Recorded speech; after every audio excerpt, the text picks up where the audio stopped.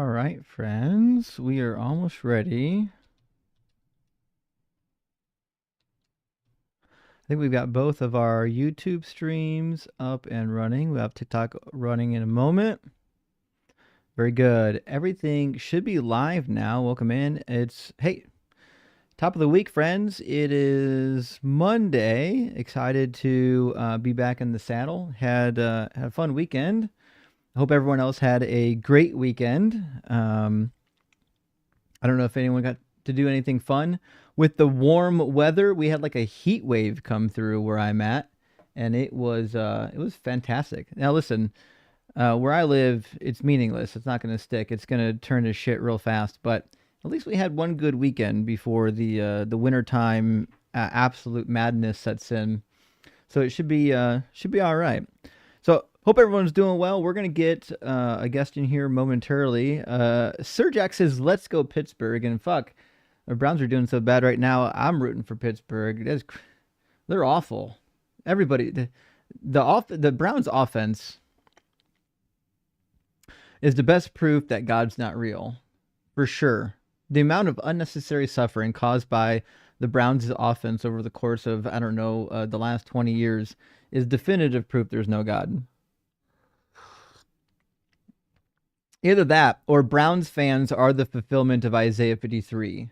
That has to be the case. I think that's my new interpretation. I think the Browns fans are, in fact, the prophetic fulfillment of Isaiah 53. That has to be the case. Yeah, Chris says not just 20 years. I know it's been longer than 20 years. It's bad.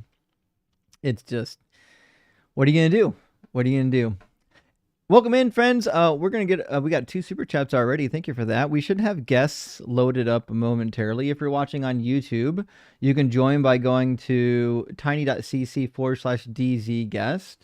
And if you're on TikTok, like Matt is shouting into the comments, you can just hit the guest request, and you can prove that your God is real. Love to do it. The reality is, I know that you can't, which is why the only thing you can resort to doing is shouting in the comments, like somebody cares. But maybe if you quote John 3:16 to us, we'll all convert. Maybe that's what we need. We just need to hear John 3:16 one last time, and then we'll realize that it was all true.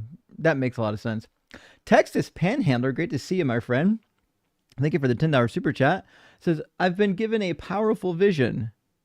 It is rad to be smart and use our best judgment to define morals that improve society. Objectively hard for Doug.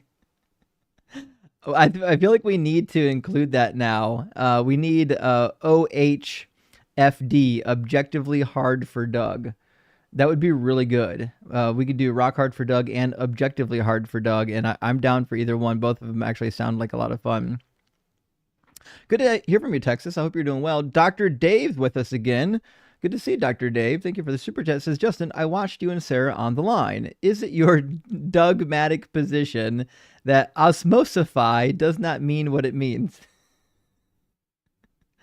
I'm not sure osmosify is a word just yet. I could be wrong. I didn't Google it. I don't think it's a word. It says, great job, you both. So take my offering, Doug. Damn it, Rock Hard Doug, and simply what for sharing. Well, thank you, Dr. Dave. I appreciate that. And yeah, Sarah and I were able to hit the line on Saturday. We'll be doing it again soon as well. I'm going to bring in some other TikTok creators with me. It should be a lot of fun. We're going to get, I'm sure, Thinker in there and a bunch of others. It should be a great time. And welcome in everybody from the Ian raid. Great to see you. We just started stream. We're waiting for some guests to load up. W Ian and W Ian's fan base. And Collapsidalism, thank you for the super chat, says, say what you will about the Browns, but that DPI last night against the Lions confirmed NSL is rigged. Well, defensive pass interference is one of those things that it can be difficult to call. Listen, I've done some refereeing and even some umpiring for baseball. I gotta be honest, it's not a job that I envy. Sometimes you just miss it. Sometimes you just fuck up. And I think that the paid NFL refs are the same. Sometimes they fuck up. Now, I do agree there are some occasions where you're like, they're blind, that's rigged, no way somebody can be that bad. I get that. I do get that. But generally, I err on the side of somebody being a screw up than being malicious. Never attribute to malice what can better be explained by incompetence. I live by those words. I think they're really good words to take into account. And Dr. Dave, thank you for sending out a DZ debate membership. Thank you so much. I appreciate that. Ian Raid still coming in. Great to see you, friends. Thank you for being here. We're just getting loaded up. We're about to take our first guest here in just a moment. Helping Mega Deconstruct says, praise Doug and Sharon for tonight's burnt offerings. Justin, you were too kind to John. His Christian brain rot syndrome isn't stage 4. It's off the chart. You might be right. John's CBRS is pretty bad. He might not be even on the scale anymore.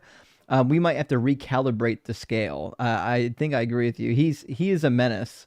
And Ken, good to see you, my friend, says you should ask Phil Bros and Precepts, do you have evidence for your God? Yap or no? Definitely yap. But you know what? To be fair to the Phil Bros, if you ask them about evidence, they're going to say, well, an argument is evidence, right? Because they'll say, well, metaphysical necessity counts as evidence. And I actually don't think it does count as evidence. I think it just counts towards getting you to I don't know. I don't think you can ever make a positive claim that something does exist just out of metaphysical necessity. You could say something tentatively exists, or something could exist, or something possibly exists. But metaphysical necessity will never be positive confirmation that something does indeed exist. And Ems is with us. Ems says, thanks for stopping by today, Justin. Ems, I was glad to stop by. I wish I could have got there sooner. I was putzing around getting the stream set up, and somebody stopped in and said, oh, hey, Ems is live right now. I was like, oh shit. I gotta go. I gotta go check him out. Yeah, Riz did cook me, didn't he? He cooked me real good. If only I had 167 degrees PhDs, I might have been able to keep up with them. You know what I mean? All right, let's get Dirk in here. You guys have seen Dirk. I think Dirk's been up in here twice. He's going to be our first guest for tonight, and it should be a lot of fun. So let's grab Dirk, and we'll get the conversation going. Dirk, welcome back. Welcome. Dirk, as you can Dirk, see, Dirk, you've got 3 red bars on your connection. Yeah, I know. You've got 3 red bars on your connection, which means your video and your audio is going to be a little bit delayed because you don't have a good connection. You might want to turn your video off for this conversation. I can. Okay. We're just going to sit on the porch. I know, I'm sorry. Okay. Well, he's clearly outside. He clearly has no Wi-Fi. He'll come back when he gets Wi-Fi. We're going to grab Dugald real quick, and then we'll grab our first guest. Welcome in, Dugald. Hey, friend. I just came to check in. I hadn't seen you in a while. It's good to hear from you, buddy. You doing all right? Yeah, we went back to work last week. That's started something good, at least. I know. Listen, I was really worried about you and a couple others that because of the government shutdown, and I was like doing some nail biting. You know what I mean? Oh, I was too. Trust me. Still am a little bit, but we'll figure it out. Well, listen, buddy, you're welcome to chill with me. I'm going to bring in our first guest, and we're going to get some conversation rolling, you know? That works for me. And while we're doing that, friends, Dugald is a really good friend of mine. Make sure you're following his account on TikTok. And Dugald, did you ever get around to making a YouTube yet? Yes, the YouTube is made. Go over and follow it. I am going to start having videos, long-form videos, and different types of lives starting January. Love it. Definitely follow me, and I will have new stuff coming, a new format coming then as well. Can't wait. Cannot wait. So John's with us now. John, welcome in. Are you at least 18, and do you believe in God? Yes, and yes. Cool. And which version of God do you believe in? Christian. Okay. In your estimation, what do you think is the greatest evidence or argument for the Christian God existing? Well, the Bible. Oh boy. What about it? It's the Word of God. It's 100% truth. You certainly believe that. Why would I believe that? Well, I never said you have to. No, I didn't say you said that. I said, why would I believe it? Like, so your claim is that the Bible is 100% true, and that makes it the Word of God. I'm asking, well, what would lead somebody to that conclusion? The Bible. Okay. Are you under the impression? Are you under the impression that I've never read it? That sure seems like it, bud. I've read it many times, so I'm asking, what about the Bible would lead me to believe that it's 100% true and from God? I mean, I guess I can't really explain it to you if you've never read the Bible. I've Yeah, read I've the read it. Bible and I've it's read it. proof. John, I've read it many times. I have 2 degrees in biblical studies, so we'll try this again. What about the Bible would lead one to believe that it's true in all that it says? Well, in the Bible, it says that it's the word of God. The So the So Quran the claims to be Bible's true. inspired too. Yeah, go So ahead, the Dugal. Bible's true because the Bible says it's true. is the Constitution true? Well, the Constitution doesn't make claims about itself, does it? Yeah, the Constitution doesn't say, "Hey, the Constitution is true because I say so." Yeah, it just doesn't. And to be fair, like the Constitution and the Bible aren't the same category of literature. But listen, we can start out easy because I think you've kind of laid the groundwork for the rest of the conversation already, which is you believe that the Bible is 100% true, right? Yeah, I mean, it's the word of God. You have to be insane to not believe that. Well, I think you're going to demonstrate right now that I'm not insane and you're wrong. So you probably know the story of Jairus' daughter, right? No. No. So there's when Jesus was en route and then he gets distracted by the woman with the flow of blood. There's another interlude of Wait, Jairus's. what? There's an interlude in one of Jesus's travel narratives and teaching blocks where he's interrupted by a guy named Jairus, and it turns out that his daughter is sick and he needs healing. We'll get to it. Matthew 9:18 says, while he was saying these things to them, suddenly a leader came in and knelt before him, saying, my daughter has just died, but come and lay your hand on her and she will live. This is the story of Jairus, right? Okay. Okay. Now, what's interesting is if you go to the parallel story in Luke, it says he had only one daughter, about 12 years old, and she was dying. As he went, the crowds pressed in on him. Now, as it turns out, the narrative in Luke, when he approaches Jesus, she's not dead yet. Okay. So I guess the question I'm trying to figure out is, was Jairus' daughter dead or alive when he approached Jesus? Well, I wasn't there. Well, the Neither were story you. tells you. But yeah, the story tells you though. Wait. Oh, because they're conflicting reports, right? There you go. Yeah, so the way contradictions Oh my work God. Oh my God. is Oh my God. You yeah, just cured me. I'm an atheist now. Oh my, you just cured me. well this has Oh nothing my to God, do you with cured me. You're right. You're right. Christianity is fake, and anyone who believes it's It's cute stupid. when you Oh hurt my their God, feelings you're right. I No, you're know right. they You just crash cured so me. fast. I'm an They're because atheist. they so really I sensitive. love do. Matt Dillahunty. I love Matt. No, I'm serious. You just cured me. You just Cool. convinced me. Literally, it's Thank you. adorable when you all get run into a corner. No, Yeah, I'm they're serious. I'm incapable of having serious. honest dialogue. No, I'm serious. You convinced me. You Yeah. convinced me. Yeah, No, okay. I'm an atheist now. God is Sure, fake. sure, God is fake. sure. I That's denounce the cute. Bible. I That's denounce the cute, Bible. sweet pea. Jesus was a guy. That's cute. No, I'm just trolling. I'm an atheist. I've been an atheist my whole life. Bye. What Not a even a liar. good troll. Not even a Not good even a good troll. troll. He clearly wasn't an atheist. He was just embarrassed that he got cooked. If you were an atheist, I wouldn't accept you in our group because you're a terrible troll. Dugald, would you want to hang out with that particular atheist, even if it was an atheist? No, because if you're gonna be a troll, at least be funny about it. Yeah, that was just an embarrassed Christian, is what it was. Okay. Yeah, that was sad. Well, beginning of the streams are always fun. It is what it is. All right, friends. We're still loading up right now. We're waiting for some guests to load up. Beginning of streams a little bit delayed. I'm going to read a couple of super chats.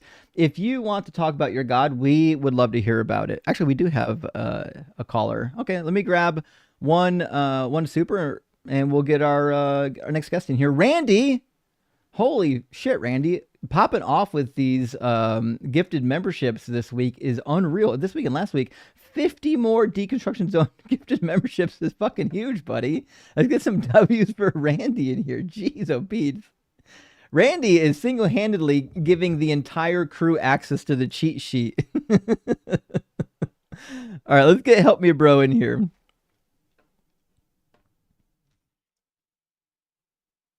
Nope. I think they're connecting. Trying. There we go. Help Me Bro. Hey, that's Welcome a jolly in. setup there. That's so jolly. It is jolly. Are you at least 18 and do you believe in God? Yeah, I invite you back to Christianity. Do you That's want to not come gonna back? happen. Yeah, I'm gonna So pass pretty you hard don't have on to go to that. church. Yeah, that's a big Well, fat Because no you on used to that. love Jesus, so The I know joke's you used on to love you. Jesus and God. I actually used to like going to church, so I have no idea where you're at. The problem is when you don't believe it, there's no motivation to go to church. So, what would lead me to believe that this nonsense is true? I would say just put your faith just in case, rely on it, Faith and we is can talk useless. privately because I think no matter what I say, you're just going to deny it. It's the same old thing. You mean you're going to be we can wrong talk because you have privately. no actual evidence? No, I've debated you many times. Nah, you don't really No, you care about haven't. evidence. So I've literally never heard your voice or seen your screen name before. all right, use other accounts. We talked about That does make sense. I bet, yeah, because apologists do that a lot. They come up on our multiple accounts thinking somehow they're gonna not get embarrassed. They just want to get all their accounts cooked I'm rather not than here to one of their debate, though. accounts. So Oh, well, so then you're in the No, wrong I'm not here place. to debate or. right. Oh, So help me. well, then you help can me. bug Help off. me understand why you're here. He doesn't know why he's here. Right. Help me understand why you're here. The fuck? Jeez, night of the trolls tonight. I think the Christians that have been around the TikTok community pretty well know they don't have anything, which is why they come up to troll rather than to present evidence. But we do have Christopher on YouTube that wants to come and chat. Devil's Public Defender, good to see you, says, what's your take on Leviticus 27, 28 through 29, you mean? In response to human sacrifice being about capital punishment doesn't seem intuitive from the context. Because it's the word that is used, right? So Leviticus 27 verses 28 through 29 are about those who are devoted to destruction. The underlying Hebrew text for that is haram, which is not the same as what it means in Islam. This means to dedicate something to death, to annihilation, to destruction. It's basically a killing for Yahweh. So entire villages were dedicated or devoted to destruction.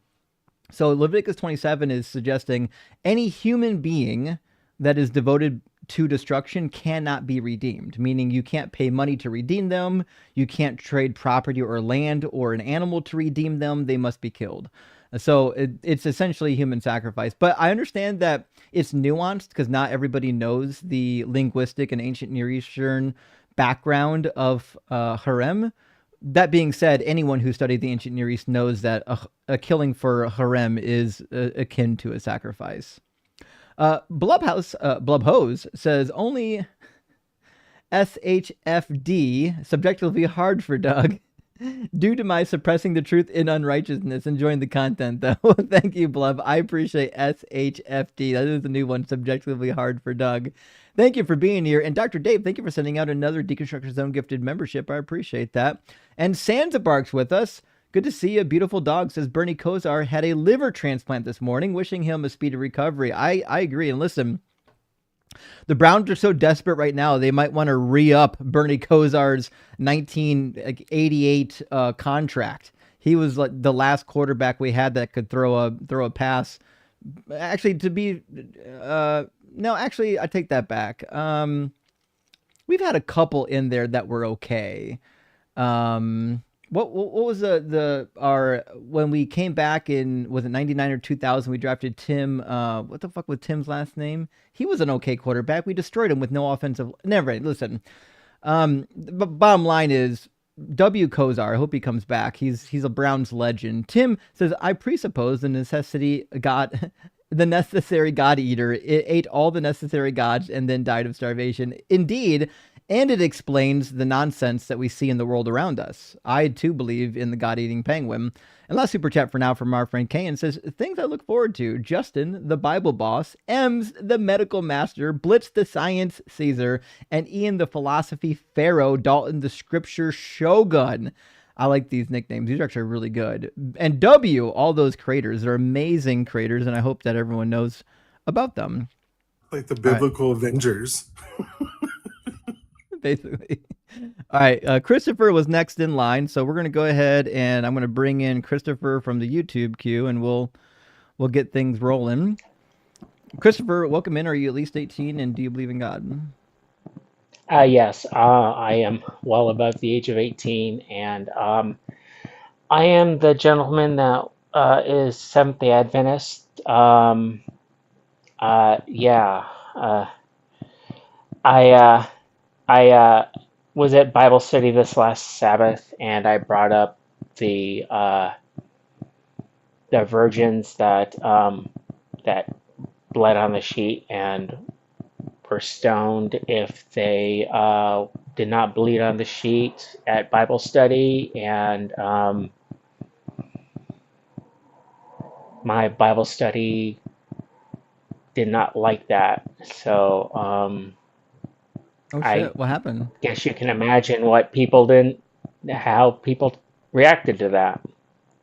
Well, I mean, how did they react? I was excommunicated No fucking way. as a heart attack. I'm sorry to hear that, but now now you can see why why Christianity is so toxic. I mean, all you did was ask logical questions about a passage, and they were so scared of you reading the Bible and being logical that they had to excommunicate you. Yeah.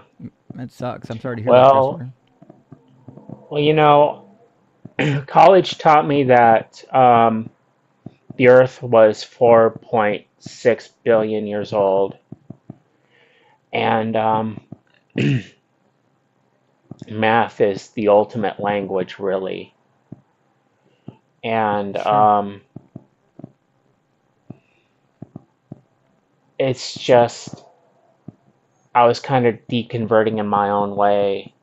Yeah. It's just listening to you and everything like that just kind of brought a new perspective on the Bible, even though I've read it cover to cover like 50 times. Right. Yeah. It's just new perspective and all that. Yeah. I mean, listen, that's how I found myself out of the faith. I read the Bible over and over again. I studied it professionally, and to me, it couldn't hold up to scrutiny. Well, when you have the lens of Ellen G. White and her writings, and you're studying through her to the Bible, and you have her ridiculous stuff, it's just, yeah, Yeah. I don't know. I don't know where to go from here, but I Well, plan on joining your blog and going from there, man. yeah, man, join up on the Discord and chat with the good people in there. We'd love to have you.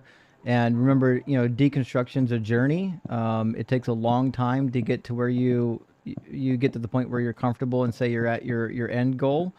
So, we're glad to be on the journey with you.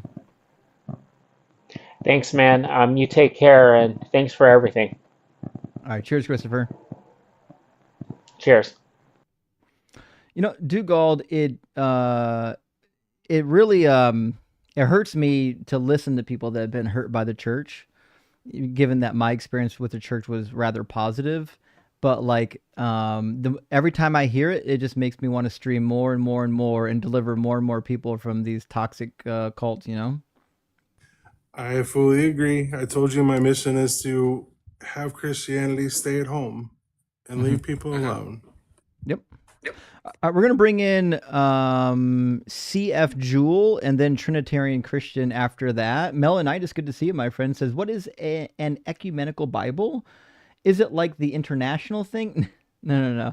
I have one in Polish, but I was wondering what are its characteristics. So an ecumenical Bible is typically a translation of the Bible that is accepted by virtually all denominations. So ecumenical just means that it crosses the denominational boundaries. So like an ecumenical council is one that goes across denominational boundaries. So yeah, if you have an ecumenical Bible, read it. It's usually a decent translation. And Mike's Bowen, good to see you, says building an off-brand crucifixion Lego set to prepare for the festival of the birth of the sacrifice. Well, I'd love to see it. When you get it finished, please share pictures with the rest of the community, friend. And GP says the Bible is true because the Bible is true. Great first call to start the week. I know. Sound tight, airtight reasoning. The Bible's true because the Bible says it's true. Why didn't I think of that? Of course. And I5 says, which apostles do we definitely know exist? Did Judas exist? Were there actually 12? Or is that just gematria? Did the 12 consider Paul legitimate? So I don't know exactly which one of them I for sure believe. I definitely think that James and Peter existed for sure, and Paul. Beyond that, I don't know. I'm inclined to believe there was a disciple named Matthew. It looks like he shows up in the Talmud as well. But as to their actual names and actually how many are them, to be fair, I personally think that they might be largely symbolic. That's my take on it.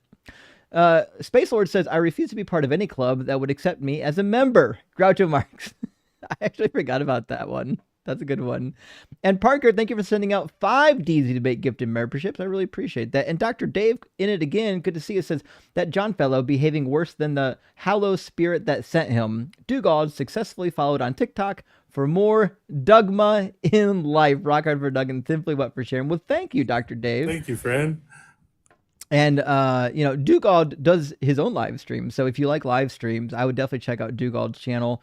I5 says your coffee mug is so big. I'm kind of a size queen, so forgive me if I'm gagged. No worries. Jesus fucking Christ. Can you fit a whole pot of coffee in that? It's pretty sizable. That's what she said. It's girthy. It certainly is. Hey, any way you want it. I got big mugs and skinny mugs. Whatever gets you off. All right. We're going to get Trinitarian Christian in here because the other guest dropped out. Welcome in, Trinitarian Christian. Are you at least 18 and do you believe in God? Yeah, I just think it's so sad how you left Christ when you used to love Jesus. You loved his sacrifice for you. And now you just changed. It's like spiritual. Like, look how you're acting. It's very sad. And as a Christian to see that. Oh, the crying. Oh, crying. Imagine having an imaginary friend as your entire personality. Yeah, it's Why wild. are you doing this? What did I do to you? Kind of crazy. What did I do to you?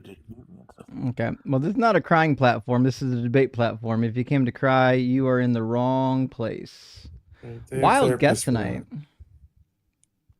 Apparently, the Holy Spirit is not with anyone tonight. All I've heard is people come up and whine and complain. In fact, that might have been John again coming up to cry after he got himself cooked. And now our last guest that was in queue just left. Dirk decided he didn't want to talk about the sun again, so he's gone. And I don't know why Trinitarian Christian's in the box. You're a joke. Why would I talk to you again? All right, let me grab a couple super chats, and then by the time we get through maybe a couple super chats, we'll probably have a guest loaded up. If you want to talk to me, you can go to tiny.cc/DZ guest if you're on the YouTubes.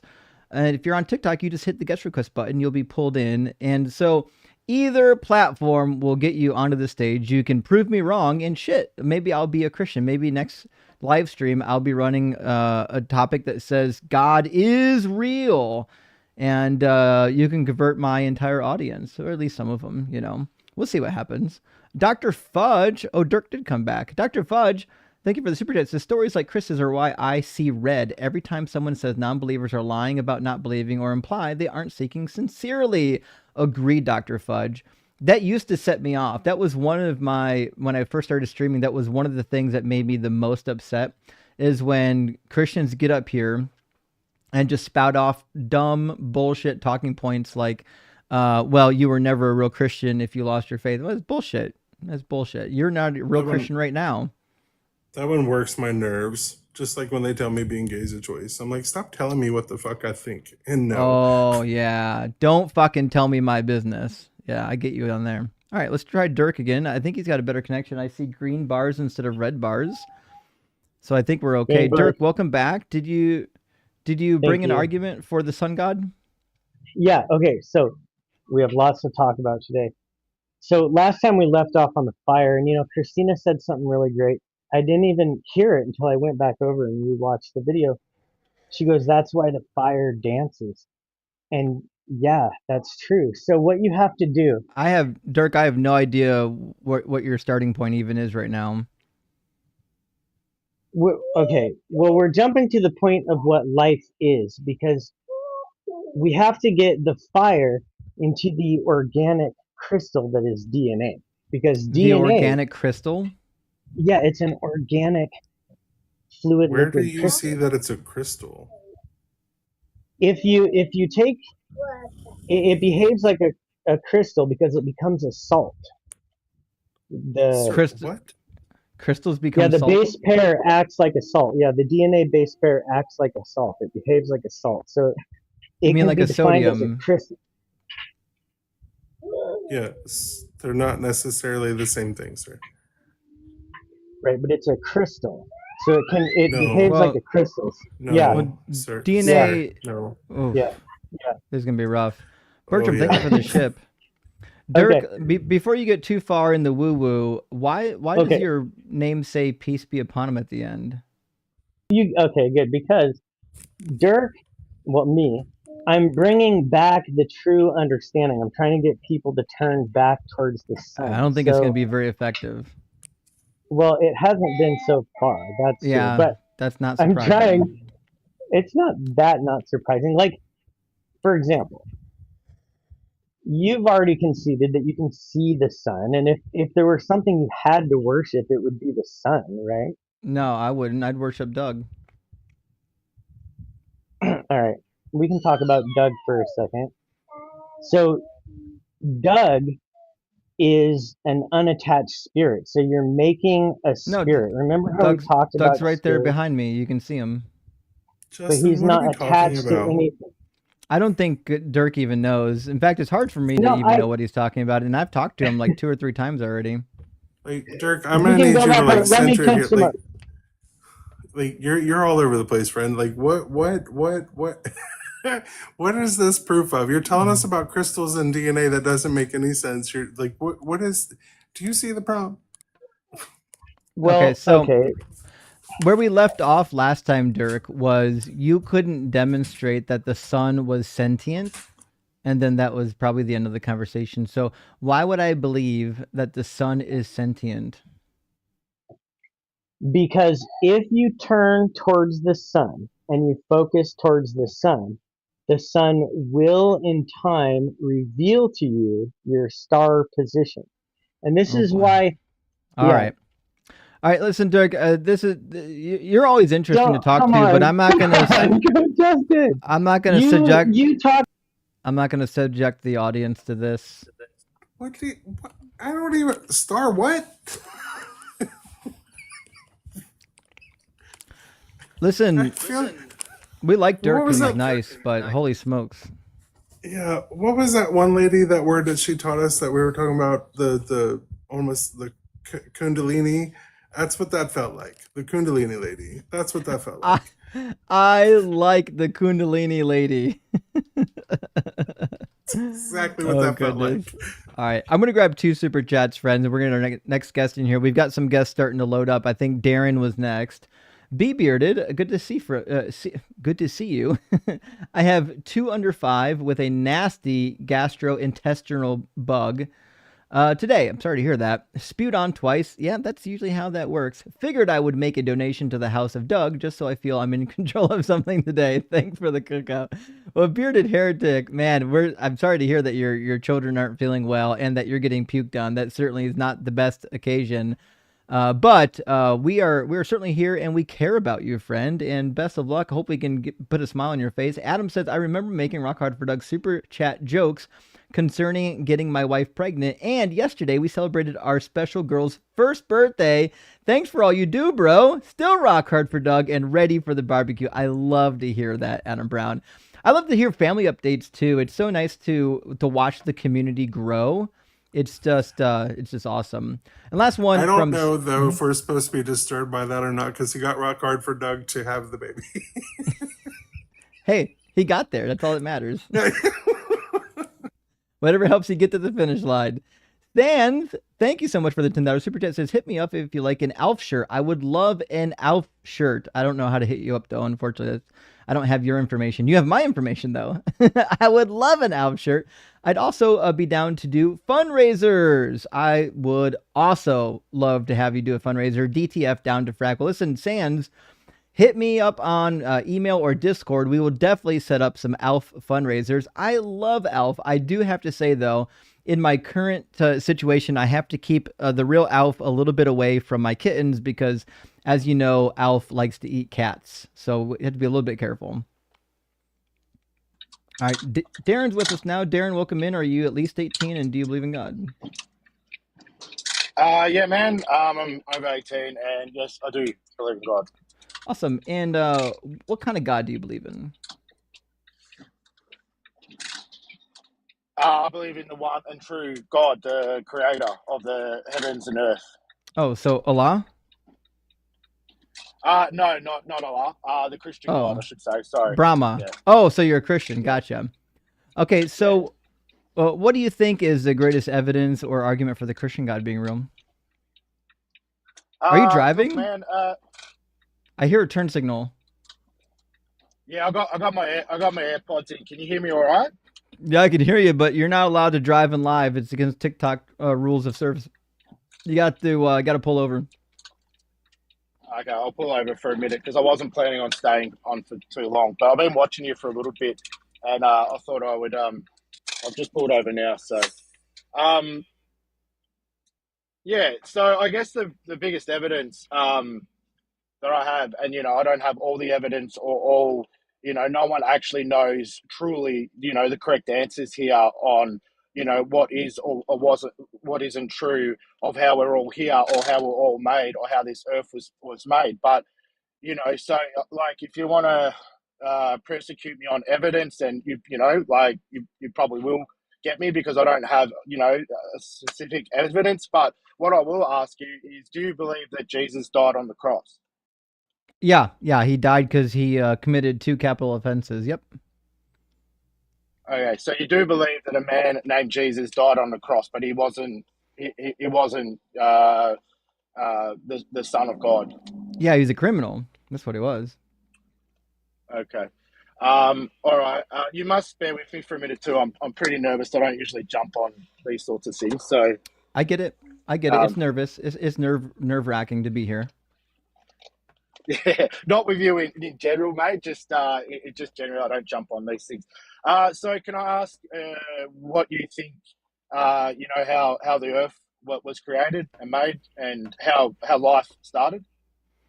Well, I think the Earth was created through the accretion disk model, pulled together by gravity, like most of the other planets. And I think abiogenesis is a perfectly fine explanation for how life began. But the reality is, even if I didn't believe in either of those two things, I still wouldn't be a Christian. Right. Okay. So you just believe like gravity just pulled everything miraculously into place, and it just miraculously just all fell into perfect position, and therefore just created life just by coincidence. It's not a miracle. That's actually how it happens. Like, we know how gravity works. We've actually seen planets form. Right. Okay. And that it just so everything seems to just form. What evidence is there that the planets that we've seen, the planets have formed? It doesn't just form. It, sir, this is over millions and millions of years.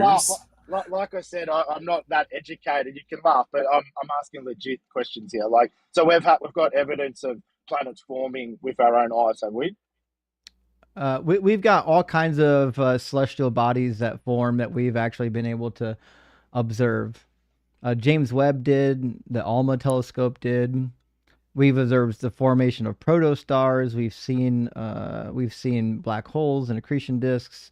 We know how gravity works. Like, none of this is mystical. Like, this is not like something that like requires advanced degrees to understand. Yeah, no, fair enough. Okay, and what about life itself? How do you guys think that life created? You believe that it's sort of created from the ocean and then became a land animal, and then it just evolved through all that sort of. Yeah, we have evidence for it. evidence? Yeah, can you elaborate a little bit? What's the evidence that like? Well, I mean, you're talking like mountains of evidence, or like it's not just one specific thing that we can just give you. You're talking what biology and modern medicine is based on being fact is evolution. Like how we know how germs work and viruses work and how to combat those and the way we or can do gene editing now. Like all these things are based on evolution being true. So if you're looking for one specific piece of evidence, that's a hard thing to do because there's not just one. There's so much evidence. It's beyond just listing it out. Yeah, I can tell you my favorite. You want to hear my favorite piece of evidence that demonstrates that evolution is like how we got to where we're at right now? Absolutely, man. Look, I'm Christian. I believe in God. I feel something that something created us and the Christian God and all that. But I am still very open to hearing everybody's point of view of what they think, why we're here, and how it all created. So yeah, of course, go ahead. Yeah, I think DNA is the best evidence we have. I think it's amazing evidence, and one of my favorite examples of why DNA demonstrates this is we can actually trace when viruses get into our DNA. They're called endogenous retroviruses, and they're really cool. So, like, say, for example, you've got a piece of DNA that's 1 trillion places long. You got 1 trillion base pairs. We can find within that same sequence this foreign bit of DNA that's been spliced in there. There's a scar on the left and a scar on the right where it's been spliced in. And we can determine a lot of times where and when we get some of these. And we've actually induced ERVs in animal populations so that we can study them further and make sure we know how to identify ERVs. So it's not like a fluke, it's not an accident. We know exactly what ERVs are. And it's interesting because over 200 ERVs are shared by all human beings. All human beings share 200 ERVs, which means all human beings came from a common blood donor at some point that contained all of these ERVs. Now, it's also interesting that a high percentage of those over 200 ERVs we share with the great apes, and most of them don't show up anywhere else in the animal kingdom. They only show up in great apes and humans because we had a recent common ancestor in biological history. And that would never happen if, in fact, the ERVs were just inserting themselves in human DNA at random, as opposed to being copied for hundreds of thousands of years, one copy to another copy to another copy, until all the people on Earth have the same ERV. There's no explanation for this other than evolution. My favorite is they turned off, this was quite a few years ago now, they turned off the beak gene in a chicken ovum, and it regress to a dinosaur mouth state, showing that they are actually related or descended from dinosaurs. And I thought that was incredible. Yeah. It's really cool too, because so like what Dugald pointed out is phenomenal, because like a lot of animals, like if we know where their background is, we can go into that animal's DNA and find the DNA that would be responsible for what caused either teeth or other features in their ancestors. So, for example, the DNA coding to form actual teeth inside of the mouth rather than a beak, in beaked animals, that DNA structure is still there. They only have to manipulate it a tiny bit to get it functioning again, because at one point in time it became non-functional because it was no longer necessary. But we're full of old bits of dead DNA code that no longer work because they were necessary for our ancestors, but they're no longer necessary for us today. You know what I mean? We could have tails again if we really wanted. Mm-hmm. Yeah, look, you guys are obviously pretty smart in what you guys talk about, and I can't sit there and argue with a lot of that stuff, so I'm not going to even sit here and try. I guess you might have even answered it in Matt. Darren, we lost you. Where are you at? In beginning of life, however life was created, and with what? Oh, sorry, Darren, you lost Darren, we lost you for a moment. We didn't hear what you said. I think your connection dropped out. Yeah, sorry about that. I was just saying, look, you guys are obviously very educated, in what you guys are talking about. So I'm not going to even try and argue with what you guys are saying on that aspect. But my next question would be, so it's still to do with life because, I believe that God created life. And regardless if people don't believe in, Jesus being the Son of God and believe in a lot of what the Bible says, that's okay. The Bible can be quite hard with the stories to follow. There are a lot of, as you say, a scrutiny behind it. That may make it sound like maybe the Bible isn't completely true. That's But obviously an argument for another day. But regardless, if you don't completely believe in the Bible, I completely believe that there's a God and there's a God of Creator and yeah, but what's the evidence for it?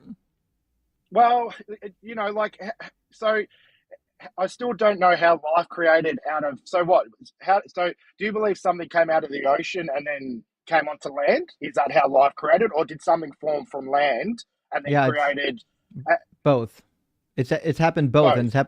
and it's happened multiple times. In fact, there's fish right now, the mud skipper, that is Yeah. descendant from fish that once couldn't go on land. There's actually a number of fish that can go on land and Yeah. is All essentially right. amphibious, for lack of better words. Okay. So we So like and that fish can we that fish can so a fish can then create into a new species. Yeah, yeah. Speciation is Yeah. really easy. In Yeah. fact, we've experimented with speciation in birds and other species or in other animals. And in quite a few birds, you can create a new species with only 10 generations of breeding. Right. Yeah. If you go and look into any of this stuff, please do not fall into the trap of believing in micro and macro evolution. That's Yeah. bullshit. Yeah. There's just evolution. Okay. Look, guys, I appreciate the time. I do have to get. I'm actually at work, so I'm going to get back to work. So I do thank you. I might jump on another time when I have Sure. more time to speak to you guys and be able to discuss a bit more. So thanks for Yeah. having me Yeah. on. Thanks for coming by. Cheers. Okay. No worries. See ya. Bye. I mean, he was nice enough. It sounds like he just hasn't looked into this really. You know what I mean? Yeah, my favorite thing to do is read about this kind of stuff when they find new things. Hell, my whole entire notifications for news is mostly about science stuff. It's exciting. I really wish I was able to take biology in college. I eventually I'm going to get some free time and just like take an elective, and or at least audit a course. It should be a lot of fun. Let me grab a couple of super chats. We'll get our next guest in here. I think living in the moment was next. Cringer Fringe. So how do we know the beast equals Nero is legit gematria and not just Bible code nonsense for atheists? Because we know how gematria works. I don't know if you knew this. Jewish people left us writings. Other people in the ancient Near East left us writings. We know how gematria works. There's actually two forms of gematria. There's a standard and then a more modern form of gematria. But the reality is the gematria that we know existed at the time of the 1st century calculated out to Nero. We know this to be the case as well because if you take the Latinized spelling of Nero, which is Nero, Greek would have been Neron, it comes out to 616, and our Latin manuscripts say 616 instead of 606. Another interesting facet is we've got some manuscripts actually that say 606, which is really interesting because 606 comes out to Gaius Kaiser, which was another nickname for the Caesar. So that being said, all of the manuscripts we have, every single one of them, 606, 616, 666, all of them point back to the Caesar because everybody from this time period knew what was happening. They knew it was about the Caesar. House 70, good to see you tonight, my friend. Oh, shit, I clicked the wrong one because it moved. House 70 says, to be on this stream several times and not know about Doug. I know. But to be fair, a lot of us are deep in the Doug lore. We've been here for a while. And Brian, thank you for the super chat, says, where did the idea of Yahweh God being the only God in existence come from? It seems clear the Hebrews at one time thought the other gods of other nations were real. It came from the Judeans. So the Judeans, Yahweh was their patron deity. And when the northern tribes got wiped out they had to make up a reason why they were preserved. And they were preserved, obviously, because they were properly worshiping Yahweh. We find the same thing with the Assyrians and the Babylonians. The Babylonians credited their victory over the Neo-Assyrian Empire because they said that the Neo-Assyrians weren't giving Marduk the worship that he required. That's why he granted the Babylonians a victory over the Neo-Assyrian Empire. So that's kind of what you do. Whatever your patron deity is, you end up crediting them as being the most powerful, the best, and the badass. Strict monotheism of the Yahwistic cult came many hundreds of years later, after the Israelites, or really the Judeans, got their asses kicked so many times. They had to explain why they're getting their asses kicked by saying, well, God is really mad at you because he's actually the only true God and you're recognizing other gods. It always boils down to your God is mad at you. This is why this happened. So that's how you get the monotheism. Plus, they needed to explain how God could fulfill his promises towards the Jewish people when they are no longer even in the land. Well, it must mean that Yahweh has control over people outside of his borders. He must be the supreme deity, in fact, the only real God. Mitch Murray, thank you for the $20 super chat, says, can you please publish Doug's coordinates so I can face his direction when I pray to him? Just turn to the Great Lakes and you will be able to bow down and worship in Doug's direction. You'll be A-okay, my friend. And last super chat from Discord and Rhyme says, I don't think a lot of people understand that DNA sealed the deal on the veracity of evolution. Fossils and ERVs are icing on the cake. I agree. I think, like, the more I read about DNA and how it works and what we know about it, every time I read something new, I'm like, this only makes sense if evolution is true. It doesn't make sense any other way. All right, let's get living in the moment in here, and we'll keep the conversation rolling. Welcome in, Living. Are you at least 18, and do you believe in God? Yeah, the way you blaspheme, I think you should just go to hell. You're a horrible person. Why he came waste back so to much cry. of your life?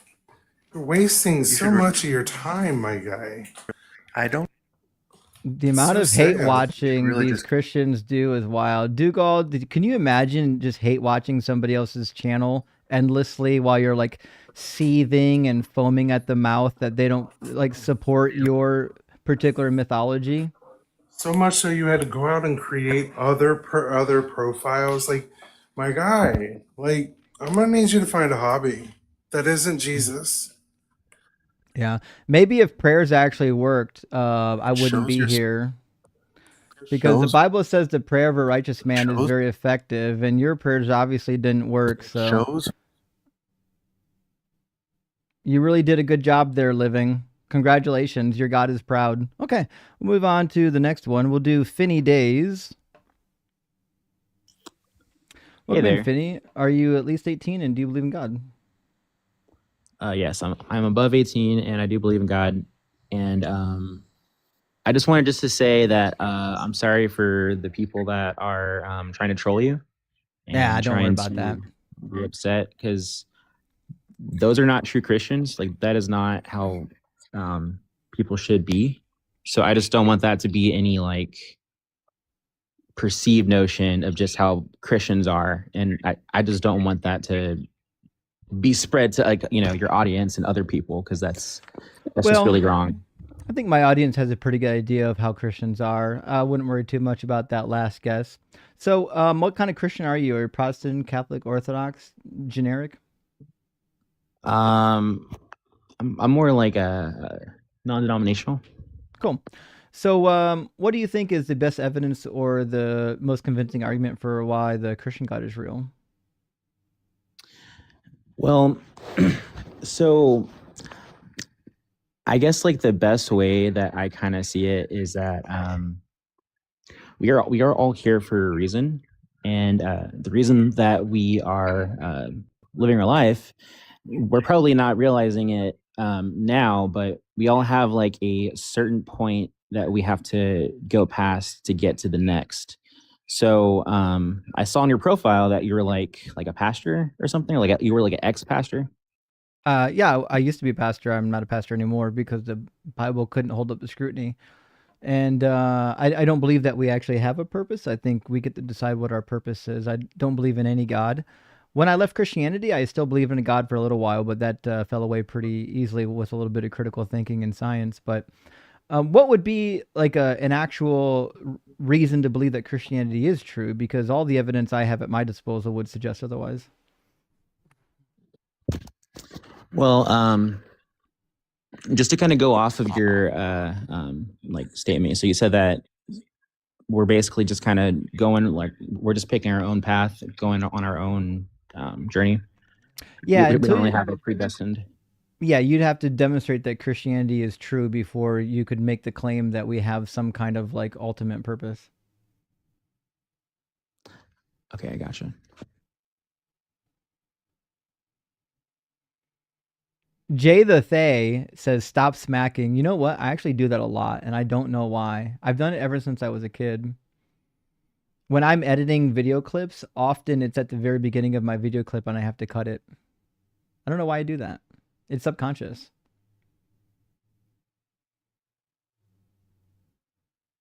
Where'd Finny go? Finny? Finny? Hola. You teacupped and disappeared on you. Okay. Well.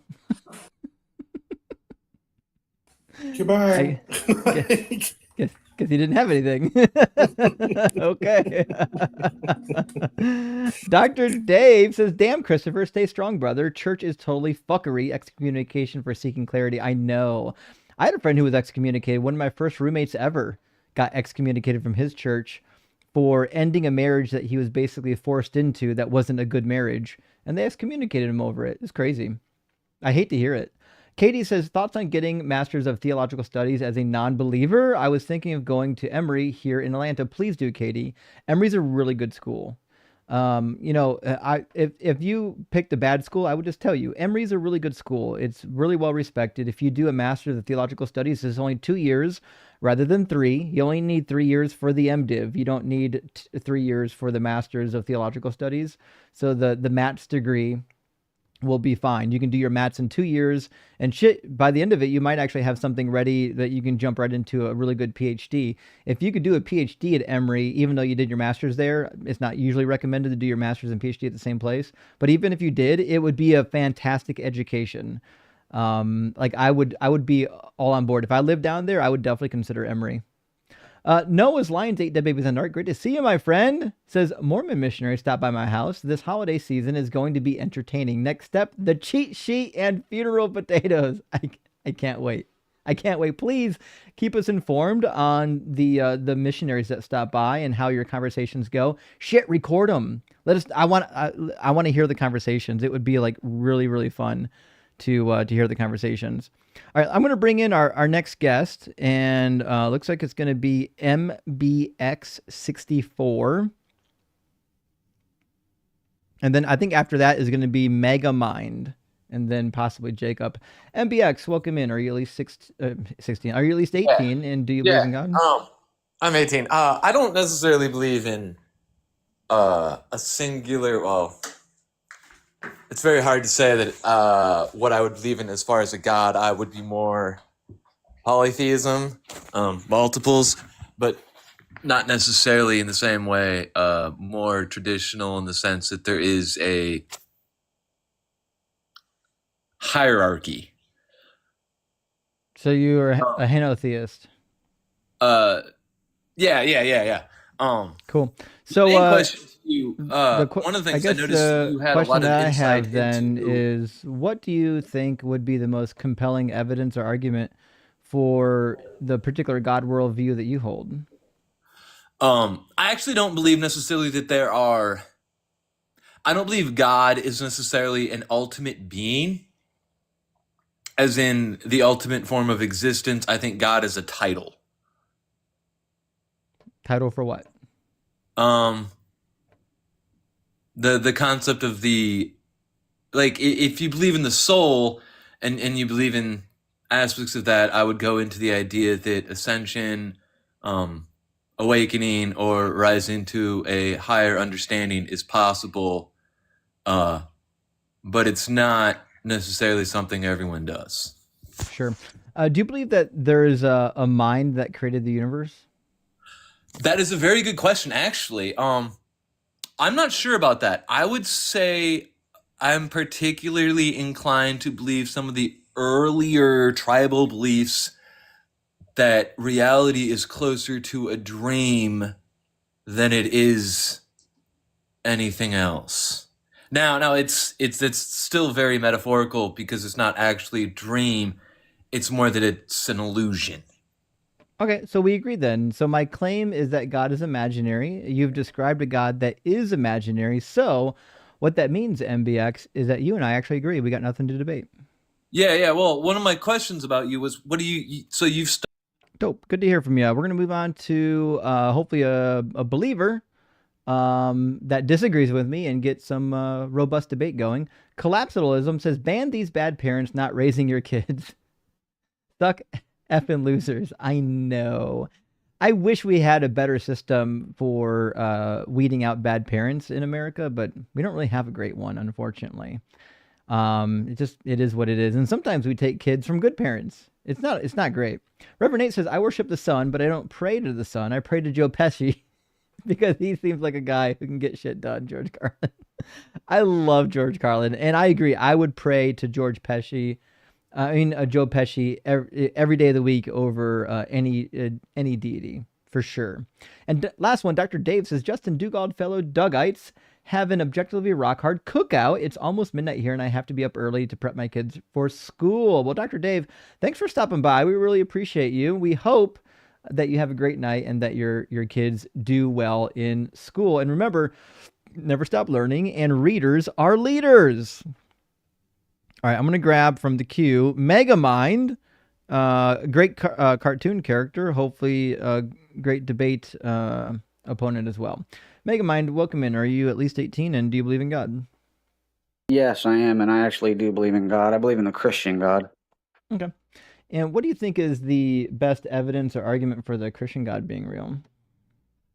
For me, one of the best evidences is that we're still debated today, that it's highly debated. Whether you're agnostic, whether you're atheist, whether you're a believer or not, I mean, it's highly debated to this day. So I think that's a good proof. It's not, So is Islam. Does that make Islam true? No, it doesn't. I just think that it's interesting to say the least, but well, it is interesting, but I guess the argument doesn't work, right? So if that's not my sole argument. I mean, I just thought it was an interesting fact. I also wanted to know, where do you think the universe, how it came to be, where it came from? I don't think it came from anywhere. I think it always existed. I've heard people say that recently. That's kind of like a new. I don't know if it's new, but it's more. Yeah, I just recently heard about that, and I'm not. I don't think it's always existed because obviously God had to create it, in my worldview. But I do think that is a more plausible thing than saying the universe, just came from nothing. So I agree that it couldn't have come from nothing. So can we both agree on that? Well, I mean, generally I agree. I heard a good argument a while ago that it actually is possible.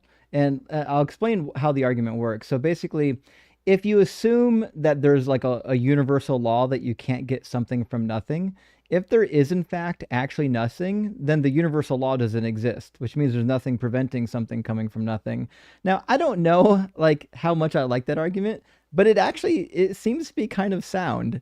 That being said, I don't believe there was ever nothing, and I don't really actually see any proof to like out there that would, or evidence even, that would suggest that the universe once didn't exist. Like I don't know of any.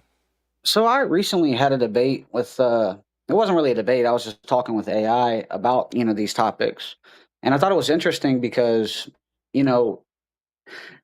like even people in the chat were kind of getting nasty with me, even though I was just, kind of putting my point of view out there. And that is like, in order to believe in evolution, you have to believe in cosmic evolution, chemical evolution. There's all these other evolutions. There's all these things that have to take place in order for us to be here now, which I know isn't the main topic of the debate, but I think it plays into it because we all had to come from something. And so if what we're being taught is that we all came from, ancestors who came from ancestors who came from ancestors, and it all comes back to abiogenesis, then at some point we all had to come from nothing. Life had to come from non-life. And also at some point chemicals had to evolve into the stars and into the things that we see today. we agree that life would come from non-living material. We wouldn't say that life came from nothing. So life is like what we call a particular arrangement of atoms. Like when a particular arrangement of atoms get together and they can reproduce and they can consume their environment, we just refer to that as life. You know what I mean? Yeah, that makes sense. But yeah, I don't know. I just the whole abiogenesis thing, and I find it hard to believe that chemicals evolved into other chemicals, which evolved into other things, which created the planets, and just Why? everything about it is just weird to me. Well, Because if you know anything about Wes Huff, you'd like have to he says, discount you the can fact deny that the we virgin found birth of the life on universe. Mars. What is it? You'd have to discount that we found evidence of life on Mars. Well, I'm not sure what you're referring to. Actually, I have no idea. But no, like Wes Huff, he says, people deny the virgin birth of Christ, but not the virgin birth of the universe. And Well, we but don't like he believe said, in a if you virgin don't birth believe of it, the well, universe. some people do. I know that's what I'm saying. It's kind of a more mainstream thing now for atheists to say that they believe that the universe has been eternal since the beginning. And so I think that's a more plausible view, in my opinion. I've never heard an atheist say that there was once nothing and then the universe came to be. Well, isn't that the whole Big Bang Theory? I mean, I'm not sure exactly. So it was all this small piece of space that happened. Well, where did the space come from? Well, because in order for there to be space, you have to have time. You have to have, Well, matter. again, if space and time are eternal, then they didn't come from anywhere. They always existed. I think that's an interesting take. I don't feel like a lot of people really dig into the nuances of the different views from the mainstream today, because like a lot of atheists have a lot of different opinions, a lot of Christians do as well. That's why there's so many denominations, and I think just the whole debate itself is fascinating to me. I mean, I agree. I think it's fascinating. I love the debate. When I first started debating, I was just debating Christianity, and I mean, I was an atheist, so eventually I just branched out and started debating atheism. But like, whether or not like you fully have a grasp on the science, I like and even whether or not there is a God, I still think that Christianity fails. I think you'll never, even if you could prove that a God is real, you would never prove Christianity to be true. You'd never prove Islam to be true or Judaism. Well, I mean, we can't even really prove that we're all really here. I mean, there's a lot of things we can't prove, but I think evidence is a good, that's how we base our lives off of evidence, not really based off of 100% reality, because we can't really prove anything. Well, in my opinion. I agree with you there on the nuance between proof and evidence. So we have some agreement there. When I say proof, I guess I'm using the colloquial version of proof. I'm not saying that it's beyond a shadow of a doubt. I'm just saying that there's really no evidence that Christianity would be true, and the evidence that's available to us would definitely point towards it not being true. So why do you think, because I noticed, I don't know how many people have called in. I kind of just joined maybe 20 minutes ago or so. I don't know how many people from the Muslim faith have joined, how many people from the Christian faith, but it seems like Christians always get the short end. It seems like everybody can debate Christians, but we don't debate Jews, we don't debate Muslims, we don't debate, not you specifically, I'm just saying in general. Jews don't call in because they don't believe that atheists are going to hell. They don't care that we exist. So like, I'm friends with quite a few rabbis. Not a single one of those rabbis feels like they need to save my soul from hell, because it's just not part of Judaism. That's not in the Hebrew Bible. That's an invention after the Hebrew Bible was already written that gets imported and exacerbated by early Christians. So like, there's no need for Jews to come up here and debate me because they don't really care. I do get to talk to Muslims every now and then, but the reality is I live in the Western world.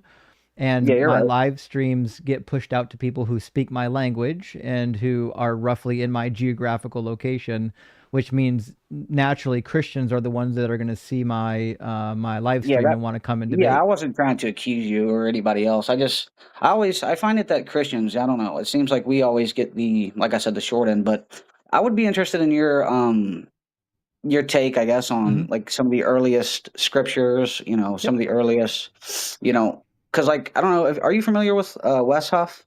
Yep.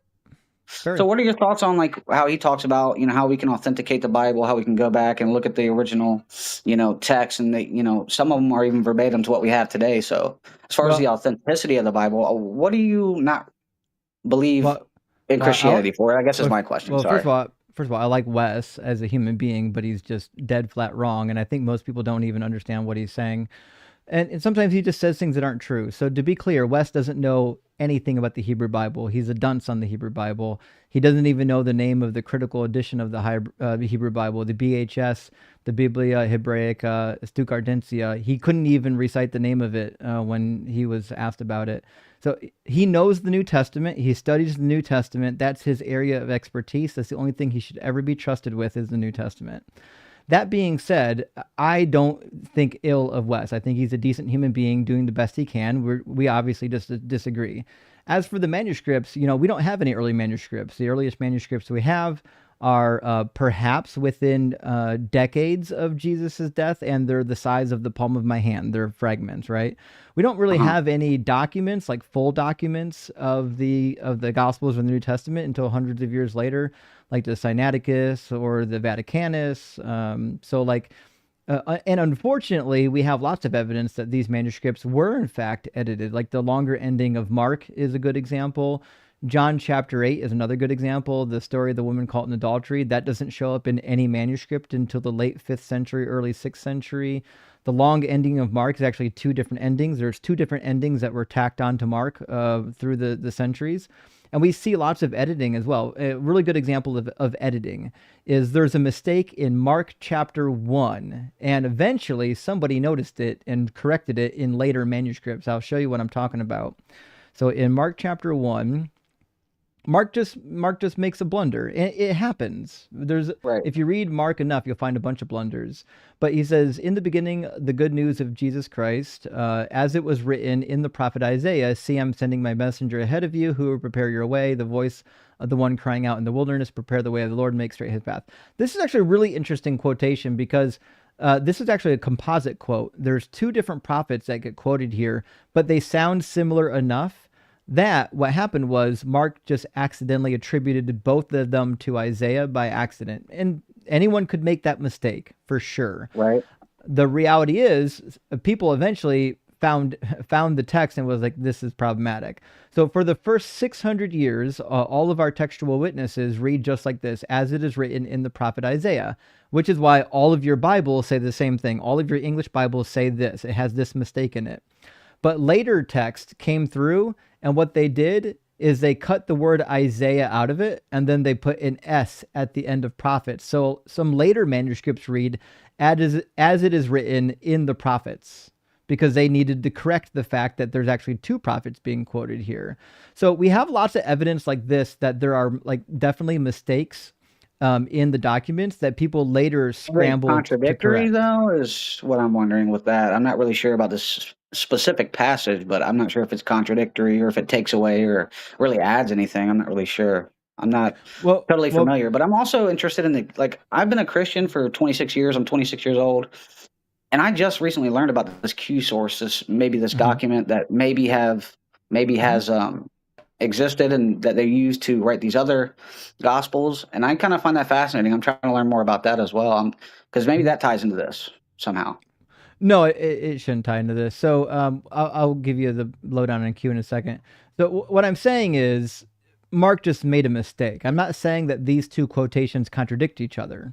I'm just saying that Mark made a mistake. There's a bunch of mistakes in the Gospels, and we see people later in much later manuscripts trying to correct these mistakes. And one of the reasons is because people, once they find the mistake, they feel compelled to fix it because they can't stand the idea that there would be a mistake in God's word. But the reality is our oldest manuscripts are riddled with contradictions and mistakes that later people try to correct, or they add verses in. For example, in 1 Corinthians 14, we have the women that get reprimanded by Paul. That's not in our early manuscripts either. That gets added in much later. It started as a marginal note, and then it got added into the text. It got moved around in the text for a while, and then eventually it found its home. we have lots of evidence of text being changed, omitted, modified, added to over the course of history. So I know Wes's talking points because when I was a Christian, I used to hear and repeat the same talking points. But the reality is, if you're actually pretty acquainted with textual criticism, you'll find his talking points to be pretty weak, and they're just not good. And I don't think it's because Wes is a liar. I just think I don't think he's as educated in this particular topic as people believe he is. I wonder if maybe somehow you and Wes could debate one day. I think that'd be an interesting debate. I mean, I'd love to debate Wes. Wes, after he got done with Ancient Aliens guy, whatever his name was, I forget, Billy Carson. He did come out publicly and say, "Listen, I'm not interested in actually doing debates. I just did this one thing." And listen, I get it. Like, if you don't want to do debates, you should never be pressured into doing debates. And I get why somebody who doesn't like debates would want to get in front of Billy Carson's audience and correct him, because Billy Carson is one of the biggest sources of misinformation on the internet.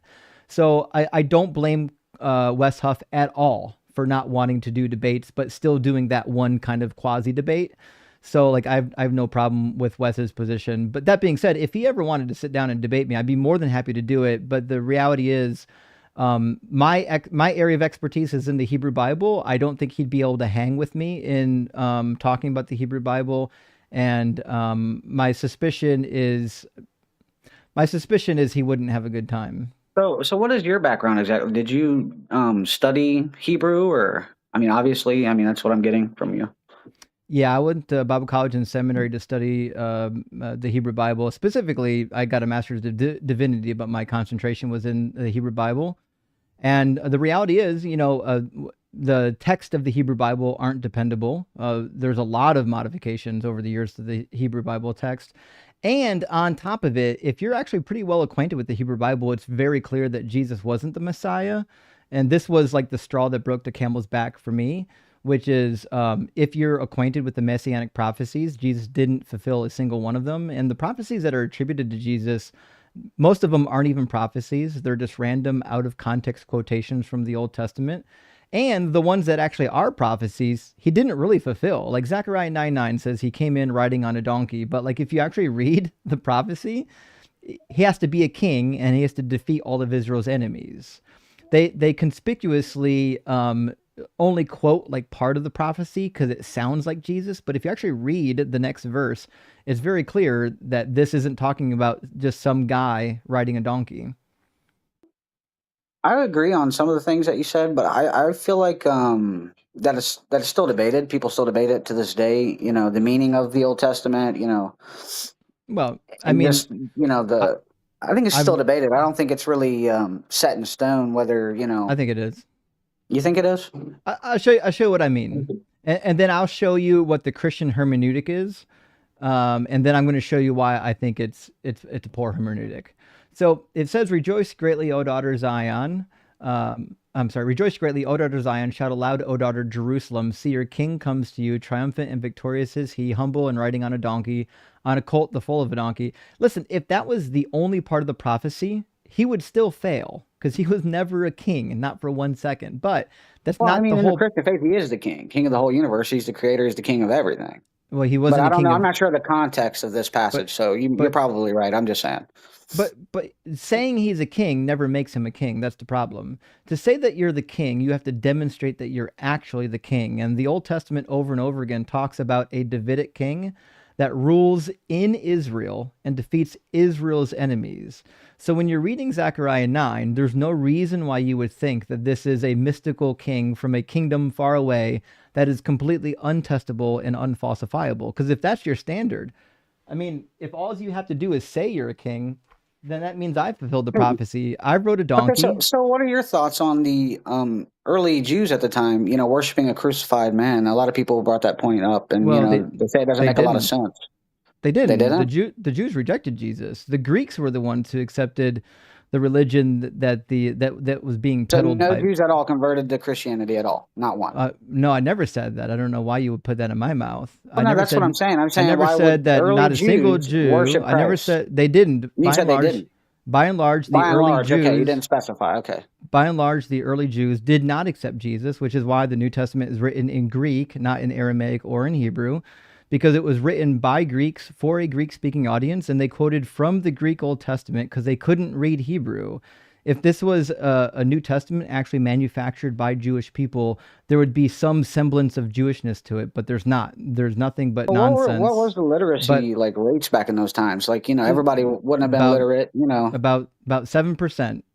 So okay, so that may be why there weren't a lot of people to write about it, or I'm not sure. I wasn't there. I can't. That has nothing to do with the number of people writing is irrelevant. The quality of the writing is the problem. The writing that we have is to the Greeks, written in Greek, and is derogatory towards the Jewish people. If you read the Gospels, it's incredibly derogatory towards Jewish people, and it talks about the Jewish people in third person as though the authors are not Jewish.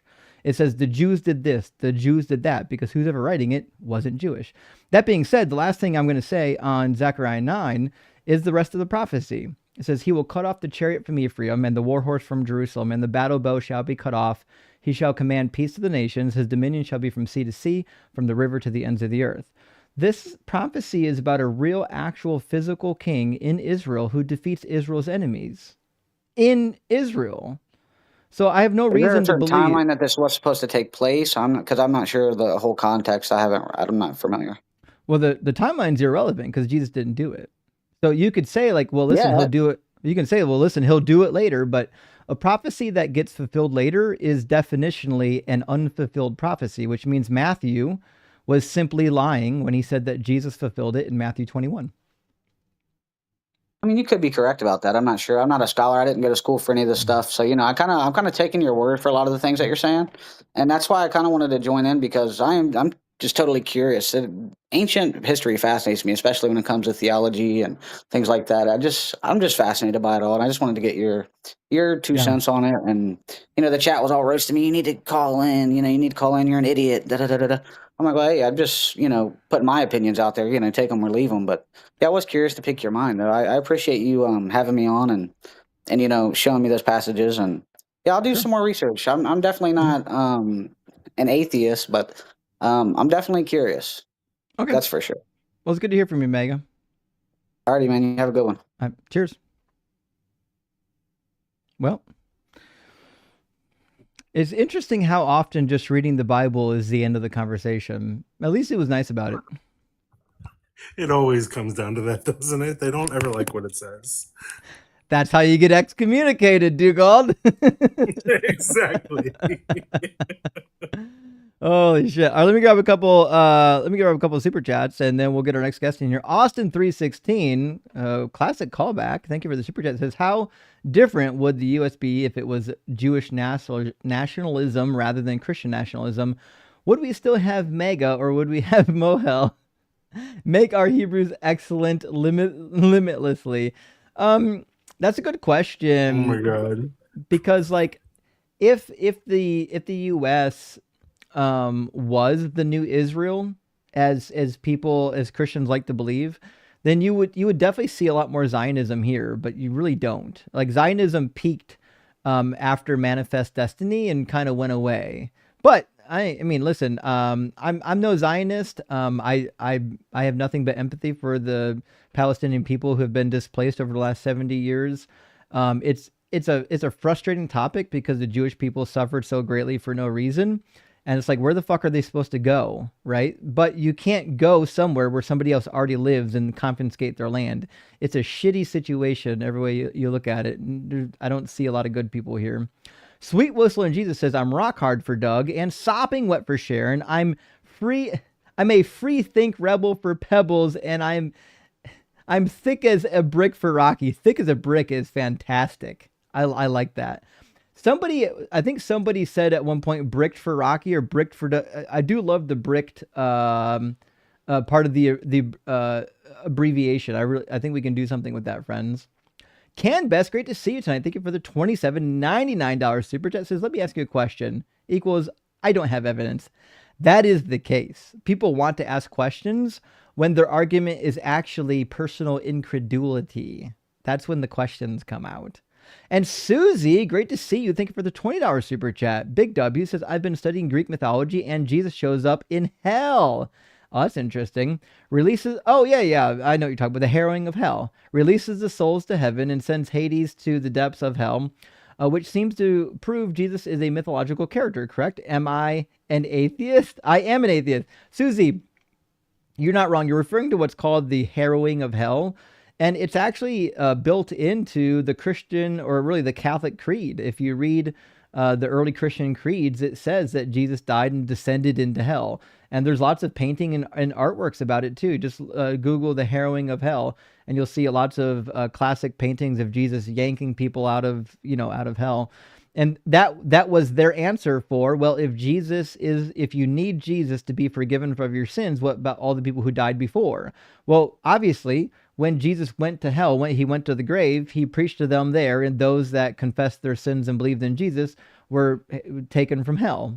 But it's just not really good, because it confuses the book of Revelation, because now the judgment seemed to already partially happen, even though in Revelation it hasn't happened yet. William Kinney, thank you for the super chat, says, I actually excommunicated myself from my church when my Bible study leader betrayed my confidence by spreading gossip to the rest of the church. It was the kick I needed to see things more clearly. William, I'm so sorry to hear that. It's terrible. You think that you can trust like the leaders in your church, and when they betray you, it's the worst. But I'm going to tell you from experience, you should not trust your church leaders. These are the least trustworthy people in society. Never trust your church leaders. And Duke says, can't sleep. Hi, Justin. Hi, Doug's Chosen. How's it going? Ignorant caller number 120. I know. We need an ignorant caller take a number system in here, don't we, Duke? And Andrew, thank you for the super chat. It says, Doug came to me in a dream last night. He told me the aspect ratio schism is trouble stirred up by Sharon. Bullshit. Sharon would never do that to Doug. History will know it as Sharon Stone cleavage. The Sharon Stone cleavage. And like Christianity, this too shall pass. Andrew, it will pass, but I'm skeptical. I'm skeptical that Sharon was up to any of this nonsense. And last super chat from Cardinal Chimp. Thank you for the $10 super chat. It says, gay for Justin. And indeed, friends, if you're watching our live streams over the weekend, you already know the gay for Justin hashtag has begun. We had a caller accusing me of turning people gay, and I said, good, I hope they do turn gay for Justin, and it just fucking stuck. Wait, that you were doing what? Yeah, Christians were accusing me of turning people gay. I was like, fuck yeah. Hell yeah. More the merrier. I don't even know what. Okay. I don't know what I did. So now we've got a new hashtag. What are we gonna do? All right, let's get our next guest in here. Hi, Justin. My name is McKenna. I'm sure you know him, but Daniel actually recommended your TikTok to me. Daniel Green. So yeah, I am. I'm a Christian, but I'm not here to debate you, so I won't take up too much time. I'm actually a Christian who's doubting her beliefs. Okay. So he had just recommended you to me. I didn't know if you had like any advice for, because I'm not necessarily saying that I'm going to deconstruct from my faith, but at the point that I'm at right now, I'm not feeling very confident in staying in it. So I just didn't know if you had any words of wisdom or, recommendations or. I do. Not knowing anything about your situation, I can tell you this. Even if like the truth turns you away from your religion, the truth is always more valuable than holding on to a lie. So I think studying even the critical stuff about your religion is super important. And I'll tell you the same thing I told my father. When I was a teenager, I was reading the Quran. I was reading the writings of Anton LaVey and, the writings of the Satanic Church and all that stuff. And he was worried that I was going to fall away from the faith. And I said, listen, if Christianity is true, it doesn't matter what I read. It should hold up to scrutiny. Now, the reality is I ended up going to school. I studied the Bible professionally. And unfortunately, the Bible itself can't hold up to scrutiny. And the God concept of Christianity can't hold up to scrutiny either. But as uncomfortable as it is to learn that your religion is false, learning the truth is always the right path. So I encourage you, when you find something that makes you uncomfortable about Christianity, don't pause, don't run away from it, dig into it and ask yourself, if this is true, what does it mean? And what does it mean for me? And you might end up like me. You might end up an atheist. And you might not. You might end up just being a liberal Christian, or you might end up being a conservative Christian at the end of it. But the reality is, truth should always withhold. We should always be able to stand against scrutiny. Absolutely. I kind of wanted to just touch on something you said real quick when you were reading your comments. You had said something about don't ever trust your church leaders. And it's just so funny that you said that, because the church that I was going to, I just feel like that is such a true statement, because my pastor actually just got arrested for, I don't know what I'm allowed to say on here, so I'll just say sending inappropriate material to a 16-year-old boy. Oh, Jesus. Okay. Yeah, so that doesn't, I mean, that's not the reason why I'm questioning, but that definitely doesn't help whatsoever. But yeah, it seems to be that these people who are supposed to be, leaders for and representations of God aren't really holding up to what they're, supposed to be doing. So Right. And it certainly leads you to the question. So, like, if God is at least in control of his church, you would think at least his church wouldn't be full of this bullshit. Like, if I started an organization and I was all powerful and all knowing, and I knew that there were bad actors in my organization and that they were harming other people in the organization, I would find a way to get rid of them. God is all powerful. His church is supposed to be a sacred institution that demonstrates the love of God, not the most horrific actions possible. But yet what we see is that the most sacred institution ever has a long-running track record of being violent, of being sexist, of being misogynistic, of being very rapey. And so it's very difficult for one to conclude, looking from the outside, that this organization is somehow guided by the Holy Spirit. Right, absolutely. I was just, before I go, I was just going to ask, do you have a video on your TikTok about like your story of being a Christian and walking away from the faith, or do you have anything? And if not, would you mind explaining that? Yeah. So I do have one video on my YouTube. It's like the first video I ever uploaded. It kind of explains a overview of my story, but basically, I was a Christian for 20 years. I went to 12 years of Catholic school, and then I went to Bible college and seminary. And the biggest problem for me was the Bible there was so much untrue things in it that it was hard for me to look at it like it was like a divine book. And then, like, the straw that broke the camel's back for me, and, my audience is probably tired of hearing me talking about it, but I think it's the best talking point for Christianity, which is Jesus's build. There's like two things you have to know about Jesus. One, he had to die and resurrect according to the scriptures. And two, he is the Jewish Messiah predicted by the scriptures. But the problem that we find is, if you read the Hebrew Bible, number one, he didn't have to die or resurrect. None of that was actually necessary. God isn't going to send everybody to hell because they're imperfect in the Hebrew Bible. That's an invention to justify Jesus's death. They made a whole theology around Jesus's death and manufactured, a resurrection to explain why the Messiah died, even though the Hebrew Bible says nothing about it. Now, the other thing is, like, if you read the messianic prophecies that are in the Hebrew Bible, Jesus just didn't fulfill any of them. There's not a single one that he fulfilled. And the ones that are claimed that he fulfilled are clearly out of context quotation. I'll give you an example. So in Psalm 69, Jesus, in the book of John, Jesus quotes Psalm 69. I'll give you the exact prophecy real quick, because it's not actually a prophecy. It's about his supposed betrayal, right? So we're going to go to John 19, verse 28 and 29, if my screen unfreezes. Actually, I'll just type it in, because I think my screen might be freezing on me. Right. You should be able to see it in just a second. There we go.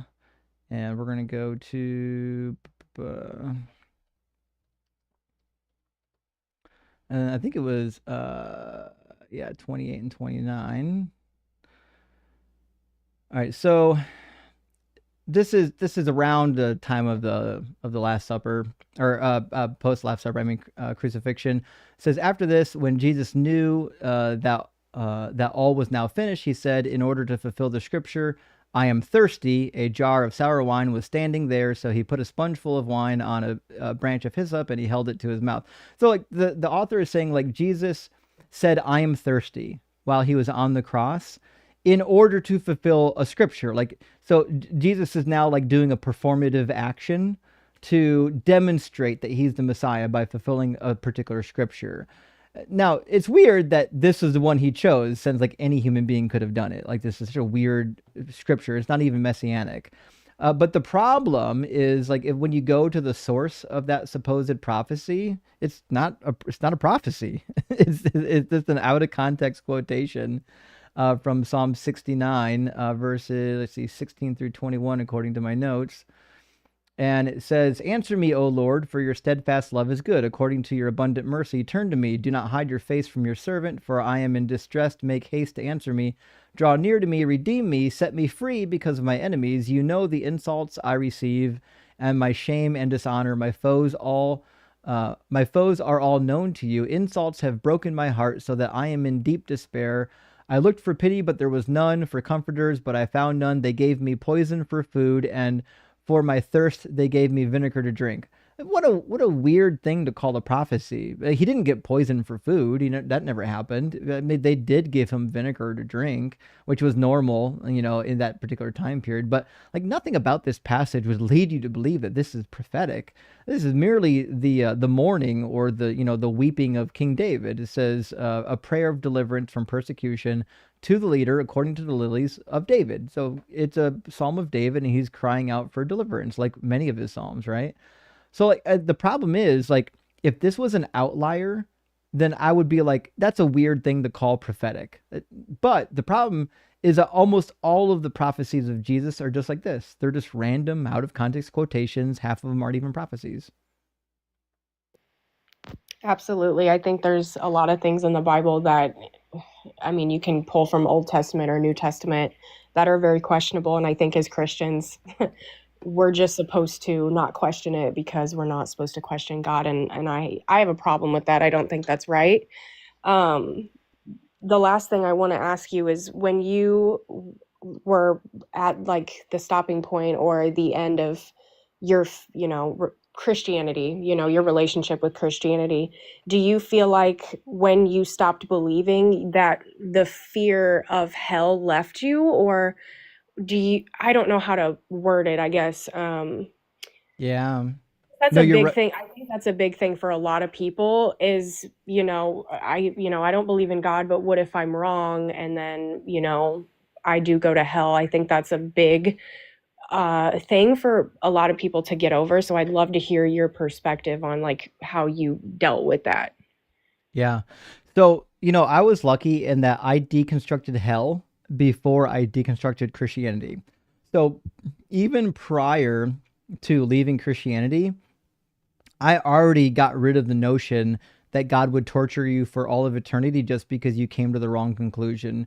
And this is one of the reasons, and there's scriptural support for purgatory, or for the idea that just being a good person, like being a righteous person, you can get into heaven. In fact, if you just read the words of Jesus and forget all the nonsense of Paul, like Matthew 25 is a good example. God is really interested in you not being a dick. That's what he wants for you, right? And that's why in Matthew 25, when he comes back to judge, in the book of Matthew, he doesn't come back to judge what you believed. He comes back and he judges on whether or not you did the righteous actions. Did you give water to the thirsty? Did you visit those in prison? So on and so forth. And all of the writings we have that seem to be like authentically Jesus point to a Messiah or a person who believes that righteousness gets you into heaven, not just believing in Jesus. So like once you get to that point, and then you add in the other scripture that supports the Catholic idea of purgatory, it's really easy, even as a Christian, to be like, okay, listen, God's not going to punish me for all of eternity because I was confused about what I believe. What kind of a bullshit God would do such a thing? But after that, I think the big question that really put the nail in the coffin for me on hell, which is, you cannot find it in Jewish theology. It does not exist in the Hebrew Bible. You can find some sects of Judaism that talk about it. Like it's written about in the Dead Sea Scrolls. You'll find it in the Jewish Talmud. You'll find some references kind of in Enoch. But none of these places are like, none of these descriptions of hell are necessarily just for people who didn't believe in the right God. They're designed for wicked people. And they did, obviously the Jews did think that pagan worship was wicked, but it wasn't like the defining feature that sent you to hell. You know what I mean? But even at that, the concept of hell wasn't even firmly established until after the Hebrew Bible was closed. At least from the Jewish perspective, not from the Christian perspective. So like, as a Christian, even if you remain in the faith, the type of hell that Christians believe in right now isn't really that biblical. How would you, so when you were deconstructing hell and you hadn't completely left Christianity, how would you, I guess, respond to someone who says, though, I'm not, I've read a lot of the Bible, but I'm not like educated in a way where I can just pull scripture straight from my mind. But I know in the Bible it says that our works are not what, get us into heaven. So if you were to flip it and say being a righteous person without belief could still, prevent someone from going to, like, how would you, does that make sense? How would you respond to that? Right. Well, make sure I understand your question. So my point is that if you're reading the Hebrew Bible is pretty clear that the resurrection at the end are for those who are righteous. And righteous includes a whole litany of things, which you can read about in the Hebrew Bible. You're not counted righteous or unrighteous merely because you believed or didn't believe in the right deity. There's lots of factors that go into it. The problem we have is that this is the mainline view of the Hebrew Bible. The New Testament, which is supposed to be a continuation, drastically disagrees with this. According to the New Testament, if you're not like convinced, like especially according to Pauline doctrine, if you're not convinced that Jesus Christ died for your sins, it doesn't matter how good of a person you are. It doesn't matter if you've only committed one sin, you're going to get tortured for all of eternity. It's just a nonsensical view. It doesn't match the Hebrew Bible, and it doesn't even make sense.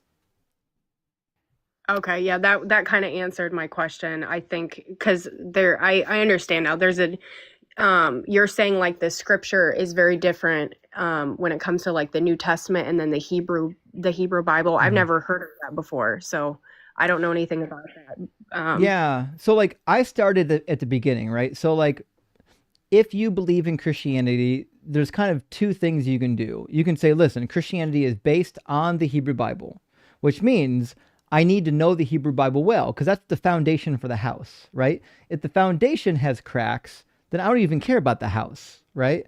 So you should first study the Hebrew Bible and then read the New Testament. Now, what I discovered was, yes, the foundation, the Hebrew Bible has lots of cracks, got lots of problems. But what I also discovered is that the house built on top of that foundation wasn't even there. A tornado already blew it away. There was no house on that foundation because Christianity and Judaism just could not coincide together. They're two different religions. And it looks like early Christianity spent all of its time trying to justify how Christianity could have come from Judaism when it really didn't come from Judaism. You have to make up like passages that never existed, history that never existed, and entirely new theologies based on like Greek philosophy that entirely contradict what we find in the Hebrew Bible.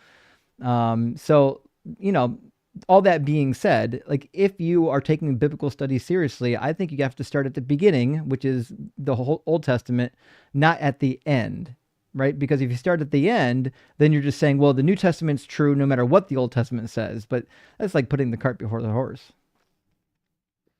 I gotcha. Well, I thank you so much for, giving me space to talk. And before I go, do you have any... are there any other books besides the Bible that you would recommend reading for someone who's considering deconstructing their faith? Yeah, you know what? I really do enjoy using good scholarly reference Bibles, but there's one in particular, like since you're a Christian, that you might be interested in. Let me grab it.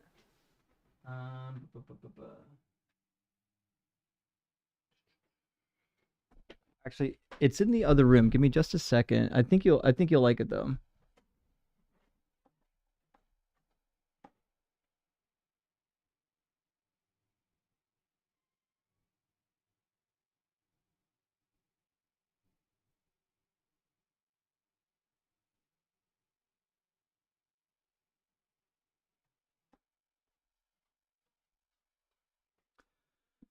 Okay, so to kind of illustrate what I've been talking about, I would, and this is not as in depth as it could be, but the Jewish Annotated New Testament is a really good resource for like how a real Jewish person would look at the New Testament and compare it to what Jewish people actually believe and what the Hebrew Bible actually says.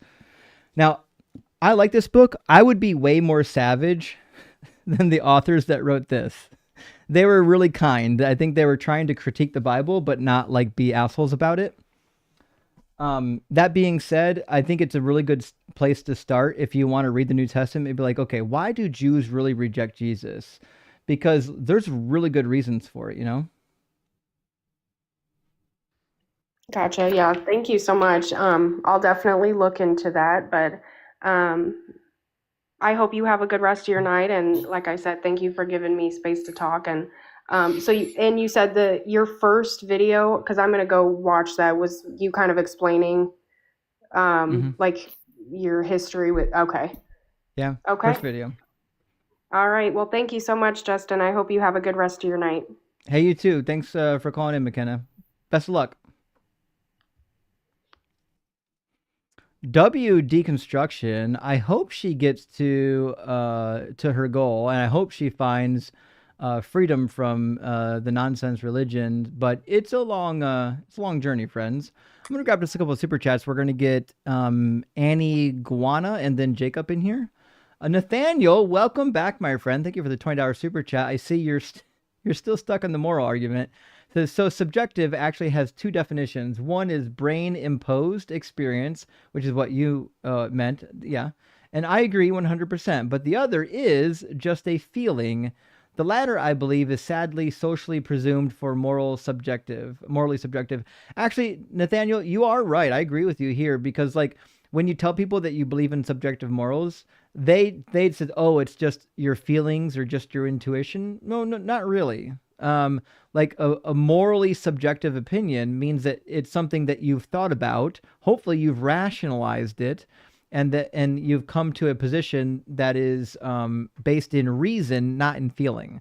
That being said, we'd be lying if a lot of people didn't kind of intuit some of their morals. Like, you know, they see somebody hurting a baby and they don't sit and think to themselves, okay, let's think rationally about this and see if it's wrong. They're like, no, fuck it, that's wrong. I gotta go stop that from happening, right? So there certainly is a certain level of intuition, but like when we're debating morality and we talk about subjective morals, you just need to go back to the source of the definition, which is it's a moral position that is dependent on the mind. You know what I mean? Good question. Good point though. David, great to see you, my friend. Hope you've been well. Thank you for the $50 super chat. That's huge, my friend. Says in Eden, everyone assumes God was the one to believe, but why? I agree. He was the liar. Because we were brainwashed to that. What if you number them 411 and 511 and tell the story? Or reverse God and snake names. Objectively, without brainwash, who could you believe? So this is a really good point, David. If you just read the story and erase God, you know, erase Elohim, erase Yahweh from the garden narrative, and just put, you know, individual number one, and then erase the snake and say individual number two, and then read the story and ask somebody who's the asshole here and who's the good person here. Well, they're going to say the snake was the right person, like invariably. There's no way around it. So this is a really good point, David. I appreciate that. And we got two more super chats. So we'll move on to our next guest. Malcolm, thank you for the super chat. It says religious pro-choice argument. God knows when an abortion will take place and has the power to not put a soul in it. Otherwise, it's just God crying while feeding baby souls into a wood chipper. Thoughts? It is good, actually. I like it a lot. We do talk about the abortion topic from time to time because it's pretty clear that the Bible really isn't anti-abortion. Christians just want it to be.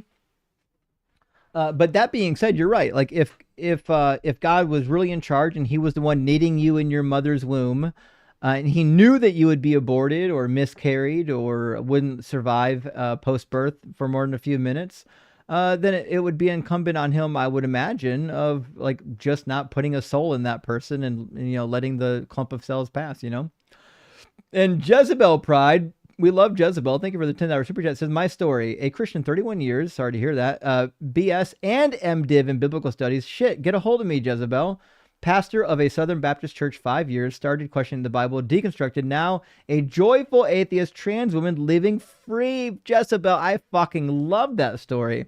Send me a message on Discord or email. We need to get your interview. I want to interview you and hear your entire story. I love it. And listen, thank you for being a free thinker and for being yourself. This is what the community is all about. You don't have to cave in to authority. You don't have to believe what people tell you to believe. You can be yourself. All right, let's get Jacob in here. Jacob's been waiting for a hot minute. We appreciate your patience, Jacob. I'm going to see. Hold on, my browser's lagging again. I should have restarted my computer before this stream. I have a bad habit of not restarting it for like weeks on end, and then things start acting up. But it's catching up. All right, let's get Jacob into the conversation. Welcome in, Jake. Are you at least 18, and do you believe in God? Yes and yes. Can you hear me? Yeah, I can hear you. Okay. All right. Which God concept do you believe in? I believe in the Jewish God, the living God. Cool. Awesome. And do you believe in like a strict form of the Jewish God, like simply just the God that's displayed in the Hebrew Bible, or do you believe in like the Kabbalistic edition of God and the mystical stuff, or what's your situation? Honestly, I'm pretty new to the faith.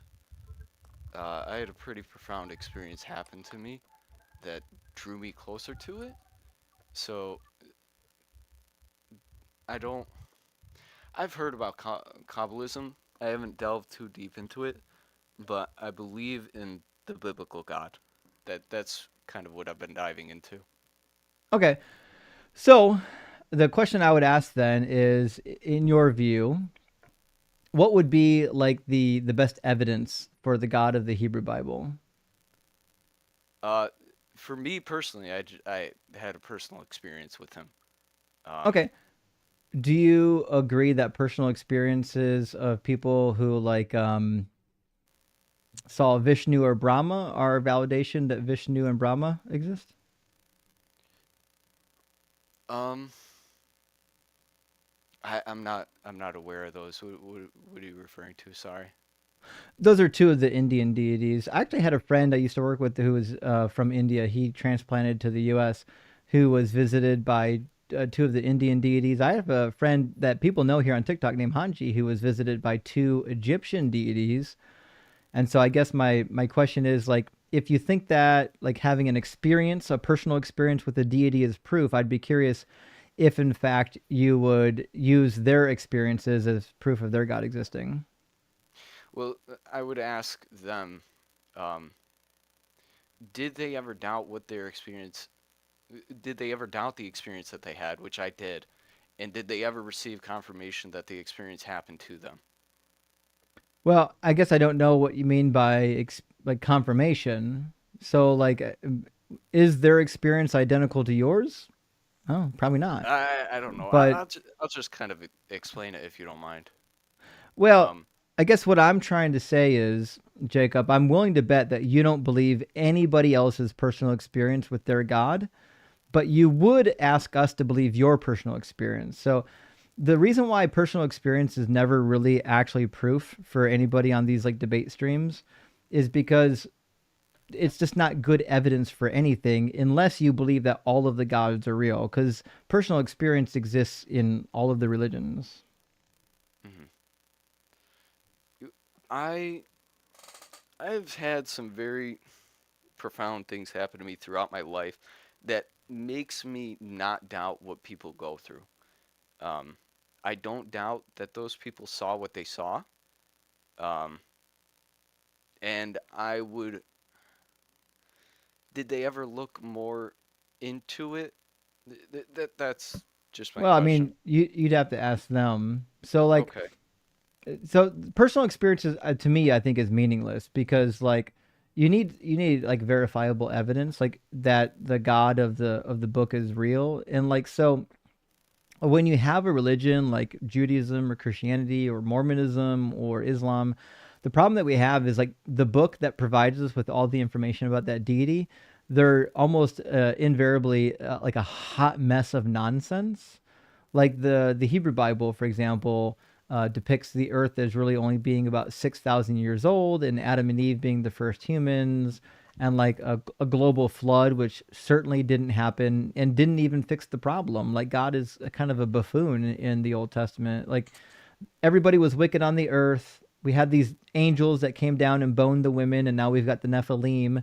So he sends the flood, and then after the flood, we've got all the wicked people again in Nephilim again. So it's like, what kind of a buffoon kills every human on earth to solve two problems, and then neither one of those problems actually get solved? In my, what I would say is a God that has a plan. I feel like that. What do you mean has In a my plan? view, His plan failed.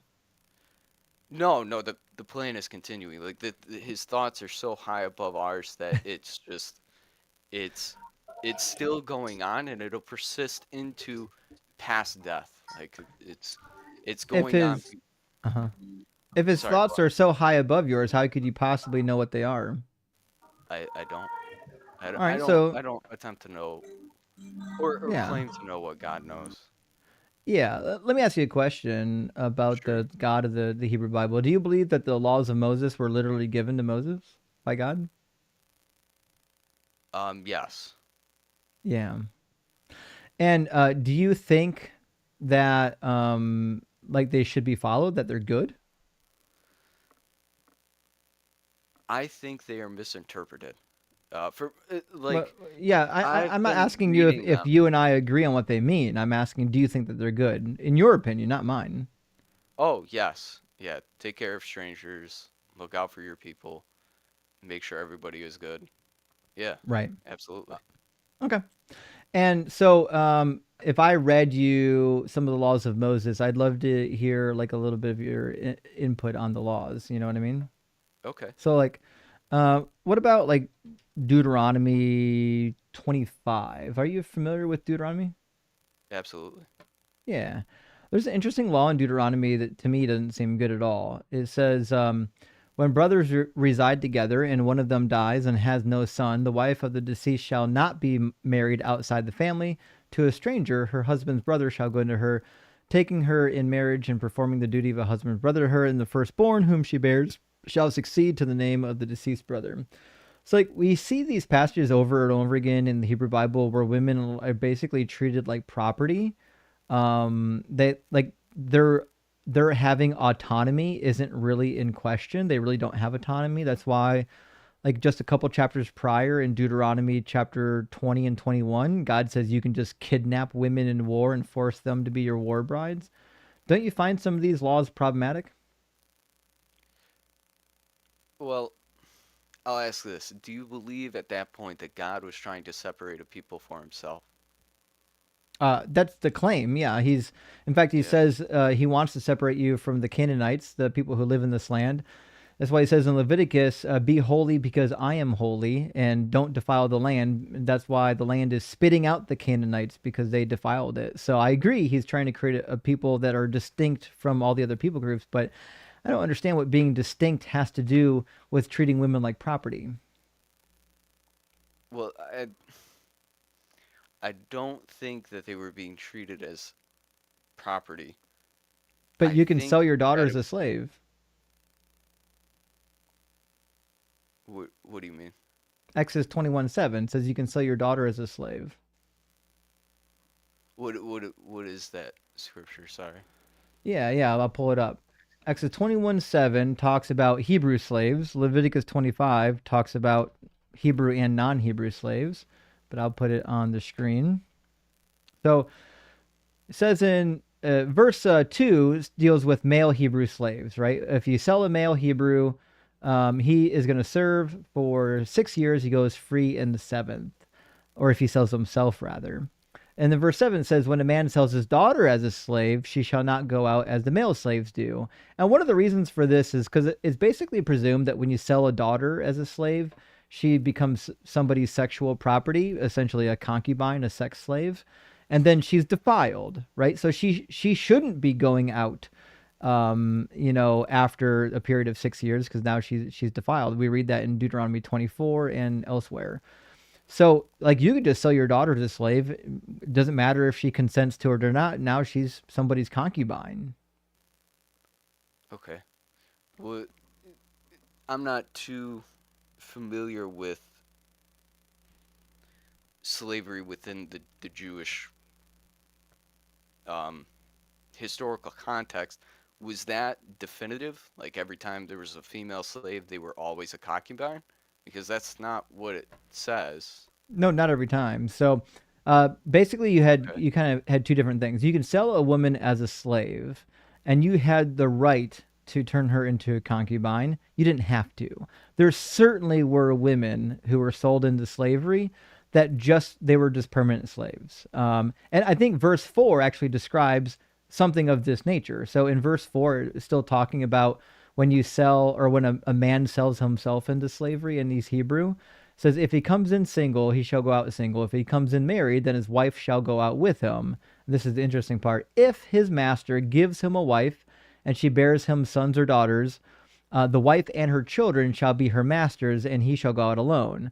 So here we see an interesting example of a woman who is owned by a master, but is not a concubine. But the master can still give her to a slave to produce more slaves. So the woman is treated as property and not necessarily as a concubine. She could be sold off to another Hebrew as a slave.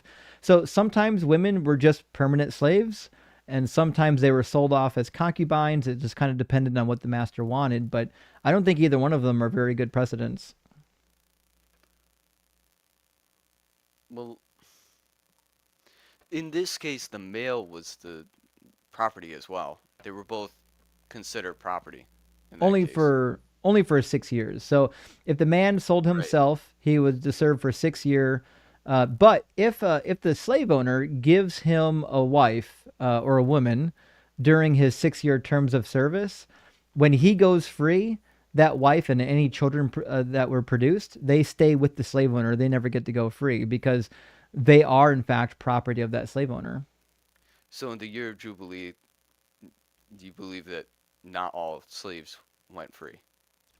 Actually, in Leviticus 25, when it talks about the year of Jubilee, it seems pretty clear that it's just referring to men, because it talks about people that are going back to take possession of their ancestral property, and women didn't typically have ancestral property. So I don't see any reason to conclude that women went free on the year of Jubilee. However, around the time of Josiah, Deuteronomy seemed to have come into vogue. I believe in the scholarly interpretation, which is that Deuteronomy is the latest book of the law. It was put into effect during the reign of King Josiah. And Deuteronomy repeats many of the laws in Exodus, but it slightly modifies them. And one of the laws that it modifies is the Hebrew servants. If you're a male Hebrew servant or a female Hebrew servant, you get to go free in the 7th year. They don't treat them differently. But the reality is the book of Exodus is much older. And at the time Exodus was written, it was more customary for the women to never get to go free. But at the time Deuteronomy was written, it was more customary for the women to be treated with a little bit more mercy, and even for them to own property. In fact, if you read Jewish contracts from around the 6th or 5th century, like even the ones from Elephantine Egypt, what we find is even Jewish women had divorces. You can divorce your husband, but at the time of the Moses's time period, they were really strict. They typically didn't really have much recourse for women. You were basically treated like property, which is why we see in many occasions, even in Deuteronomy, they're okay with you just like kidnapping women. So like in Deuteronomy 20, if you go to war, you can just kidnap the women and children that you're warring against. And in Deuteronomy 21, of those captives, it says, if you see one among them that's beautiful, you can take her to your house, make sure you shave her head and clean her up. She gets to mourn her parents for 30 days, and then you can go into her. So the women in the Hebrew Bible really just get treated like property all over the place. Okay. How did we get here?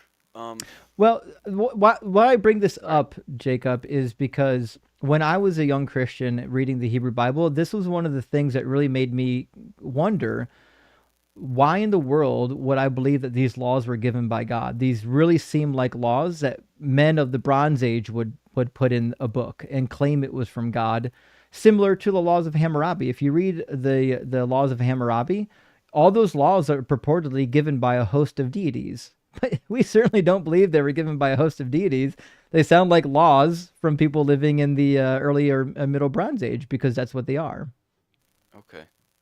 Um, I honestly, I wanted to ask you, have you ever had a spiritual experience with anything in your Yeah, life? I thought I Anything did. whatsoever? I certainly Okay. did. But, the reality is, like, once you really pick the book apart and you realize that the religion is kind of silly, it's really easy to explain the mystical experience. In fact, I've got a really good friend who's popular on TikTok. He does really funny videos about Caucasian space Jesus. And he learned later in life that he would have mystical experiences or spiritual experiences, and he discovered because he was actually having periods of psychosis, and Mm. he got on medication and magically they went away. There's a Yeah, really interesting like crossover between people who have mystical experiences and people who actually have malfunctioning brains. okay. So, do you mind if I tell you my story of like I mean, how I came to even look into the Bible you're whatsoever? welcome to, as long as you know, like it's kind of meaningless to all of us. We've heard 100 stories just like it. Okay. I grew up in a religious home. I started going to church when I was young. I went until I was 14 and then I doubted my faith and I walked away completely. I didn't know what I believed, but I didn't believe in God. And I just kind of delved into other texts, other religions, just to see what it was. And to me, they all didn't really fit. They didn't do anything for me. Personally, they. I looked into many things and I found nothing. So, what did the Hebrew During, Bible do for you that gave you the feels? Because when I read the Hebrew Bible, I'm kind of disgusted that I there's a didn't. God that thinks slavery is chill, women are property. It seems kind of problematic. I didn't. I during this whole time I was trying to make it for myself and I kept failing. I failed continually at everything I would do. And that you can only deal with so much failure in life before you just get super depressed. It can be depressing when you set your mind to something and then you just fall flat on your face and you keep trying again and then you fall flat on your face and try again. Well, it came to a point where I couldn't take it anymore. I wanted to not be around. I didn't want to be here. And I this was at the beginning of this year where I just kind of I gave up. I gave up on life and I didn't know what to do. So I just kind of fell into myself. I just didn't really take care of myself. I wasn't doing well. And there was a voice that persisted and it said, "You're worth nothing. You shouldn't be here. Nobody wants you." It was so bad that I thought I had schizophrenia, but I researched it and it's just depression. I looked it up and there are Oh, a lot buddy. of people that have depressive episodes like that. Yep. Well, it all came to a head where one day that voice was incessant and it wouldn't stop. And Hmm. leading up to that point, it was like I would hear it and then it would go away. I would hear it and then it would go away. But this Yeah. one day, it was terrible. It was People have horrible. intrusive thoughts, my friend. That's how the brain works. That's why you should see a therapist and get medicated. Well, that night, I heard another voice. It, it said, "You should listen to those voices. They are telling you the truth." And I didn't know what to do. Right. So And I started, you had a near death experience because you tried to commit suicide? I was going to. I knew exactly what I was going to do. I had been planning it to that point. Hmm. So I was like, what? I don't know what to do. I have no idea what to do. I This is know what to scary. do. I've You got to never talk to a heard this. professional. Well, I did this. I said, Jesus, I don't think I'm going to make it through the night. Can you help me? Jesus. You said you believe in Yeah. the Hebrew Bible. Yeah, I believe in the Hebrew God. Yep, Jesus is not the Hebrew God. I believe he is. I believe he's a fulfillment of the First Testament. He didn't fulfill anything in the First Testament other than the promise to send a false prophet from Deuteronomy 13.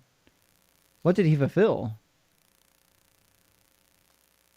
I believe that he fulfilled everything that was said about what was coming Name when one. uh let's see.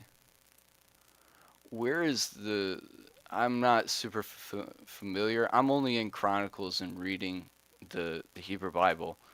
Where is the passage in Isaiah where it says, "A bruised reed he shall not break"? I think you're probably referring to Isaiah 53, but Isaiah 53 is clearly about the nation of Israel. The prophet of second Isaiah tells you on 8 occasions that in fact Israel is the servant. Oh, one moment. Sorry. No, this is Isaiah 42. Behold That's my servant whom I uphold. yeah, that's the other. That's the other. There's 4 suffering servant songs. That's one of them. Yeah. Yes. Mine elect in whom my soul delighteth, I have put my spirit upon him. He shall bring forth judgment to the Gentiles. He shall not cry, nor lift up, nor cause his voice to be heard in the street. A bruised reed he shall not break, and the smoking flax shall he not quench. He shall bring forth judgment unto truth. He shall not fail nor be discouraged, till he have set judgment in the earth, and the isles shall wait for his law. So this is what I believe. Well, I already know what you believe. You don't have to explain it. The reality is that this isn't about Jesus. This is about the nation of Israel, because if you read what the rest of Isaiah says and what the rest of the prophets say, this is what Israel does. God says he's giving Israel as a light and a covenant to the nations. Right. Yeah, So there's no Jesus. Well, Jesus was Jewish. He was a Jew. He was of the house of Benjamin. He was a fake Jew at best. No, he was. I believe he went to. What is the school that young Jewish boys go to where they learn the Tanakh? Like modern day, they call it yeshiva, but he certainly didn't attend yeshiva. Well, from my understanding, that all of that was just normal. The boys learned the Tanakh. He shows no sign of being educated, not at all, not even remotely. He has no idea. Matter of fact, he never wrote anything down. That's right. No. He didn't write anything down. He demonstrated that he couldn't even read the Hebrew Bible. In fact, he quotes it in Greek every time he quotes it. He has no idea what's in the Hebrew Bible. But to be fair, in Isaiah, we find who the servant is. It tells you 41, 8 through 9, you, Israel, my servant, Jacob, whom I've chosen, the offspring of Abraham, my friend.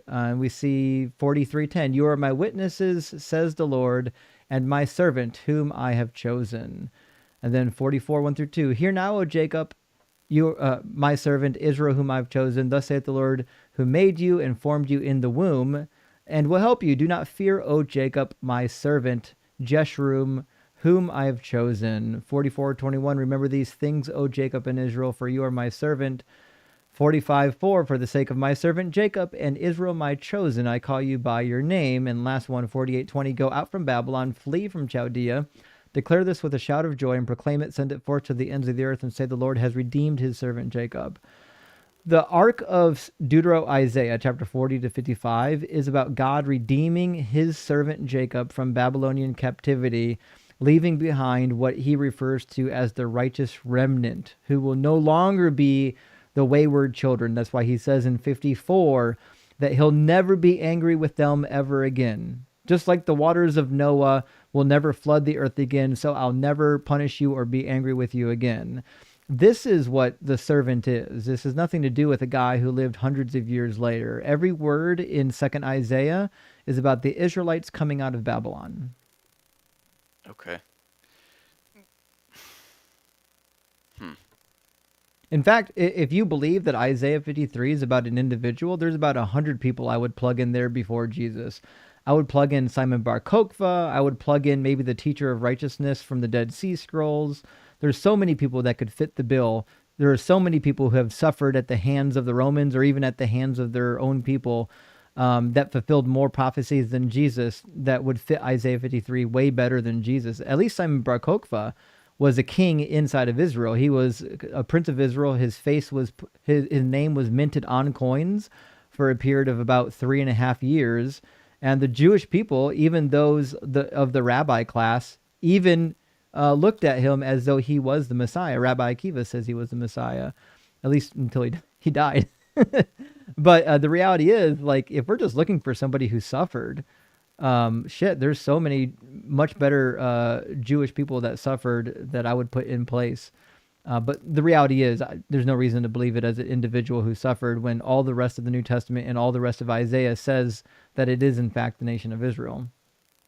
Okay.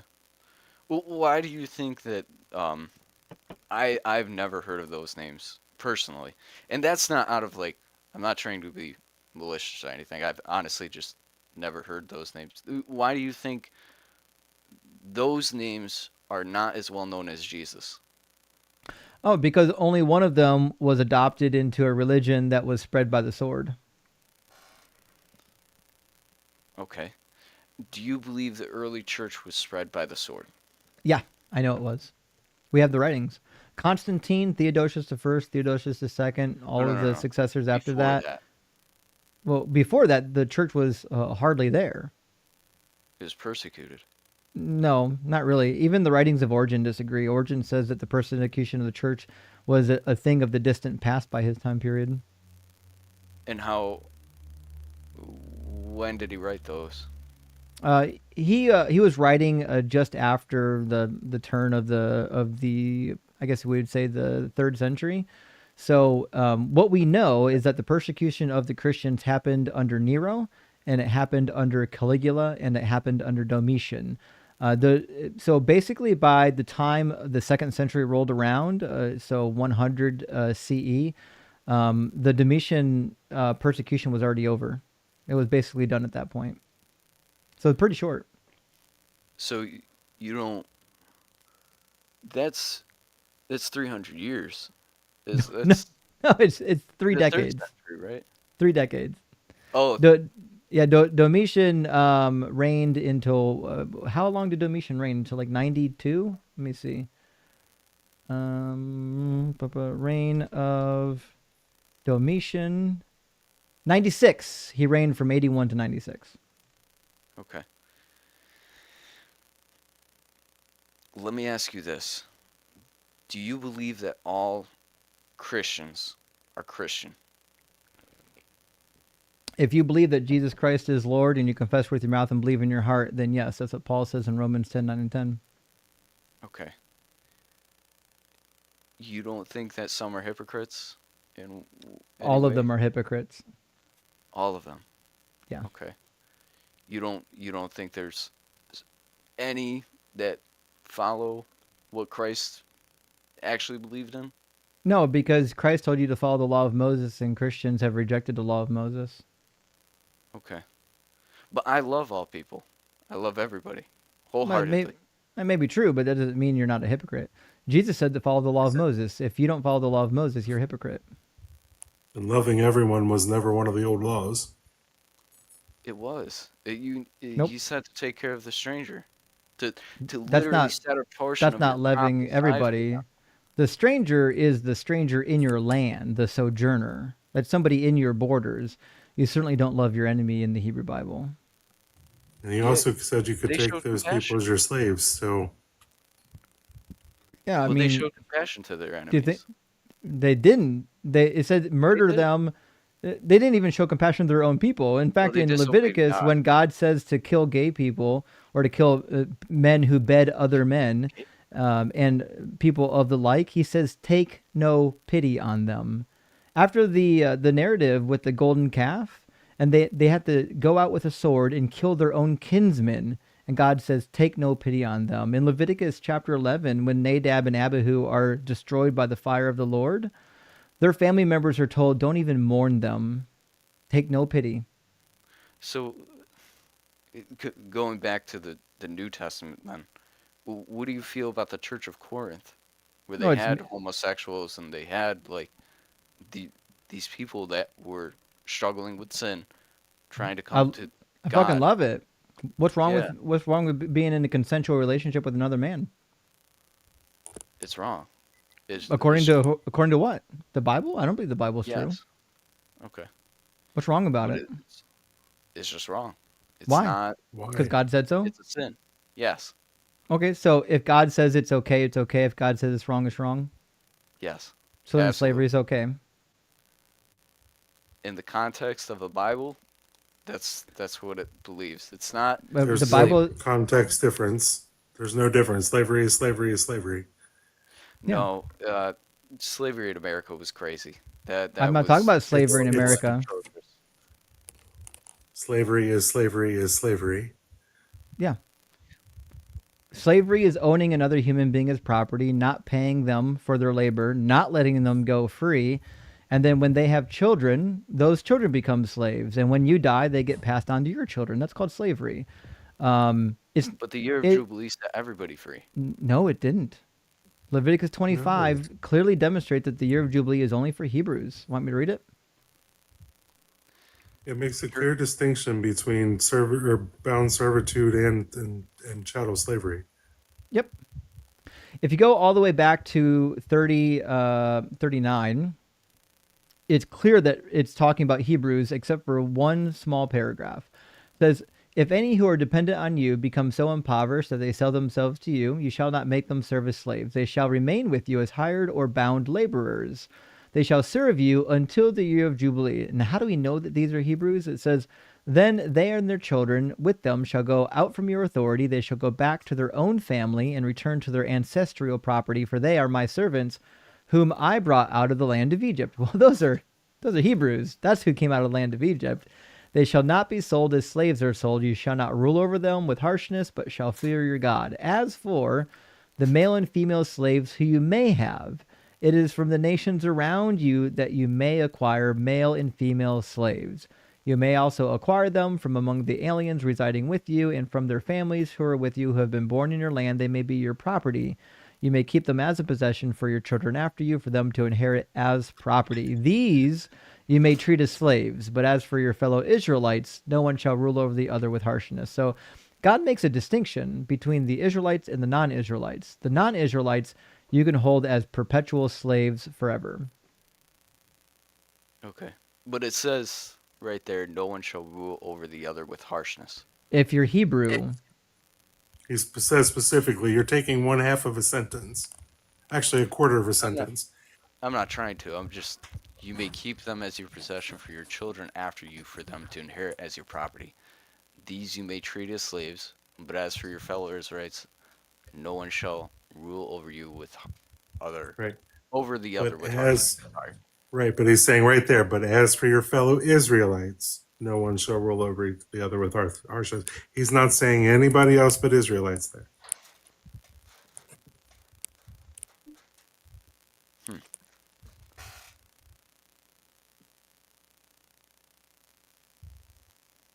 Sorry, I'm thinking. I'm not trying to.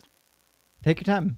I would much rather you think and give an interesting response than to do what a lot of Christians do and just start making stuff up and turning into a pretzel. Okay. Yeah, because it's pretty clear. It's directly saying you may have slaves.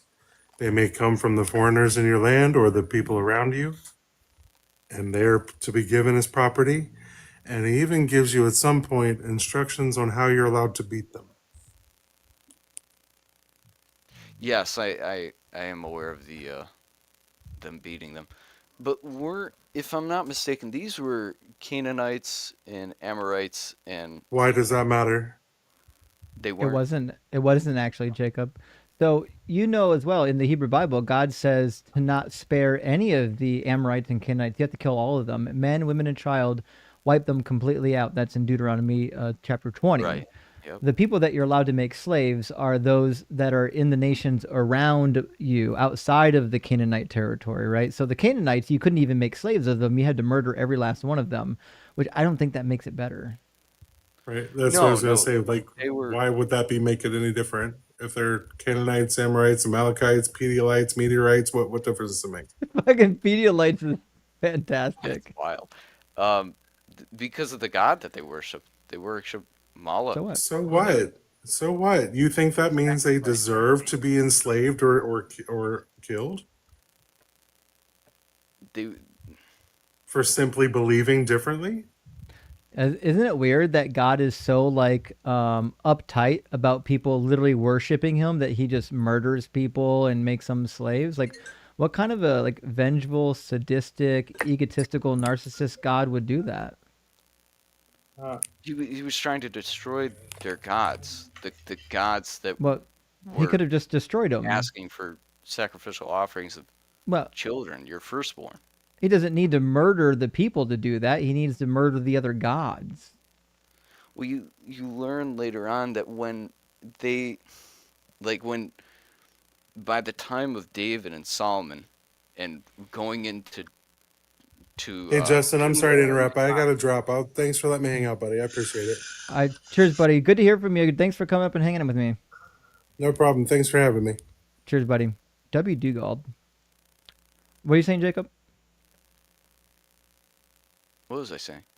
Oh, the what you learn later on that in Kings and Chronicles, when because the Israelite people showed mercy on certain sections of those people, they returned to those gods. They returned to sacrificial what? offerings, and So what? they returned to sacrificing children. No, well, first of all, that's not actually true historically. That's excuses that the Bible makes in order to justify murdering them. It's also true that God did the same thing. In fact, he commands child sacrifice. According to Ezekiel chapter 20, verse 24 and 25, Ezekiel admits this as that's his reading of the offering up of the firstborn in Exodus. And in Leviticus 27, God talks about not sparing human beings that are devoted to destruction. The Hebrew underlying root there is harem. It's a Semitic root that refers to an object or a human being that is specifically being killed for their deity. So God does in fact command child sacrifice, which is why when he told Abraham to do it, Abraham wasn't like, "Oh my gosh, what kind of a horrible evil thing did you ask me to do?" No, of course not. It was commonplace even among the Hebrews. You don't think that Abraham understood that God is an all-powerful, all-knowing deity that could do anything and could raise his son if he wanted him to? Abraham didn't know shit. He don't know nothing about the Hebrew God. He didn't. He wasn't raised Hebrew. His father was Mesopotamian. Shit, he's Mesopotamian. Well, what I'm saying is you don't. Abraham didn't have a Bible. Abraham didn't I have know. right, He didn't. but He didn't know anything about Yahweh. He didn't know shit. Yahweh introduced himself to him. But he Like, didn't. According to the Bible, he didn't tell him all the vital information, which is why when he told him to kill his own son, he was like, "Okay, sure." well, the Bible doesn't talk about aliens or dinosaurs or anything of that sort Also, either. I But would point that's out too, Jacob, that sure. like you can't use child sacrifice as like the reason why you have to murder babies endlessly. You'll never solve the problem of child sacrifice by murdering on 100% of the babies. And also, God's greatest work in the Bible, like his finale, was murdering his own son. So like the justifying the atrocities on the foreigners by saying that well they were sacrificing their children, it just doesn't. It's not a working argument. Well, I'm of the belief that Jesus was God. Jesus Well, is he God, couldn't be. No, he's the and son of God God. was He says it Jesus, over and and over again. He God says the poured Father is out His greater than blood I. for us. It's adorable that you That's think what I that, but believe. it's just not true. Jesus says the Father is greater than I. The Trinity is an incoherent, nonsensical view made up after the Bible was already written. I don't believe in the Trinity. Well, I if you think believe that Jesus is God, then it means you believe in multiple gods or you believe in the Trinity. I believe what Jesus said. He said, "I and the Father are one. My spirit will be sent among you." Well, he also prayed that the disciples and the Christians would be one as he as the Father are one. So he certainly Right. didn't believe that all the Christians would become God. You don't believe that Jesus was showing an example of what you should be or what I should be?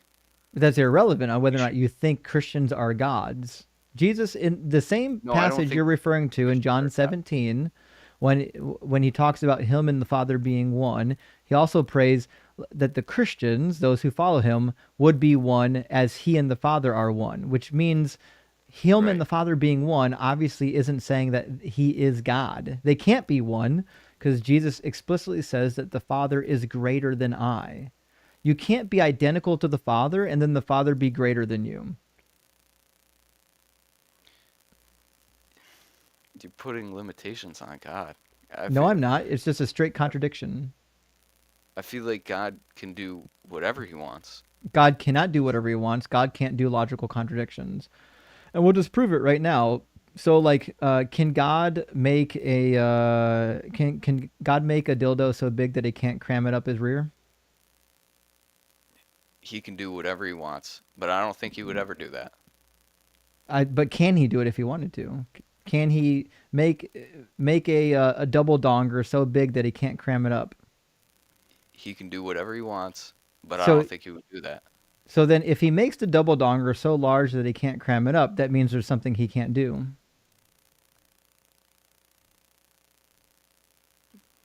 He would never do that, though. I didn't ask you if he would. I asked you if he could. But that's So this has nothing to do with what you think he would do. This is a logical question about what you think he could do, what's within his power to do. It's the same thing as asking, can God make a rock so big that he can't lift it? It's the same question. Oh, okay. Sorry, I misunderstood the question because I know. I get it. Double dongers are distracting. It just threw me off. Sorry. Mhm. No, because it says in the depths you are there. He's in the highest heavens. You are there. He's everywhere. Sure. He's all So can God create a rock so large that he can't lift it? no. Okay, then there's something he can't do. The reason why these are called paradoxes is because they entail contradictions. Well, it's because you're putting human thought No, on God. God can I'm create not. whatever he wants, and He can't. there would be no rock that he would not be able to lift. Not if because he he's all would create it. powerful. So let me walk you through it. This is what way paradoxes work. Okay, this is why you can't do logical impossibilities. I'll make it a really easy one. Sure. Can God make atheism true while still existing? He can silence himself. I didn't ask you that. I said, can God make atheism true while still existing? Can God make atheism true where God doesn't exist? Atheism is the belief that God doesn't exist, right? It's a lack of belief in God. So if in lack fact, of belief in God. if in fact atheism is true, like if we create a proposition from it and say the proposition is that God doesn't exist. Let's imagine that's our proposition. Okay. Can he make that proposition true while still existing?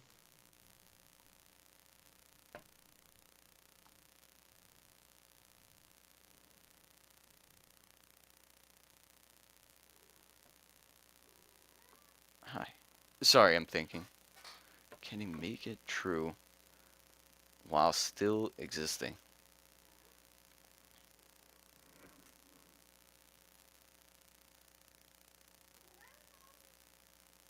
I don't know.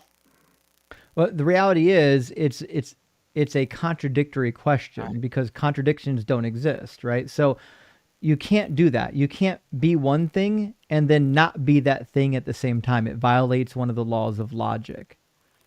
Okay. So you can't exist and not exist in the same moment. It's a contradictory claim or a contradictory proposition. So God is still bound by logic. God can't break logic.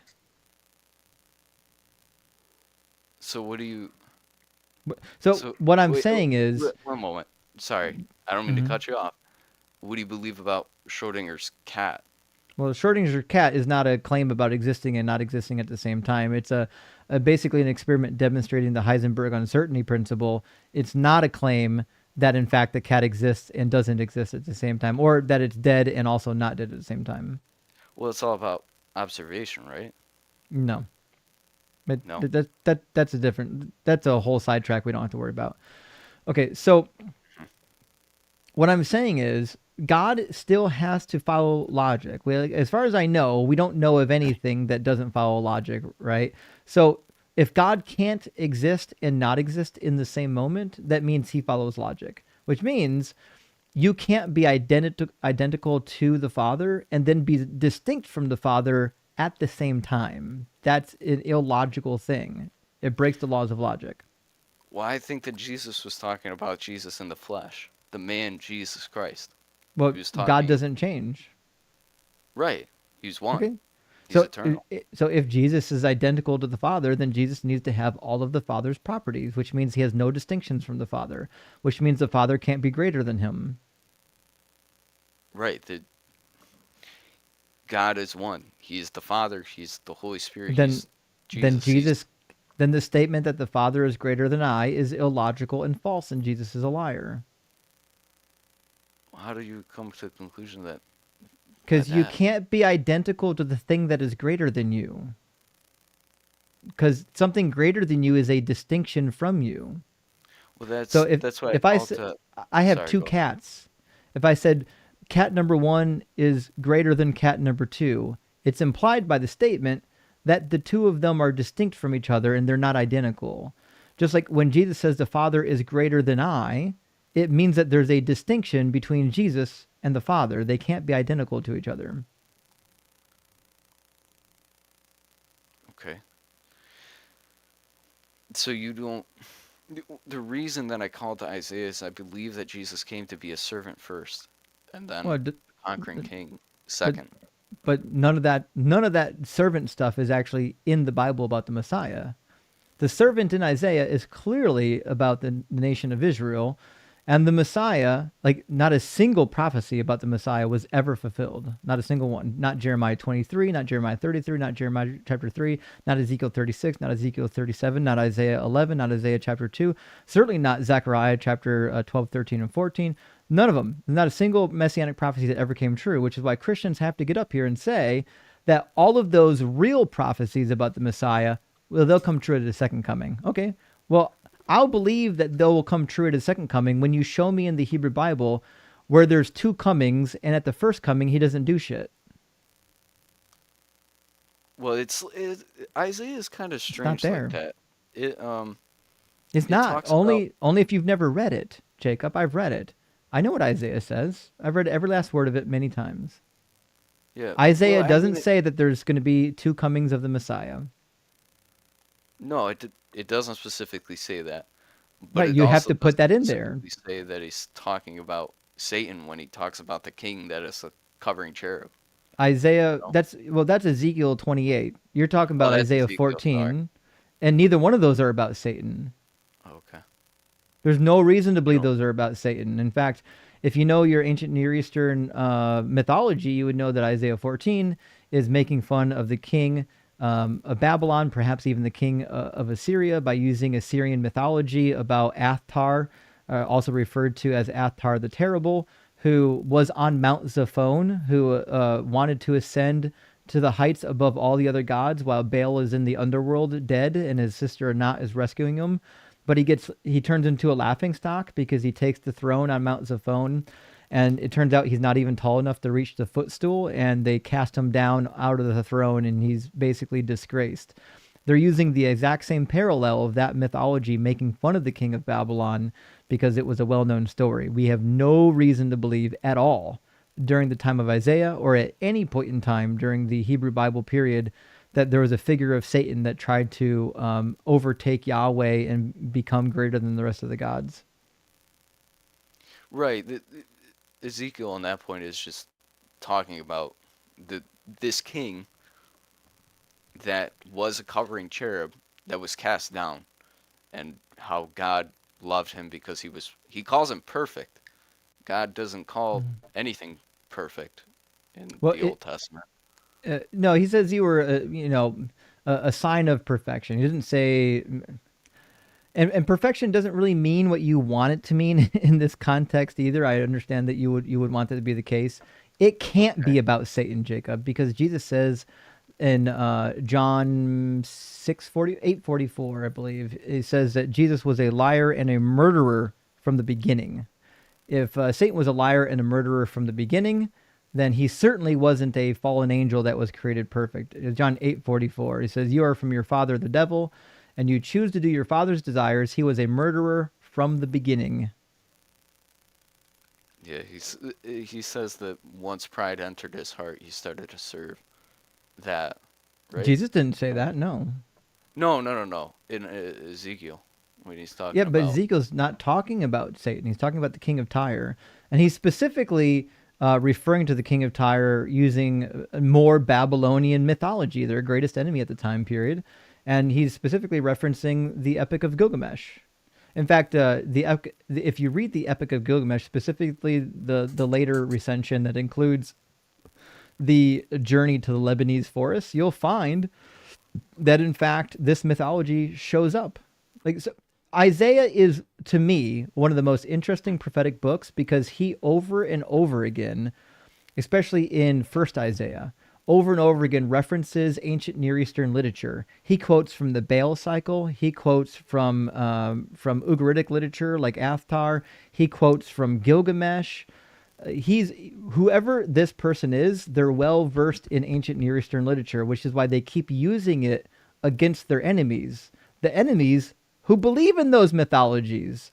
That's like if I was creating a taunt against somebody who believed in the Greek gods, I would compare them to something disgraceful in Greek mythology. That's what Isaiah does, and he does it over and over again. He's really masterful at it. But I have no reason to believe that he's taunting the king of Tyre by using some Jewish mythology that didn't even exist in his time period, that the king of Tyre wouldn't know anything about. Well, honestly, I feel like you and I read that differently because the first time that I've listened to the Bible, I've listened to the whole thing. I haven't read it, and I'm working my way through it. I'm working, like I said, I'm on Second Chronicles or First Chronicles right now.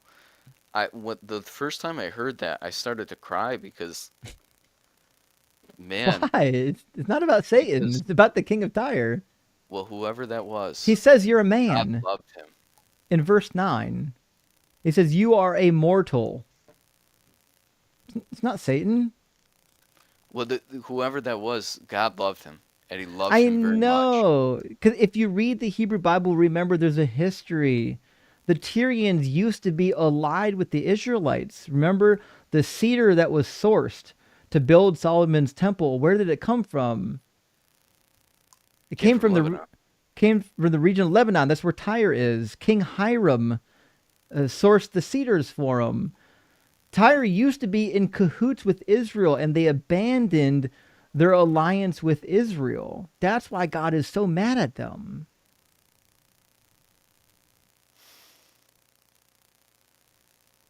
Honestly,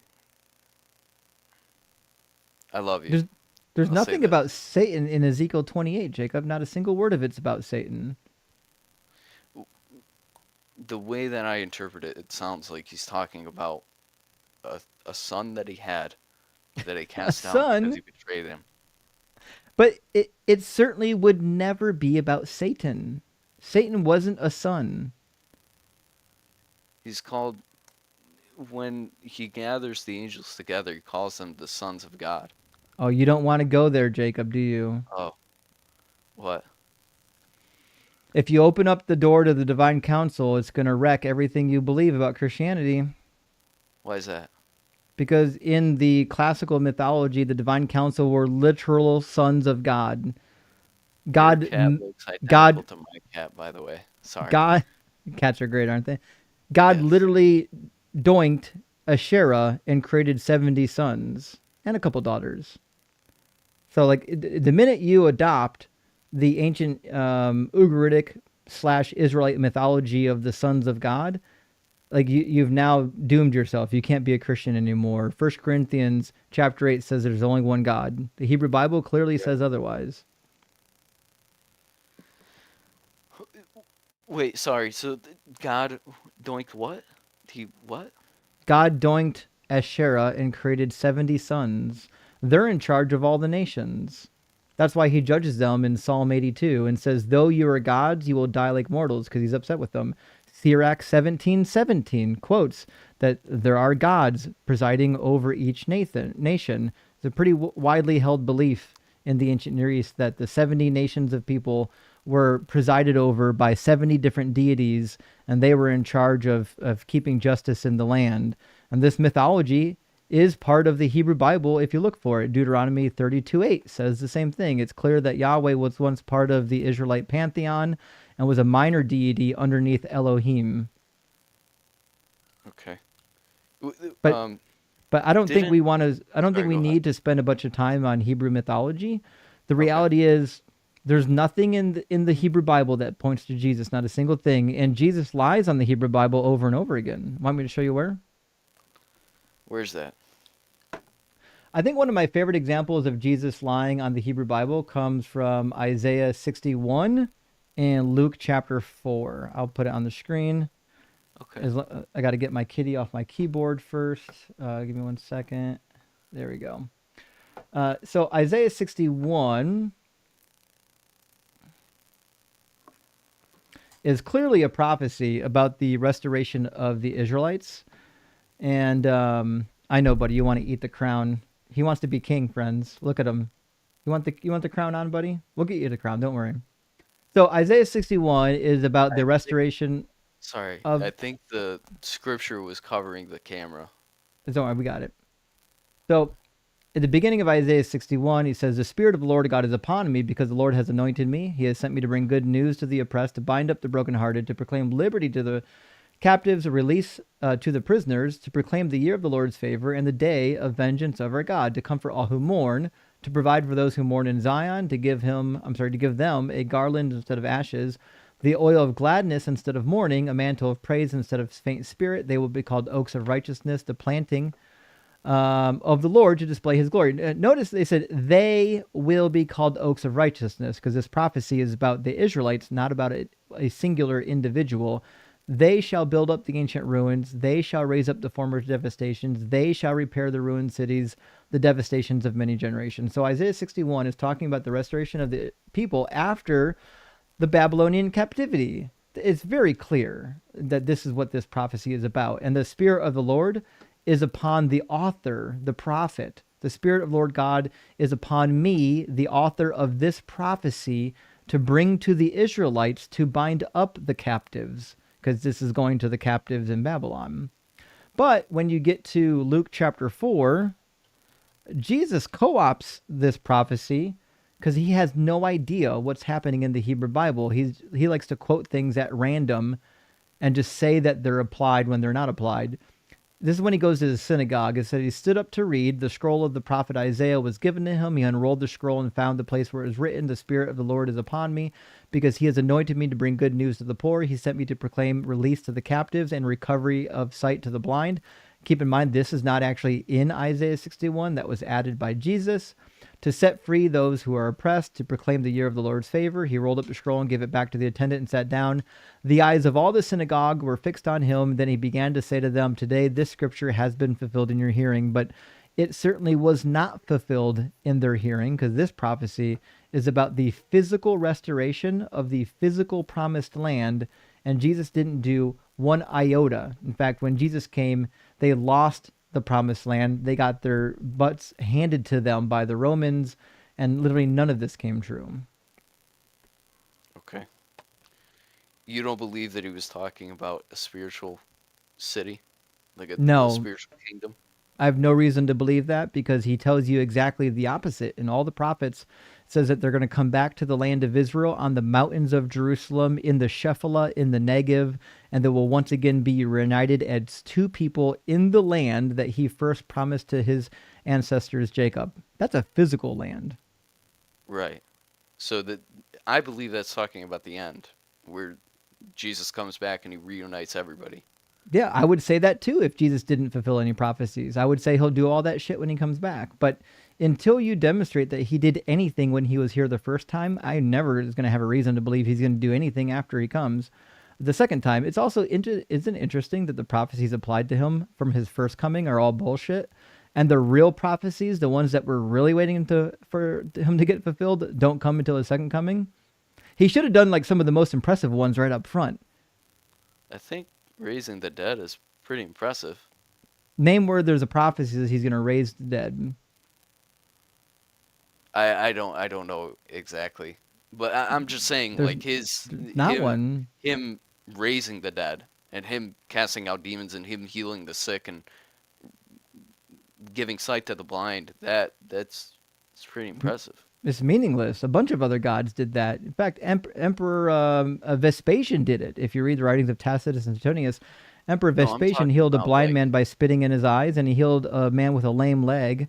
And there are hundreds, I mean hundreds of accounts of the god Asclepius healing people in ancient Greece and Rome. So do you think that Matthew or Levi was like a person? Or do you believe that Luke was a person that like talked to these people to get their eyewitness testimony about like what happened?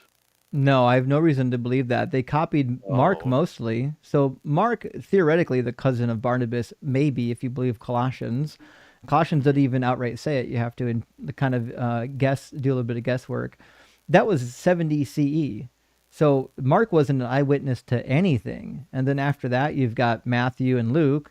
Matthew certainly wasn't an eyewitness to anything. I don't believe Matthew even wrote the Gospel of Matthew. The oldest manuscripts, P1 is our oldest, doesn't contain the name Matthew. It's added much later. Luke tells you he wasn't an eyewitness to anything. And Luke's account, if you believe that Luke wrote Acts, we've got huge problems because according to legend, Luke was a traveling companion of Paul when he wrote the book of Acts. But Paul's own letters contradicts the book of Acts all over the place. Like if Paul is telling Luke what to write, isn't it weird that Luke is contradicting Paul's actual, like, authentic epistles to the churches? Well, Luke joins like partially the way through into Acts. You read that where he like the way that he describes what's happening. The we at passages. A certain point, yeah, at a certain point, he just. But who wrote it? Did Luke write all of Acts? Yes. Okay, so if Luke wrote all of Acts, then it should not contradict Paul's letters, because in the sections where Paul would have been giving Luke his story to write down, it shouldn't contradict Paul's version of the story. Where does it contradict? It contradicts in quite a few places. One of my favorites is Acts chapter 15. In Acts chapter 15, Paul has a meeting with all the disciples. Theoretically, we could say Luke was either there or Luke would have known about it. And the end of the meeting, Paul is charged with 4 things concerning the Gentiles that are converting to Christ, because he's trying to figure out if the Jews or if the Gentiles need to follow the Jewish law, and says, then the apostles and the elders, with the consent of the whole church, decided to choose men from among them to send to Antioch with Paul and Barnabas. They sent Judas, called Barnabas, and Silas, leaders among them, brothers, blah, blah, blah, with the following letter.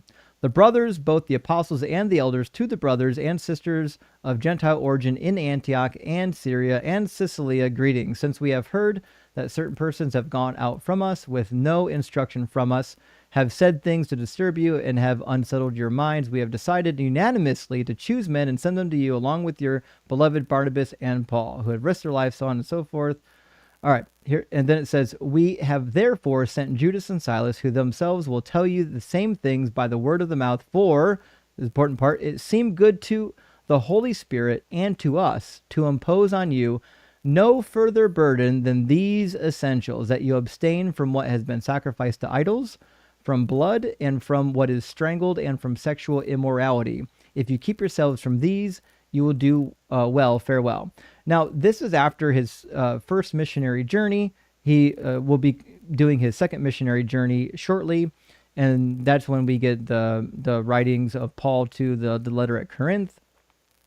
So what we learn here is that Paul is told that the Gentiles need to be abstaining from meat sacrificed to idols. That's one of the only 4 stipulations that are required. But the problem is, when Paul later writes to the church in Corinth, he tells them the opposite. In 1 Corinthians chapter 8, he tells them that you're at liberty to eat meat sacrificed to the idols, because the idols aren't really real. He says, hence, as to eating of food offered to idols, we know that no idol in the world really exists, and that there is no God but one. Indeed, even though there are many so-called gods in heaven or on earth, as in fact there are many gods and many lords, yet for us there is one God, the Father, from whom all things and for whom we exist, and one Lord, Jesus Christ, through whom are all things and through whom we exist. It is not everyone, however, who has this knowledge. Since some have become so accustomed to idols until now, they still think of the food they eat as food offered to an idol, and their conscience, being weak, is defiled. For food will not bring us close to God, nor we are no worse off if we do not eat, and no better off if we do. But take care that this liberty of yours does not somehow become a stumbling block to the weak. So he's basically saying you're at liberty to eat food sacrificed to idols. It doesn't distance you from God. It doesn't bring you closer to God. It's meaningless. Just make sure that you don't do it around pagans who still believe that these pagan gods exist, because you might cause them to stumble. This is not at all what he was instructed by the disciples in Luke's writing. When we read the book of Acts, he was explicitly told to instruct all the Gentiles not to eat any meat sacrificed to idols. So, if that was a stumbling block for people, do you think it would be easier just to make a blanket statement, just don't do this thing, because you have no idea what everybody's going through? That's why that's what he should have done, is follow the direction that was given in Acts chapter 15. But he contradicts the instruction in Acts chapter 15. In fact, if you read his letter to the Galatians, he says when he went to Jerusalem to meet with the disciples that they didn't give him any stipulations. He said no instructions were given to him for the Gentiles. Well, what I'm saying is, you don't think this isn't him expounding on it? No, it's not.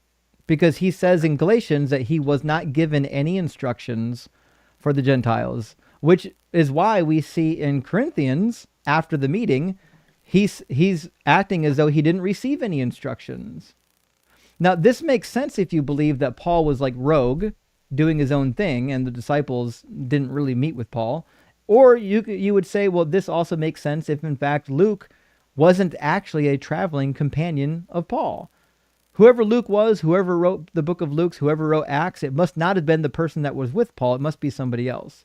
That's why they're confused about the turn of events. So, where does I'm not too familiar with this, and I apologize. Where does the thought that Luke was a traveling companion of Paul come from? Where is that? Well, what does that stem from? Sorry. It comes mostly from church history, and the reasons why they believe this is because there's a couple passages in Luke. There's a couple passages in Acts where the author says we, specifically when they're on the boat. And so scholars have, in early Christians have posited for a long time that it's weird that in these sections we get a we. It also seems to be that in those sections, those are probably the time periods where Luke was with Paul. So a lot of people they're positing that in fact Luke was the traveling companion of Paul, which is why when we read the book of Acts, that the we passage must be Luke. But there's nothing really in Luke or Acts that would conclusively claim that Luke was the author. You kind of have to triangulate your way to the conclusion. Right. Well, it's what does the beginning of Acts say? It says he's writing this letter to what's his name? Theophilus? Yes. No, what was his name? Was it Theophilus? I think it was. Yeah. Let me see here. It should be the reprisal for Luke, which was written to Theophilus. Yeah. In the first book, Theophilus, I wrote about all that Jesus began to teach. So, we're doing all this because I'm trying to demonstrate to you that the myth of Lucan authorship of Luke and Acts, it doesn't line up. It doesn't make sense. There's no reason to believe that Luke wrote any of these. It's just like something that people attributed to Luke because it doesn't actually have an author. But the biggest problem to me is not the authorship. I don't think the authorship is the biggest problem. The biggest problem is that these New Testament documents, especially the ones about Paul, contradict the words of Jesus drastically. Paul says that if you take the marks of circumcision, Christ is of no use for you. He says in Galatians 3:23 that the law was temporary. It was a temporary schoolmaster until Jesus came. He says in 1 Corinthians 9:20 that he's not even under the law. This is a direct contradiction of Jesus' own teaching about the law of Moses. Jesus says in Matthew 5:17 through 19 that he did not come to abolish the law. In fact, he says, whoever does the law and teaches others to follow the law will be called great in the kingdom of God. And whoever doesn't follow the law and teaches others to not follow the law will be called least in the kingdom of God. Jesus definitely wanted you to follow the law of Moses. Paul contradicts Jesus on every page with this particular teaching. I'm sorry, could you repeat what passage is Paul saying that in? Well, Paul quotes it on many occasions. 1 Corinthians 9:20 is one of them. Galatians 3:23 and 24 is another one. Maybe the most clear is Ephesians chapter 2, verses 14 through 15. I'll put it on the screen for you, where he just directly contradicts Jesus' own words. He says, for he is our peace. In his flesh he has made both into one, referring to the Jews and the Gentiles, and has broken down the dividing wall, that is the hostility between us, abolishing the law with its commandments and ordinances, that he might create in himself one new humanity in place of the two, thus making peace. So Paul's like, hey, listen, he abolished the commandments and all the requirements of the law. A direct contradiction of Jesus. Jesus says exactly the opposite.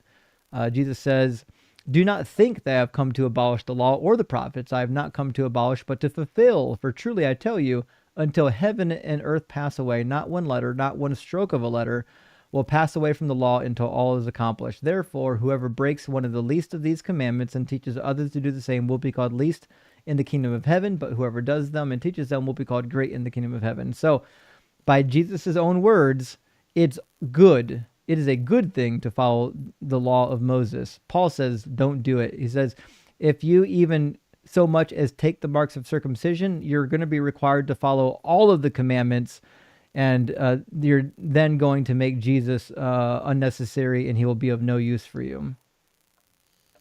Right, he's talking about grace in that instance. He's talking about the grace of God. Well, Paul is. Right. Jesus wasn't. Jesus is referring to the... So if Jesus says that to be great in the kingdom of heaven, you have to follow the law, that means anyone who comes along and says you don't need to follow the law, they're not good. He says, therefore, whoever breaks one of the least of these commandments and teaches others to do the same will be called least in the kingdom of heaven. That means Paul, according to Jesus' own words, will be least in the kingdom of heaven because he's teaching others to not follow the law. Well, do you think Jesus was saying that the law was set up in such a way that no man could follow it perfectly? Oh, no. Jesus never said that. Not once. That's why he tells you to follow it.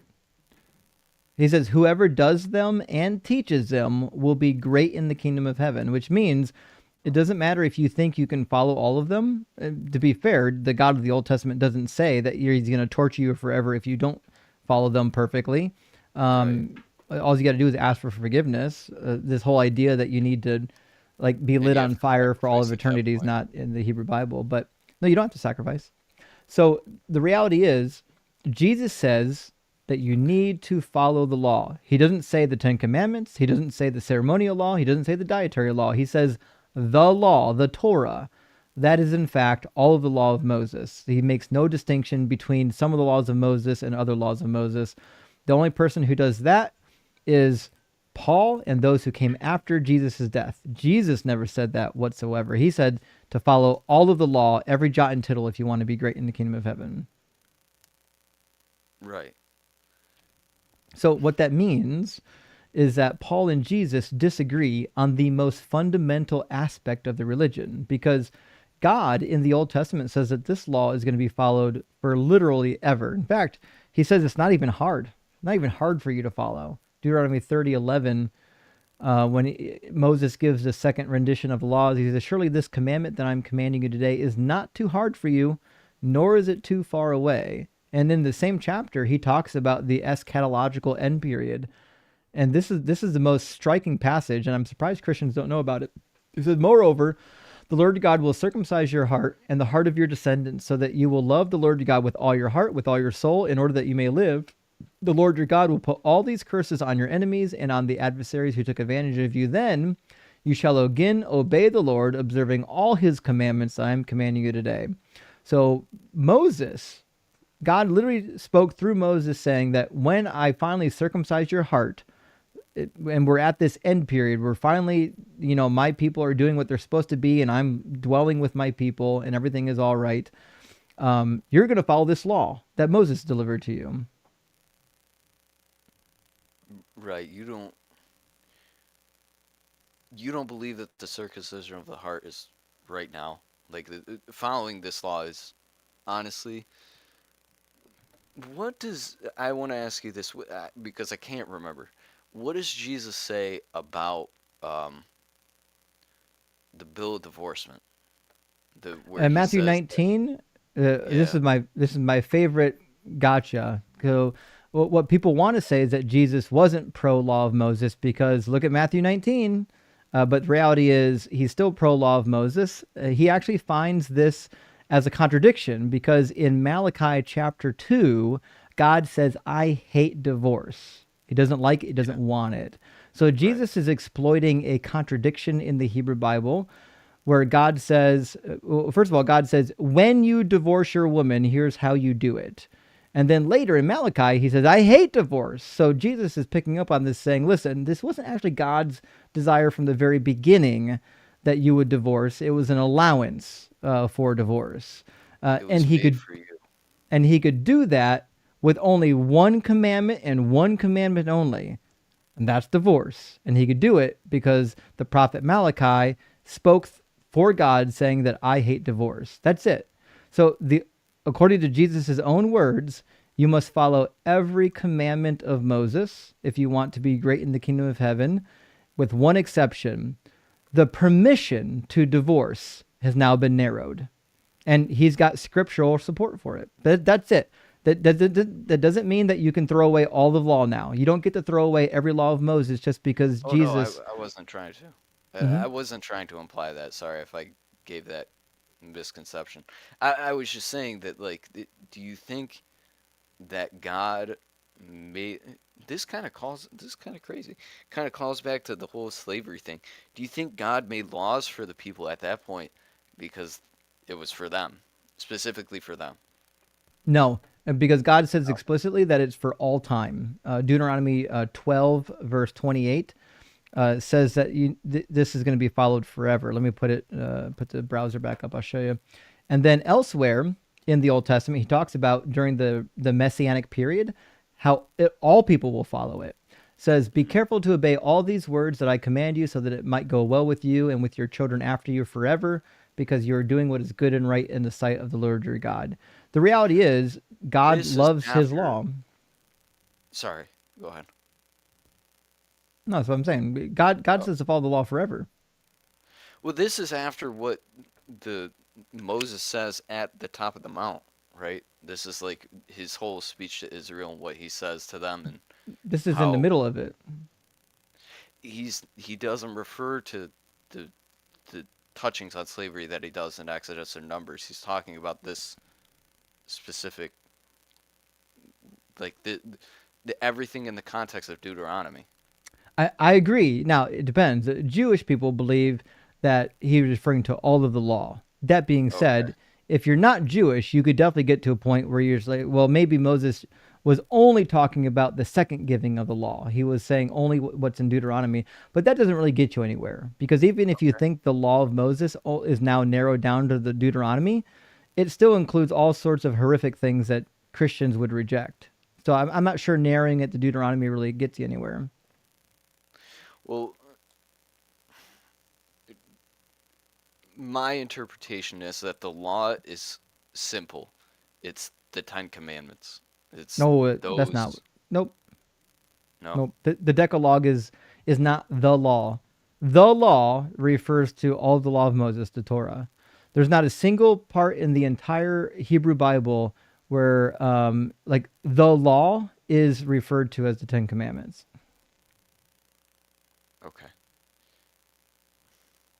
Well, thank you for this conversation. I'll say that. It was very enlightening. I love you, Justin. I wish the best for you. And I love everybody that listens to this. I hope that they're all well. I see, the only reason I'm saying this, I see people waiting in queue and they've been going in and out, and I feel bad for taking up so much of your time. But I appreciate you. I thank you for your time. So, normally I don't talk to people quite this long because it bores the audience, but the reality is when people are nice, I talk to them longer. So I appreciate you. Thanks for being nice. All right, take care. All right, cheers, man. Well, he was certainly interesting. I don't know if how many of his gears were turning in our conversation, but at least he wasn't like being a prick during the conversation, like so many guests are. So many guests get up here and they're not nice people. All right, let me read a couple of super chats. We're gonna get our next guest in here. Thank you for being here, friends. It's a Monday night. We're having lots of fun. As usual, friends, remember, I don't read all the super chats in chronological order. Any super chat that does not get read between guests will get read after towards the end of the session. Dale says, Justin, me and my girlfriend absolutely love the streams. Hey, thanks for watching. Usually have it on in the background while having sex. Hell yeah. I love the fact that you can get your mojo on while listening to Deconstruction Zone. I guess I'll have to change my name to Deconstruction Bone. Showing some love. I'll be in Findlay, Ohio next week. Are you close? Where I grew up, Dale. I can't reveal that on the internet, but what I am going to tell you, Dale, is motherfucker, send me an email or a message on Discord. We got to go get some cracking together, bro. Well, and your family too.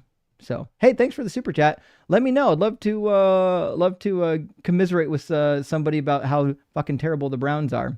I might switch and start rooting for the Bengals. I don't know, but they're having a shit season too. Lord of Gonzo says, I know nothing about the Bible and don't care to, but I love you and your compatriots' work. That said, I heard Alex O'Connor say some interesting things about Gnostics and Jesus. What's that about? Well, I actually haven't watched the video where he is kind of like admitting that he thinks Christianity is more plausible than he once thought. Personally, I think he's being overly charitable, which you would expect for somebody who has no actual training or expertise in the Bible. It's not his fault. He's a nice guy. He's being way too charitable to his interlocutors. I can't say it right. But that being said, I love Alex, but I haven't seen the whole video. I can't really comment too much on it. iReactor, thank you for the 666. Hill Nero says, the walked away from my faith crowd will do anything to avoid therapy. That is the case. Including talking to heathen strangers on the internet about his fifis. You might be right, actually. You might be right. That you're not wrong. But they should see a therapist.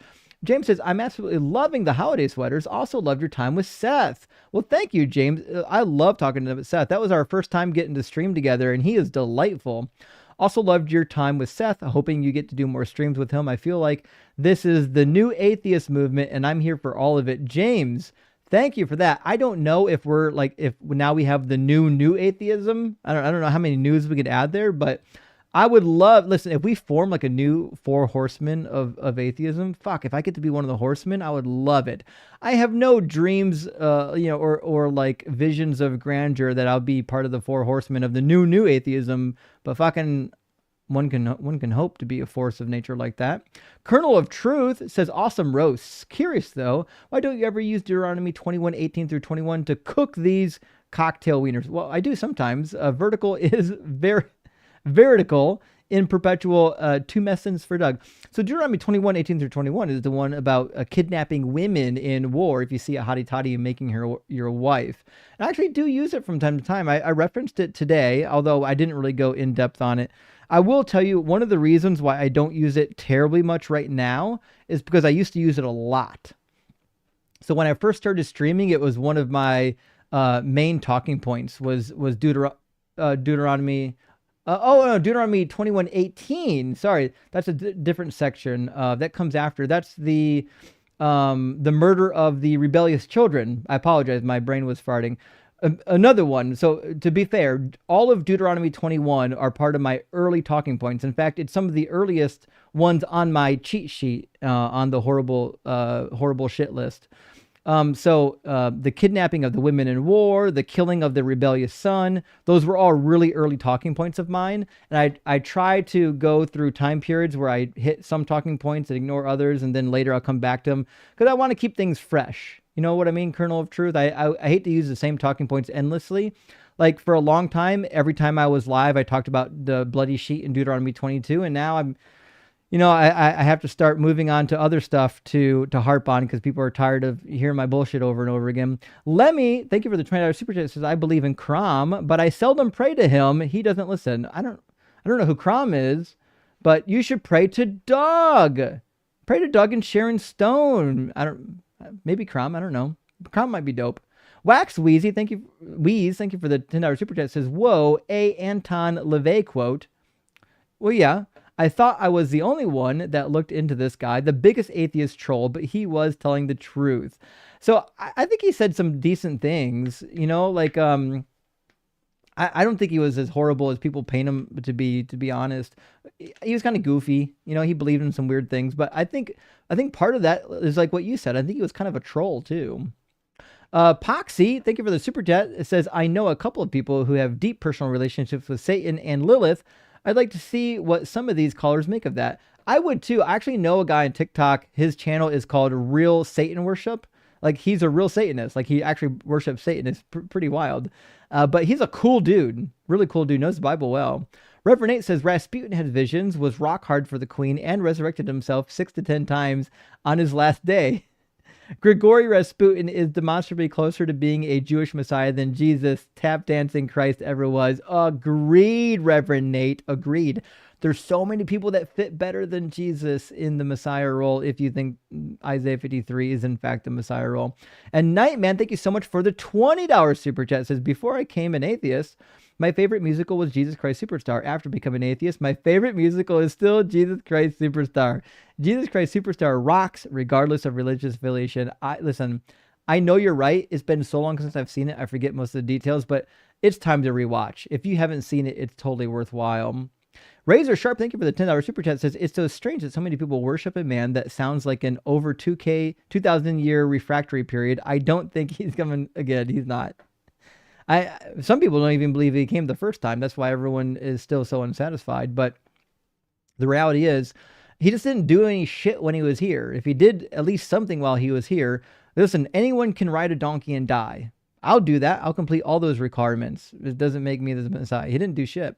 Carissa, thank you for sending out 10 DZ Debate gifted memberships. Big W. But not to be outdone, rock hard for Doug. Good to see you tonight. Thank you for 10 DZ Debate gifted memberships. I super appreciate that, friend. And Kyle's with us tonight.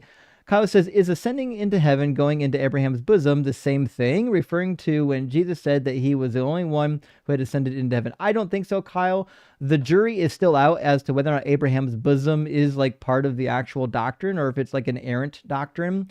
That being said, the New Testament is hopelessly lost on what happens to people when they die. Do they go to Sheol? Do they go to hell? Do they go to Abraham's bosom? Do they go to purgatory? There's no really good, clear answer in Christian doctrine. That's why there's so many possible answers to the query and why we have so many competing answers and people argue endlessly over it because it's actually not clear in the text what happens.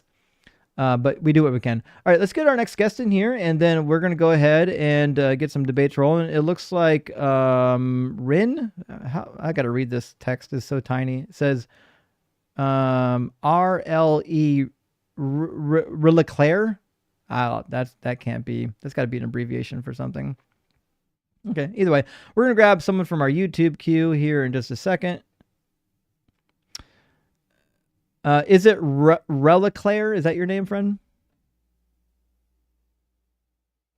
We can see you eating in your car just so you're aware. I hope you can hear me. If he's watching, he's going to see himself any moment. Although there's no microphone plugged in. It says you have no microphone. Probably why no one can hear you. All right. Well, you tried. Refresh your browser and come back, and maybe we'll talk another time. We'll move on to our next guest and see if we can get somebody with a microphone who's ready to converse. So it looks like we're going to get M. Rob Servable into the conversation. How you doing, Rob? Mr. Observable. Good enough. Mr. Observable, are you at least 18 and do you believe in God? I do not believe in God. I'm actually on your side for this. I have a couple of questions about. Okay. Well, thanks for stopping by, but we're just doing debates. Appreciate you watching and being part of the show. We're having a good time, but not a. Don't want to bore the audience. The audience here for a barbecue, for a little bit of debate. If you're watching on TikTok, there's actually nobody waiting in the TikTok queue. It's just everybody in the YouTube queue right now. Hit that guest request button. You can get yourself in line to talk. If in fact you're watching on YouTube, the link is on the screen, tiny.cc/dzguest. There's a clickable link in the description of the video if you don't want to type it in. We can still get you into the conversation. All right, it looks like maybe the next in line is going to be Johnny, but unfortunately it looks like Johnny also might not be fully connected, but we'll try and see anyways. Johnny, can you hear me? Yeah, I don't think Johnny's actually connected because he's not even showing up on screen. Okay, Johnny, your connection didn't actually fully connect. You're going to have to drop out and reconnect because it's not loading any of your stuff. Sometimes that happens when you have like a really, really bad internet connection.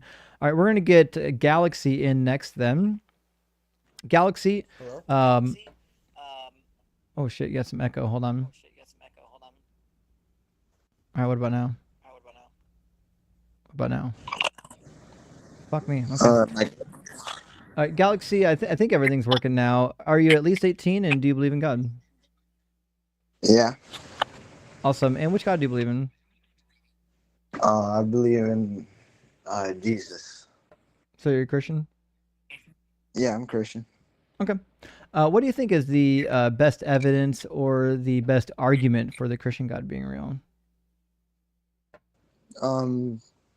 Basically, I go off the Gospels as historical accounts, but I also believe like the world is way too complicated to like just randomly create like the Big Bang. It's too impossible for me to believe that. It sounds like you don't know what the Big Bang is. The Big Bang isn't positing that there was absolutely nothing and then something came from nothing. Well, what I get from the Big Bang is that apparently two particles, right? No. Click with each other and explode. No, not even remotely close to what the Big Bang is. Mm-hmm. So, can you explain to me? The Big Bang is just the expansion of all the material that is in the observable universe. That's it. Nothing about two molecules clicking together. Also, your connection keeps going in and out. I'm not sure why. Oh, my bad. Do you have Wi-Fi available? Yeah. You might want to connect to the Wi-Fi. So, I mean, but where did that come from? Where did what come from? All the matter in the universe. Well, I believe that the universe is eternal. I have no reason to believe that the universe once didn't exist. Like, why would any human being believe that like all the matter in the possibly infinite universe once didn't exist? Well, from the observable universe, right, that we can see from. Let me see if I can see it here. Yep. Something I have here. Have you seen that picture of the observable universe? Yeah. Picture? Yeah, but my question is, why would someone believe that all of that once did not exist? You make a good point, and I'd like for you to explain it to me. You know, I'm new to my Christian belief. I'm only 19, by the way. Fair enough. So I want you to like disprove this like to me, so like, I can like really think. Do you want me to disprove Christianity? Because I can do that really easy. Yeah, I want to know like if what I'm following is like really true. You know what? Love the honesty. I used to be in your position once. Okay. So the two base claims of Christianity, I think, are false. One claim is that Jesus rose from the dead and somehow that makes him God. I don't believe that that's actually logically coherent. We've got lots of narratives from Jesus' time period of people rising from the dead, and we don't believe that they're God. Also, the secondary claim is that he's the Jewish Messiah predicted in the Hebrew Bible. In fact, like when you read the Hebrew Bible, he isn't predicted in the Hebrew Bible, not anywhere. In fact, Jesus himself tells lies about the Hebrew Bible. I'll give you an example of what I mean. So in Psalm 41, I'm going to take you to real quick. Jesus points to the Psalms as being fulfilled in the book of John, chapter 13. I'm going to put it on the screen so you can see it. So Jesus points to a bunch of like non-prophecies as proof that that he's the Messiah, but it's kind of silly. In fact, let me grab the passage.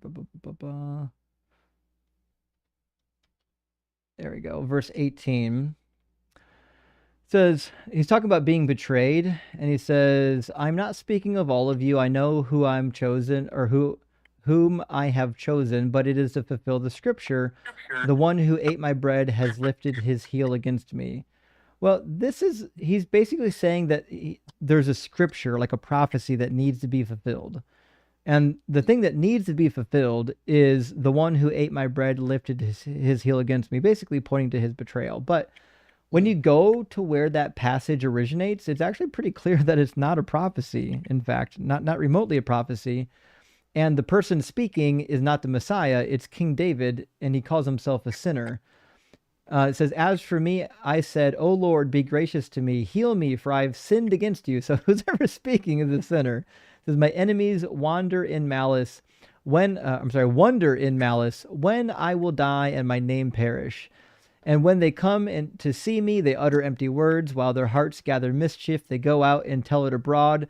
All who hate me whisper together about me. They imagine the worst for me. They think that a deadly thing has fastened to me, that I will not rise again from where I lie. Even my close friend, whom I trusted, who ate of my bread, has lifted his heel against me. So not only is this person a sinner, but this is something that already happened in the past tense. He says, my close friend, whom I have trusted, who ate of my bread, has lifted his heel against me.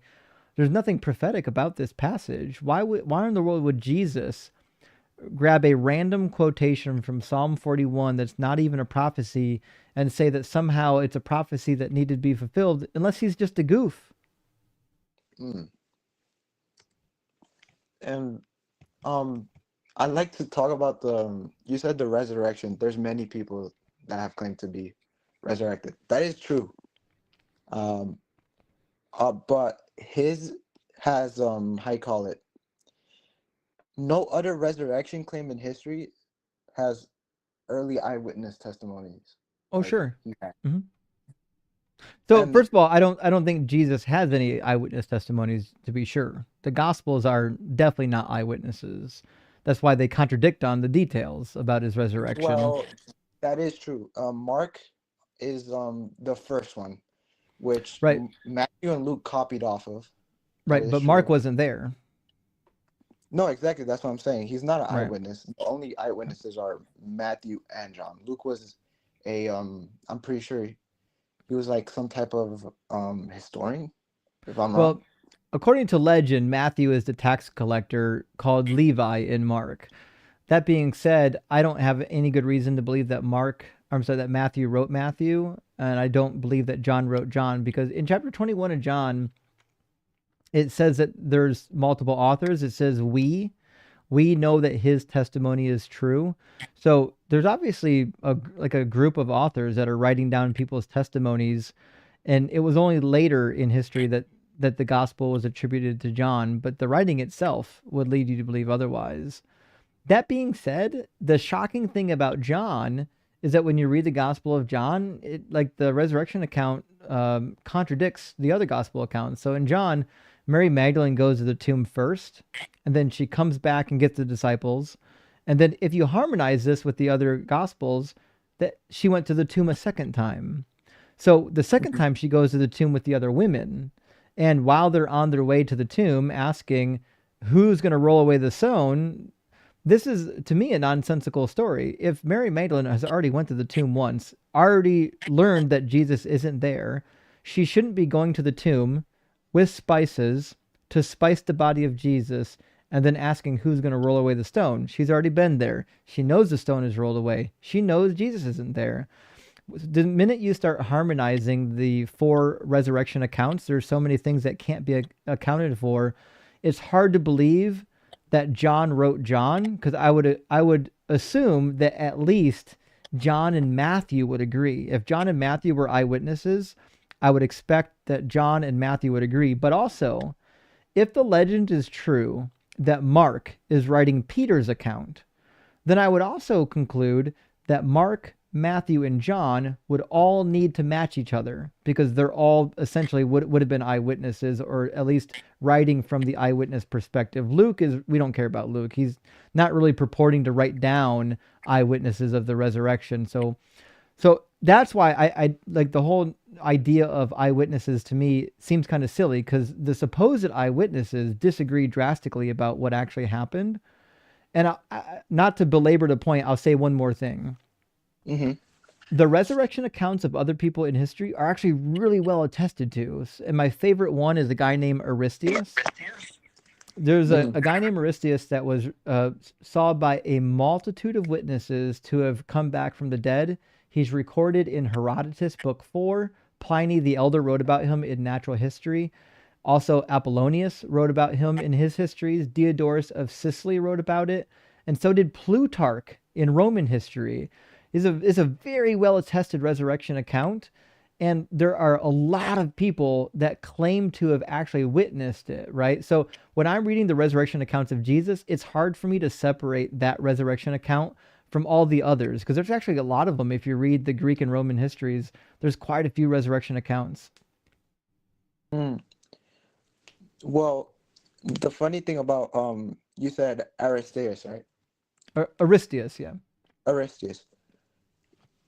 Call me out if I'm wrong, because I'm not really sure. But in Herodotus' histories, right, his book, in his 4th book, I think, I'm pretty sure he says they say that Aristeas died in a fuller's shop, but when people came to carry the body, the man had disappeared. And then he later adds to this, saying, "This is what the people of the town say, but I do not vouch for it." Right. That's why I'm saying he knew the people of the town were reporting this. Mm-hmm. Yeah. That's why it says in verse 15, it says, "So much is told by these cities that what follows I know happened to the people of Metapontion." So he's saying, I actually know this part happened. He says, "So much was told by these cities that what follows I know happened to the people of Metapontion in Italy 200 years and 40 years after the second disappearance." So there's multiple appearances of disappearance.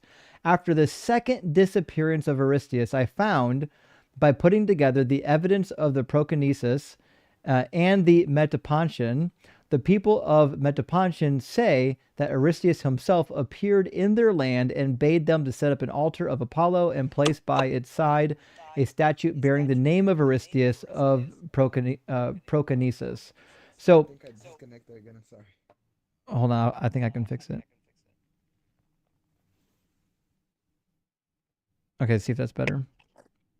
Yeah, I can hear you now. Okay. Thank you. So in the writings of Herodotus, there's one section of the narrative where he specifically states that this part I know happened. Mm-hmm. Oh, well, going back to Jesus' resurrection account, right? I wouldn't say they really contradict themselves. I mean, where he says that about the 2 angels, right? Well, I didn't bring up the angels, although I think that is a contradictory point, but I'm not sure it's necessary to the narrative. Oh, well, what did you say? I'm sorry. Well, what I'm saying is the idea that Mary went to the tomb twice is incoherent. Mary Magdalene. Oh, Mary Magdalene. Oh. Right. That Big. No. Mm-hmm. Yeah. Because according to the story, she went to the tomb twice. Now, when you read the the how you call it the Gospels, right? They don't really say it's only. It's like, for example, it wasn't only the angel, or it wasn't only a woman, right? No, it does say that, yeah, about Mary Magdalene in the late edition or the late ending of Mark. It says, having arisen in the morning on the first day of the week, he appeared first to Mary of Magdala, from whom he had cast out 7 devils, which is coincides with the beginning of John. In the book of John, it says it was very early in the morning, first day of the week, and still dark when Mary of Magdala came to the tomb. In the other Gospels, it's not still dark when Mary Magdalene comes. So the only way to harmonize this is that Mary Magdalene came once while it was still dark, and then she went and told the disciples, and then she went a second time with the women. I see. Right? And here's the thing. All right, so the resurrection of Jesus is supposed to be like the greatest event in all of history. If there was one part of the Bible that should be crystal clear without any flaws, any errors, any contradictions, this should be it. This should be the one thing in the Bible that we can point to and be like, well, all these accounts match perfectly. It's just weird for me to believe that like a God inspired this book to tell the story and then like literally couldn't get the story right. Well, the synoptics record the later group, right? Visit after sunrise. So they The aren't second describing group, the yeah. same moment. Yeah. So is there a conflict here? Yeah. So let me kind of, because I was talking fast, let me go over it. So if Mary Magdalene goes to the tomb twice, right? We know, according to the Gospel of John, that the first time she went to the tomb, she knew 2 things.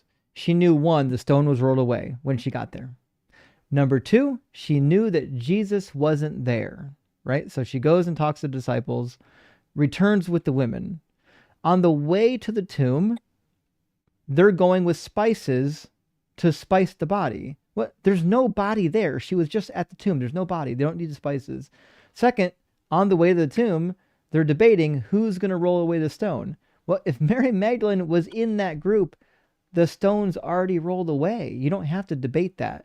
So the story as we get it in Mark makes no sense if in fact Mary was already at the tomb prior to the rest of the women.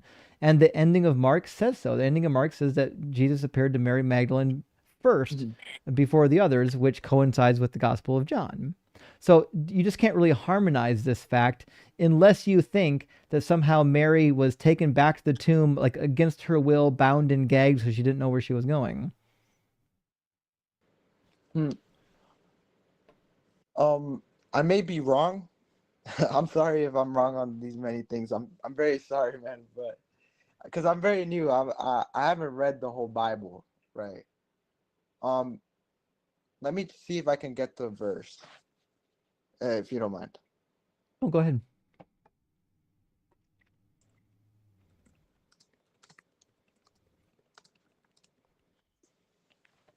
Let's see.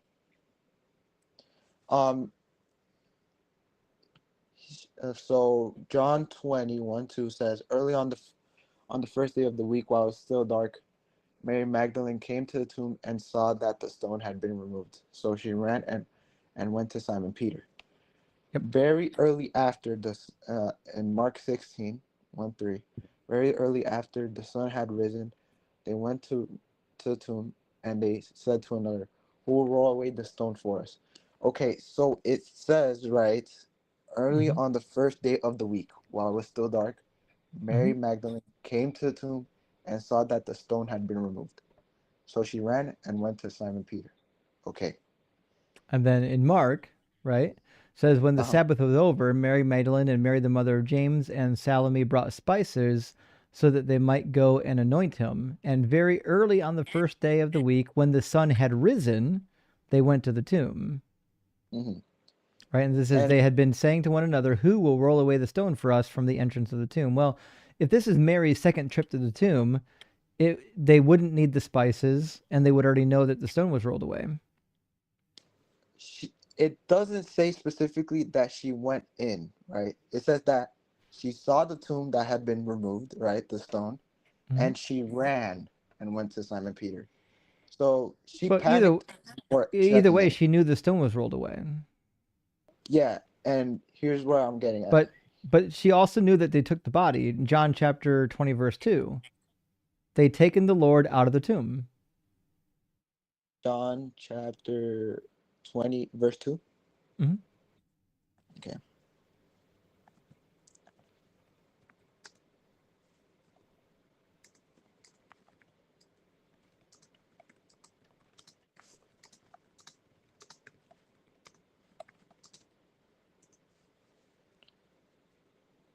Let me see. So she ran. They have taken the Lord out of the tomb, and we do not know where they have laid them. Okay. So when she goes to talk to the disciples, she knows the body's not there. She knows the stone has been rolled away. That's what she knows. I see. I'm going to have to concede that one because I really can't defend that one. Fair enough. So all I'm saying is like there's some really weird anomalies in the Gospels that I would not expect if in fact they were written by eyewitnesses. If they were written by eyewitnesses, they should just match. Now they might record different things. Like if I'm recording like a Christmas party, I might tell you about how I talked to Bob, and somebody else might tell you how they talked to Joe. But there still wouldn't be conflicting details if they were all true. Like there shouldn't be, like in our two stories, there shouldn't be the room was completely empty. There were no chairs in it, and then the other person say the room was full of chairs. That's a straight contradiction, right? So like I can understand why you would have two accounts that focus on different details, but the details should never contradict each other if all the details are true. I agree with you, man. I agree with you. I mean, this is what you have when you have, human testimonies, right? They're not very accurate. They're not very reliable. Right. Right. Well, listen, Galaxy, normally I stream till like damn near close to midnight, but I got to wake up tomorrow at like 6 a.m. I'm sorry for holding you up. No, you're okay. So I'm going to try to get the stream over before 11 o'clock. It's 9:41 right now. I've got like an hour of super chats that I have to read for people who support the channel. By the way, thank you everyone who supports the channel. But I've got to read through some super chats and talk to my people before I get ready to hit the hay. But I'll be back on Wednesday, and I'll be back again on Friday, and I'll be going late on both those nights. I'll be going to midnight, maybe even later, if you want to come back and chat. We really love like nice and polite guests here. I know some people they take me to be mean sometimes, but if a guest comes in and they're nice, even if we disagree, I'm never mean to them. So like if you come in with the same energy every time, we're gonna have a lot of fun conversations. Yeah, man. And I mean, like, based on what I know, right, from my faith, is that like we gotta be nice to people. You can't just be dicks because they don't believe in some certain thing. It's right. Everyone has free will to choose. Yeah, I agree. Yeah. And when I was a Christian, I didn't think that atheists were evil, God-hating people suppressing the truth and unrighteousness. The reality is, most atheists that you're going to run into, a lot of us are actually ex-Christians. We've actually read the book a lot, which is kind of why we deconstructed and became atheists. Yeah. I see, man. You've given me many, many stuff to think about. Thank you. Yeah. And best luck to you, friend. Yeah. Thank you. Cheers. Bye. What a nice guest to end on. I hate that I have to end early tonight, but you have to do what you have to do. But what a good guest to end on. Guys, I don't know if we had a whole lot of crash outs tonight. I love a good crash out because you can clip them and the clips perform well, but we actually got some really good conversations in tonight. Like sometimes you actually have real good conversations with people and you can feel that people are thinking. And to be fair, that's kind of what we're here for, isn't it? Remember when I first started streaming, I was hoping to have good faith linear conversations with people and I couldn't actually get any.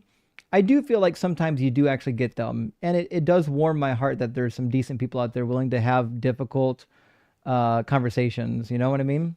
Anyways, friends, I'm going to read the remainder of the super chats. I really appreciate everybody being here and for supporting and liking and sharing and subscribing to the channel, and for all of the members. And remember, the members get access to our deconstruction cheat sheet. If you like a lot of my talking points and you want more of them, the deconstruction cheat sheet is loaded with them.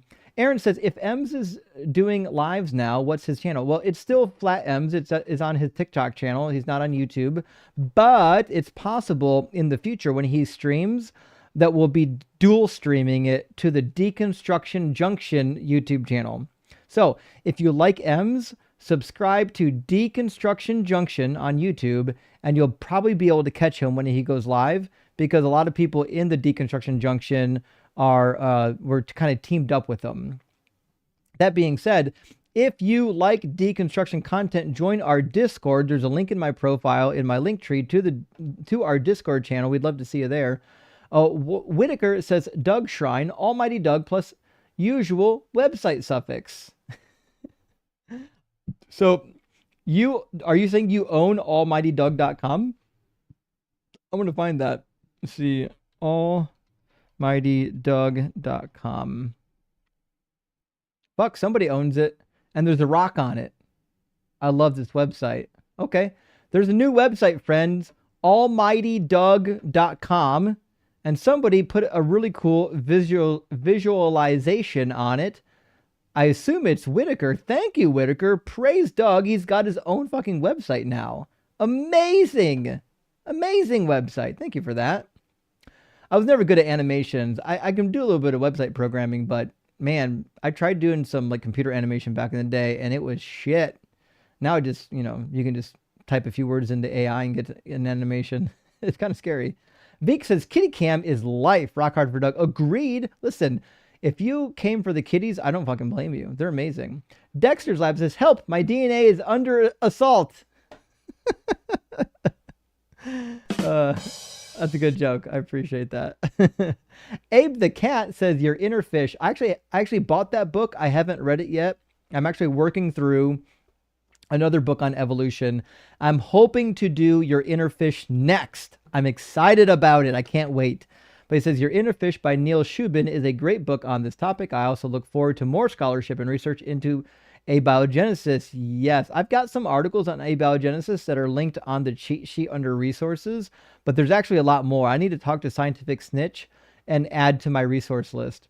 Jennifer, thank you for the super chat, says micro and macro evolution are different. I did take biology in college. It's easily searchable. Micro is change in allele frequency within a species.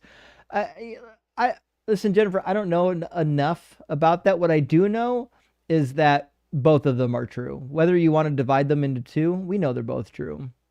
But I'm glad that you majored in biology in college. I would actually, maybe we can hook up and trade some resources.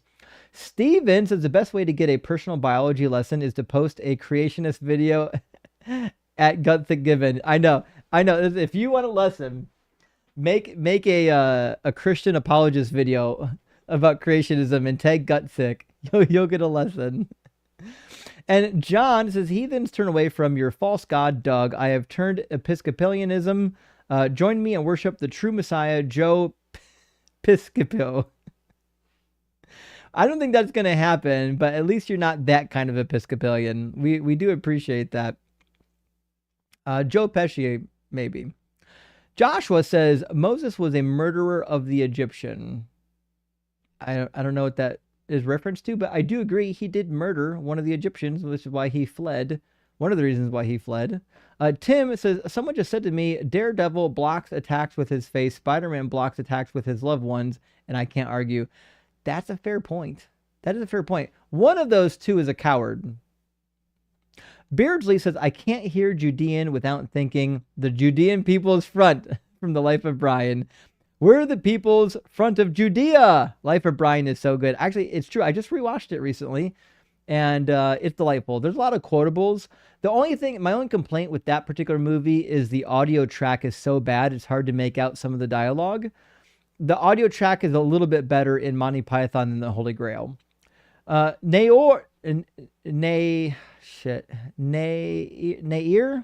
I apologize. I know your name is pronounced differently than the way it's spelled in on the screen. Is it Nair or Naor? I forgot. I apologize. It says, in bed this morning, I read that 400 men in an Indian cult volunteered to have their testicles removed to please their god. I felt an ache and shaking my head. Oh, I didn't know about this actually, but I'm not surprised. Religious zealots, even in Jesus's time period, would do the same. They would become eunuchs for many reasons. Sometimes religious, sometimes service. It was common. Hope you're doing well. Booget says the cat clip art has 5 legs. Really? Let me see. One. Oh, fuck. I think it does. The cat in the bottom. You can only see it on the horizontal. You can't actually see it on the vertical. I'll move it so you can on the vertical. Hold on. This is funny. So that on the vertical, the cat in the bottom right of the kitty cam has got more than 4 legs. The way that that the frame is drawn. I got the frame from Canva. Whoever put that on Canva must have got that from an AI generator, which is why the cat has too many legs. That's really funny, actually. Poor fucking kittens. Somebody's observant. Steven says, I might go ho, because kitten cam enlarges best. Rock hard for Doug. I might go ho, because kitten cam enlarges. I may not understand the reference. I apologize, Steven. I don't know what you mean by ho. As it relates to kittens, but thank you for the super chat. And Space Lord of 75 says, about DNA and complexity, a PCR test, like a home COVID test, copies your DNA many times. I can copy DNA at home, and I'm dumb as hell. Actually, that's a very good point. DNA copying isn't all that difficult. Oh, you know, people in the comments are saying that, let me see. Where does super chat go to? Ho. I might go ho. You mean horizontal? Because cute kittens. There we go. That makes more sense. You might go horizontal. Remember, the horizontal is supposed to be whores. You might go whores because kitten cam. Sorry, guys. Got to remember. You know, I got to remember a lot of abbreviations to be up here. Sometimes I'm not as sharp on them as I need to be. But thank you for the help. Alex says, can we get Andrew from New Jersey into the Nation of Islam? It would make his calls with Justin more hilarious. Andrew from New Jersey is wild. He'll call in again on the line or on AXP or in here. We haven't heard the last of Andrew for sure. Maybe he'll be in the Nation of Islam soon. We'll see. It'd be fun. Jeff says, no message, just paying my tithes. Well, thank you, Jeff. I really appreciate that. Big W for supporting the channel and for the work of Doug. And Steven says, Wes Huff is a grifter and a clown. He might be, Steven. I like to give him the benefit of the doubt. I mean, because he's Canadian, but like the reality is, like he's got to know some of the shit he's saying just is untrue. Like either that or he's just really poorly educated. Like he didn't take his education seriously. That's my take on it. I know he hasn't completed his PhD yet, and I know that's part of it. Like, and I know his PhD is hyper specific on a certain thing. But the reality is he really is overconfident in things he doesn't know about. Michael Howard says, Justin, if you could, would you debate the Pope? I mean, sure, but I don't think the Pope would do that. But I would definitely debate the Pope. Drop of a hat, debate him. Duke says, Justin, since you theoretically can, will you become a Pope? Fuck! I don't think so. I don't think so. I'm not, that's too much pressure on one person. You know what I mean? But it's a fun question. And Duke again says, he's not celibate. No triple crown for Justin. No, I'm not. I'm not. Although you might be surprised, you can become a priest if you've not been celibate prior. And there have been some who have said there have been priests who got married and divorced and then became priests. I don't know how true that is.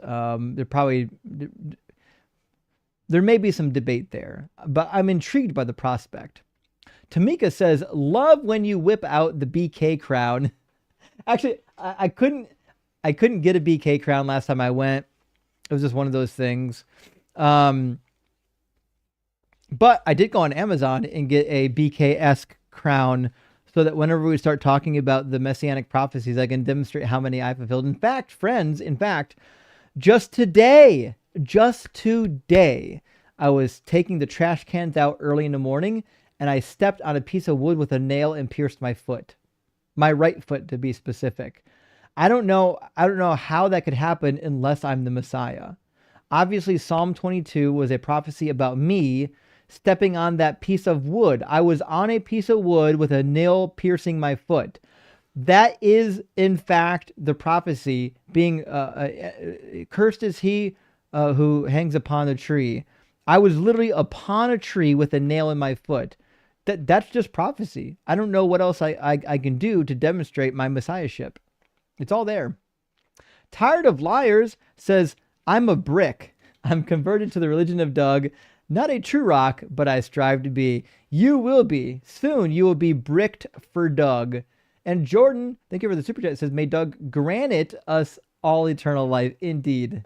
And may the courts be with you, friend. And Philip says, dongs out for Doug.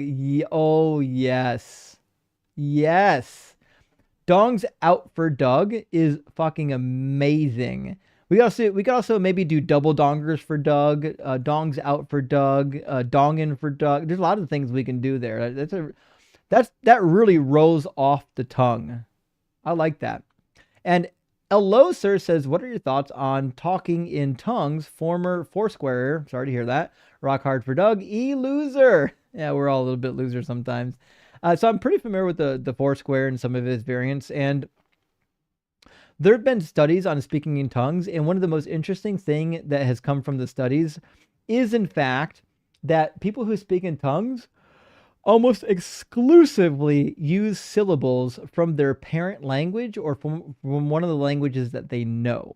Meaning the syllables and the sounds are already part of their repertoire. You've never heard somebody speaking in tongues and then just started speaking like Swahili when they've never learned anything even remotely adjacent to it.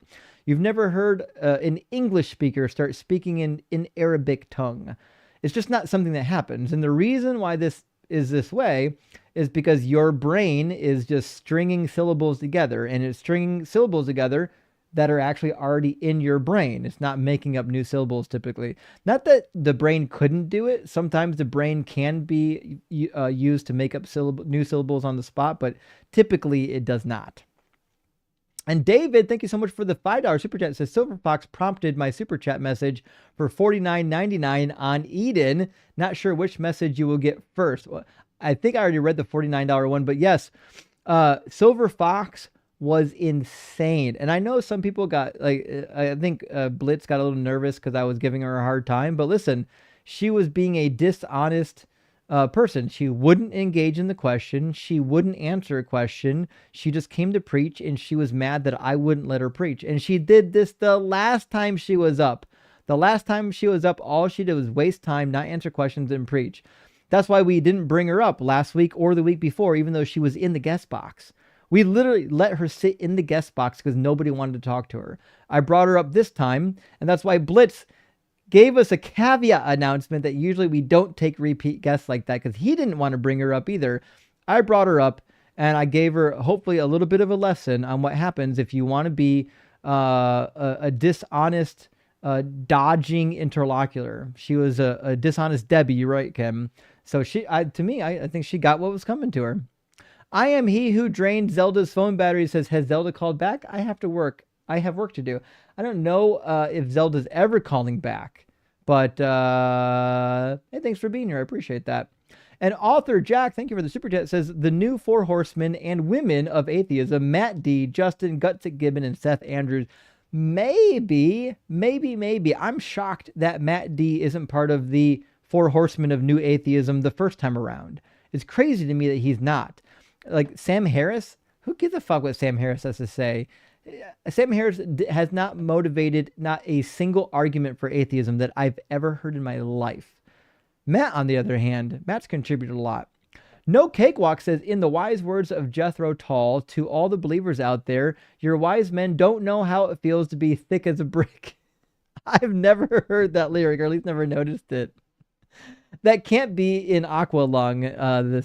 Maybe it was, maybe it wasn't. That's a great one. But if you're wise for dog, you can be thick as a brick. Sonic Shroom says, do you reckon Jesus actually said to make disciples of all nations?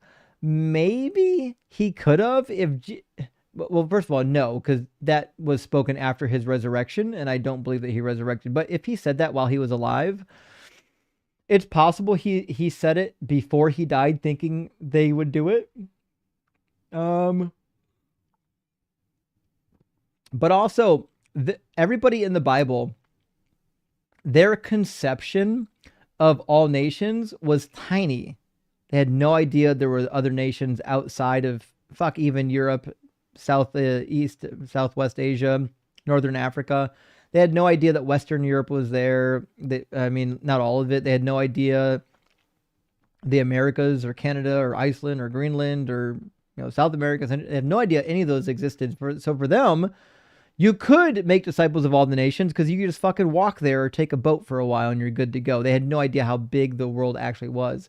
And Nathaniel, good to see you again. Thank you for the $5 super chat. Says, are the original ancient Israelite interpretations of walking with God or bodily resurrection paraphrased like Valhalla, Super Heaven? Well, I don't know much about Valhalla or Super Heaven, but the garden narrative reads like a lot of other ancient Near Eastern mythology in that the gods were corporeal. They had a physical manifestation. In fact, I'm still reading through the Disputation of Celsus and Origen. It's huge, by the way. It's like 600 pages. It's gigantic. But in book 3, it's really interesting. Towards the end of book 3, Origen makes an argument for how Jesus, though being transformed into a god, still has a physical body. The ancients did not always believe that the gods had an immaterial, non-existent, invisible body. They were, in fact, corporeal. They existed physically in the universe, specifically just in the skies above your head. That's what everybody believed. So I believe, when they talk about Jesus's bodily resurrection, like in 1 Corinthians 15, it was still a physical body, just one that was different than the earthly physical body. Humphrey says, Matthew 5:37, for locking in yes, no answers, all jokes aside, LOL, rock hard verdict. So Matthew 5:37, if I remember correctly, is where he says, let your yes be yes and your no be no. But if I remember correctly, this was in the context of not swearing on the name of God, right? Let me grab it. Matthew. Oops. Here we go. Matthew 5:37. It says, yeah, let your word be yes, yes, or no, no. Anything more than this comes from the evil one. So one of the things that Jesus didn't want people to do is swearing on the name of Yahweh, because in the Hebrew Bible, if you carelessly swore on the name of Yahweh, it wouldn't be proper. In fact, he says, let me grab all the way back to verse 35. Actually, it goes back to, we'll just grab verse 32. There we go. It says, again, you have heard it said, those of ancient times, you shall not swear falsely, but carry out the vows you have made to the Lord. But I say you do not swear at all, either by heaven or by its throne of God. So let your yes be yes and your no be no is basically in relation to swearing oaths. He doesn't want you to swear an oath carelessly and then might have to break it. Just fucking mean what you say. You don't have to swear an oath to Yahweh. Especially because it was already known by this time, if you swore an oath to Yahweh, he's not going to hold you accountable for it. Even though when that law was given, it was clear that they thought God would hold you accountable if you broke your oath. By Jesus' time period, they know that wasn't true. That's why they don't want you to swear these oaths, because they don't want it to appear like Yahweh lied about his word to hold people accountable for swearing oaths falsely. And Ben, thank you for the super chat, says, do you think Jesus used his fisherman connections to perform his fish multiplication miracle? Was there a tube feeding fish up his sleeve? I don't think so. It's a really good question, Ben. I don't think so. I don't think the fish feeding narratives existed at all. I think they're completely manufactured. And you might ask, well, who the fuck would manufacture a story like that? I know a guy. I actually knew a guy who was, in fact, a pastor. Not an educated pastor, like, I'm a pastor because I started my own church and some people followed me. But he told me a story once where they had a supposed like a potluck, a Bible study potluck, and no one brought enough food, and they were like, the host was like dismayed. Oh my God, we don't have enough food for everybody here. And then all of them were fed from one casserole dish, and not a single person was hungry as the food multiplied. Like, you lying motherfucker. If that actually happened in the modern time, somebody would be recording that shit. Don't lie to me. So yeah, people make up fanciful stories all the time. I don't think anything remotely like that happened. It's just me, says, great news, my cancer is in remission. Hell yes, it's just me. That's what we need. That's why we're bricked for Doug. Says, praise Doug, rock hard for Doug, and thank you, Justin. LLTTF, living life to the fullest. That's what we want. Live the shit out of every day and pet that dog for us. I can't tell you how happy I am to hear that your cancer is in remission. Every time I see a chat from you, I worry about your current state battling cancer. And holy fucking shit, how awesome is it that your cancer's in remission right now? Just great news. I wish we could party together. I would take you out right now and have have a treat and a drink with you. That's awesome news. Let's get some W's for It's Just Me up in the chat. Robot with human hair says, fear of hell is an obstacle, but it fades with the rest as you learn and deconstruct. I think most followers of Doug share this sentiment. It's true. As you deconstruct, the fear of hell just naturally goes away. You don't have to do it. You don't have to work at it. It's gone. It just goes. Same reason, like, I never had a fear of the Muslim hell, because I never believed in it. Heathen Reason, thank you for the super chat, says, I love it when theists say in chat because they're scared of calling in, but then they find out real quick how savage the chat is. I know. I love it when they think they're safe in the chat. No. My chat is full of savage, educated atheists. If I don't eat you alive, my chat's going to eat you alive. That's what's going to happen. Ben says, therefore, what God has joined together, let no man separate, except for slave owners. This is such a good point, because the exception to like some of these divorce rules are entirely contradicted by what Exodus 21 says when you give somebody a spouse.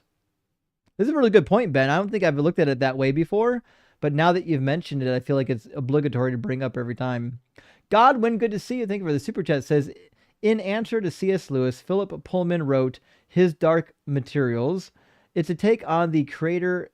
Is atheist corn. You may like the Amazon Prime. Oh, it's Amazon Prime? Listen, this is a movie. I thought it was a book. Okay. So there's a movie called His Dark Materials. I'd love to check it out. Let me punch it in my notepad. His Dark Materials. I'll give it a look. Thank you, Godwin. And Noah says, I'm sorry, but who the fuck is Doug? Doug is the rock behind me. He's the rock of ages, the rock of salvation. The Bible says that God is a rock, and it's clearly Doug. If you want to know the history of Doug, go to my YouTube page, Deconstruction Zone, and just search for Pet Rock versus Jesus, and you'll find the origin story of Doug. Ian, thank you so much for the super chat, says, any Christian on here, don't listen to this guy.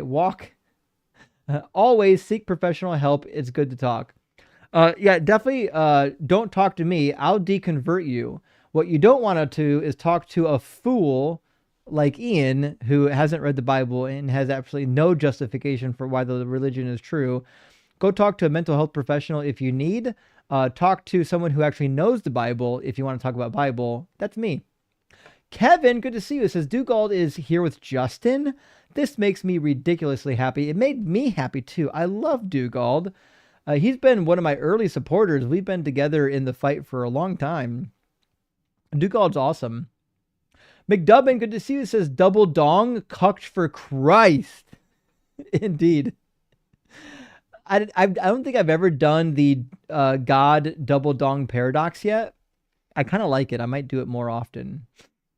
Evan Rock, great to see you. Says, double dongers for Doug. DDFD is going to stick around. Hashtag DDFD, double dongers for Doug. Love it. Love it. And Wraith says, +1 to the kitten cam, giving the best arguments. Absolutely. Eventually, my kittens are going to be so good after listening to my stream that they'll be able to debate these horrible guest talking points.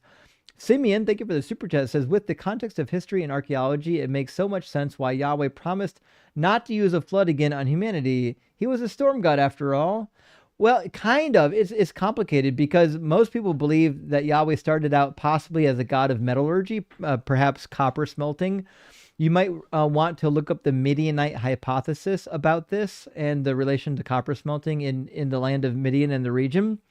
That being said, it is clear, though, that some of the Psalms that has Yahweh's name in them, they appear like they might have been Psalms about Baal that were co-opted and changed to be about Yahweh. There's a couple Psalms that really parallel Ugaritic Psalms to Baal.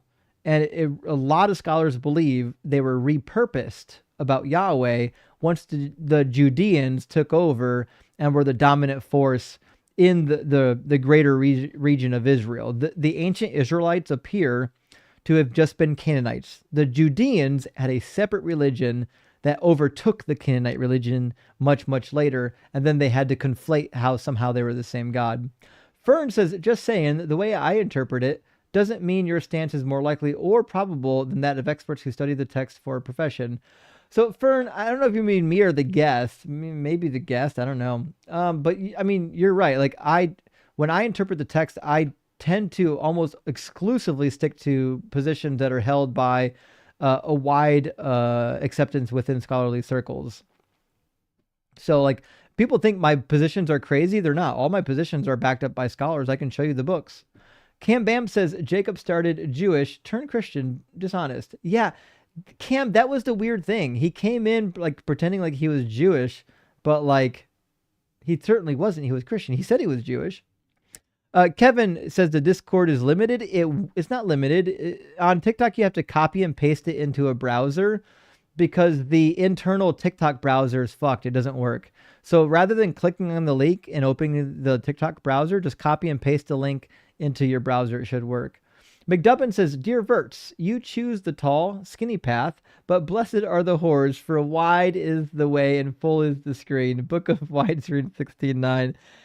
That is funny. Now listen, McDubbin, you know that I'm not pro schism, but I am pro good use of words, and that was a very good use of words. I appreciate that. Phil, thank you for the super chat, says, Justin, if God does tell you to do X, would you? No. Christian, oh yeah, you're quoting me. Christian, but he wouldn't ask me to do that. Me, sigh.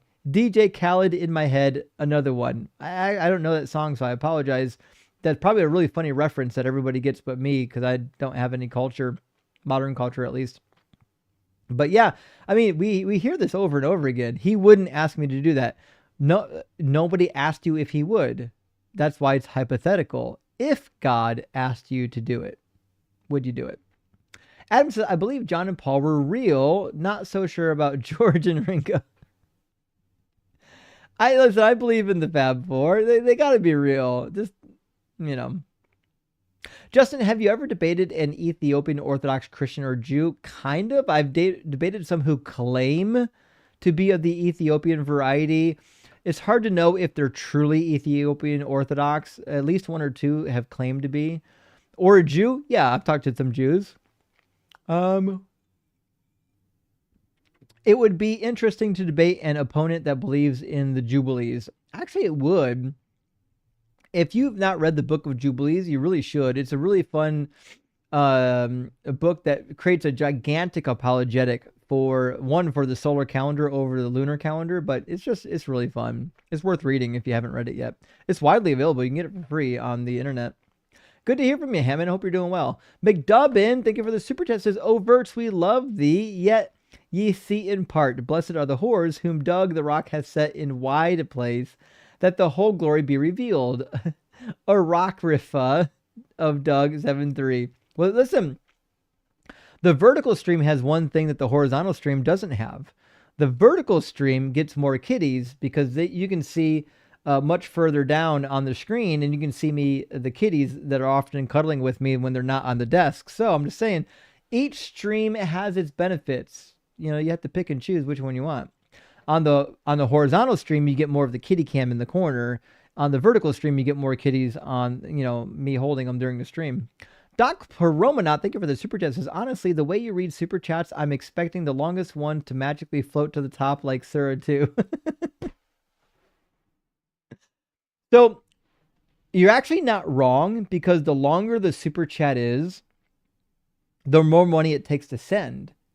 And you guys already know, I prioritize people who send me the longer, more expensive super chats, because I just feel like if you make a bigger commitment to the super chat, I owe you more to read it, more immediately while you're still here, as opposed to the end where you might not be here. So you're actually right. If you give me a really long super chat, it is actually more likely to get read sooner, just based on the way that I have the system set up. But anyways, glad you're here, Doc Pluromina. I really appreciate being here. Thank you for supporting the stream. And I think you're right. Eggnog says deconstruction bone merch coming soon. Yes, deconstruction bone. We got to make that happen. And double dongers for Doug. I feel like these are new merch that needs to happen. Jag, thank you for the $10 super chat. Says, Jacob, no, you don't love us. No, he really doesn't. He thinks he does. He doesn't. Love comes from having a relationship. You don't know any of us. Callers, please stop using the word love so flippantly. It diminishes its meaning. I tend to agree. I think it comes from a good place. I think they mean well when they say it, but it's too flippant to be meaningful. You know what I mean? Gretchen, great to see you. Thank you for the 311. Says, isn't Deconstruction Junction already the 40 plus horsemen of atheism? I think it is. There's a lot of people in Deconstruction Junction, and I love it. We're growing. Good to see you, Gretchen. Patrick, thank you for the $10 super chat. Says, thank you for these lives, Justin. They are so informative. Most seem to focus on 4 or 5 books of the Bible. Is there anything substantial in the other books? Amos, Obadiah, Jonah. Kind of. Amos is really good. We reference Amos chapter 3 a lot here when we talk about how God created evil and or calamity. Amos is, to me, one of the best prophetic books, just based on writing style alone. Whoever wrote the book of Amos, if his name was Amos, was actually really good. The way that he was addressing his audience, it's a really good setup.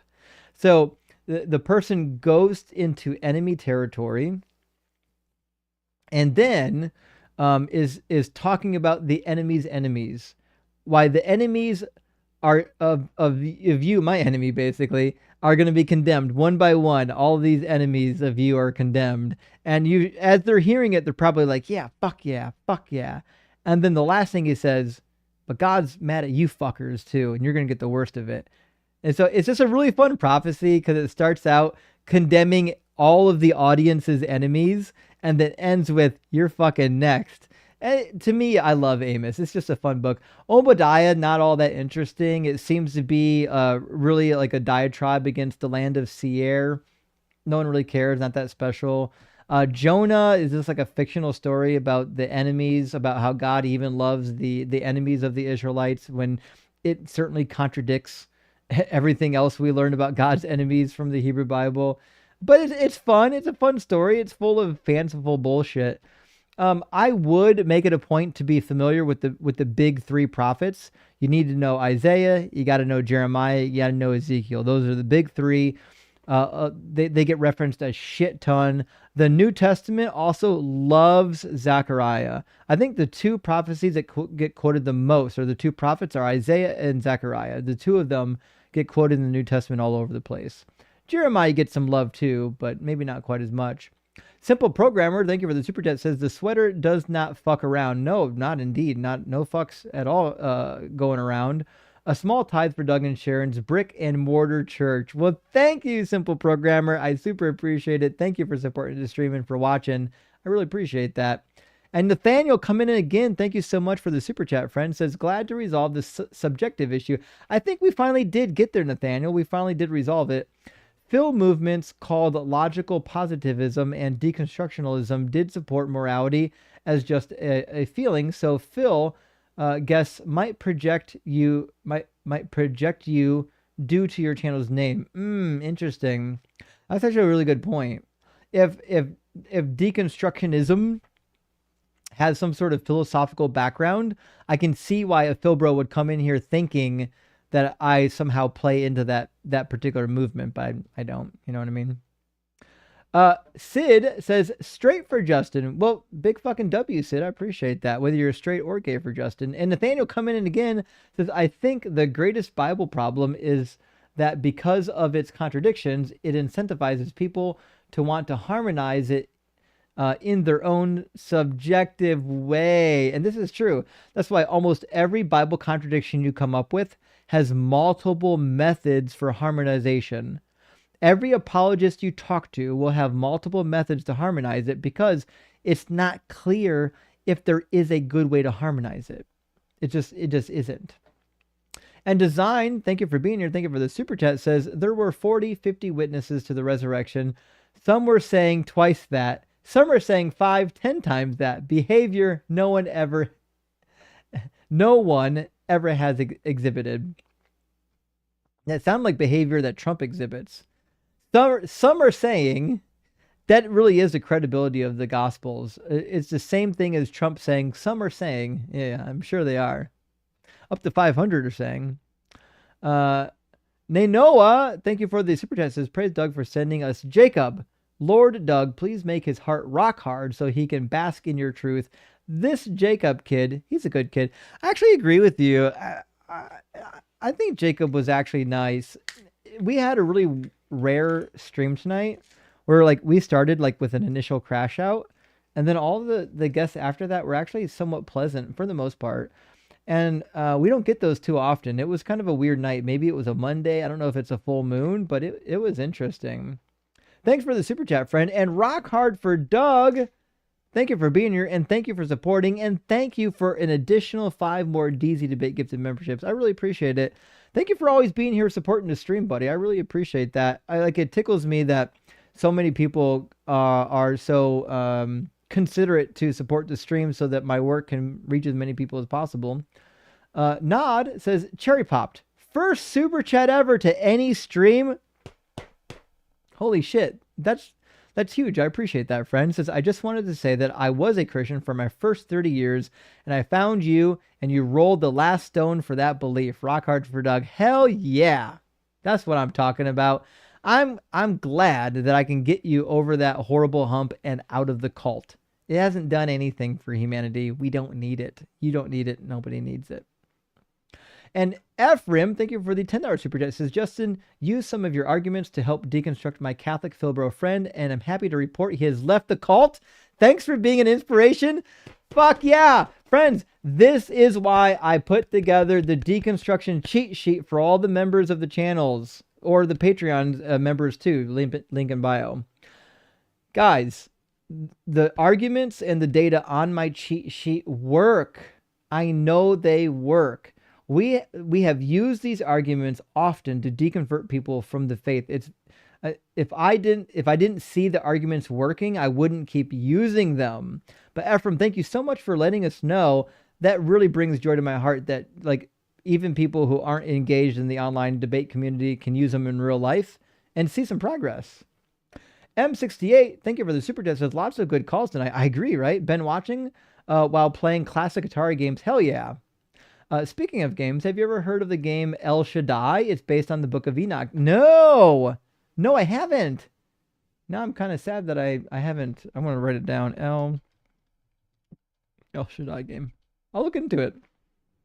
Thanks. I really appreciate that, M68. Evan back again. Good to see you, buddy. Says one of my kitties is polydactyl, so he has 6 toes. No way. You have a cat with 6 toes? Evan, I will be a little disappointed if, in fact, we don't get a picture of the 6-toed kitty in the Discord at some point in time. Please, if you could make that a reality, friend. And Bukojuko says, what is a good Bible version for accuracy and references? My favorite translation and my favorite study Bible really is the New Oxford Annotated Study Bible. The newest one, the 6th edition, will be in the NRSV UE, which I think is probably the best right now.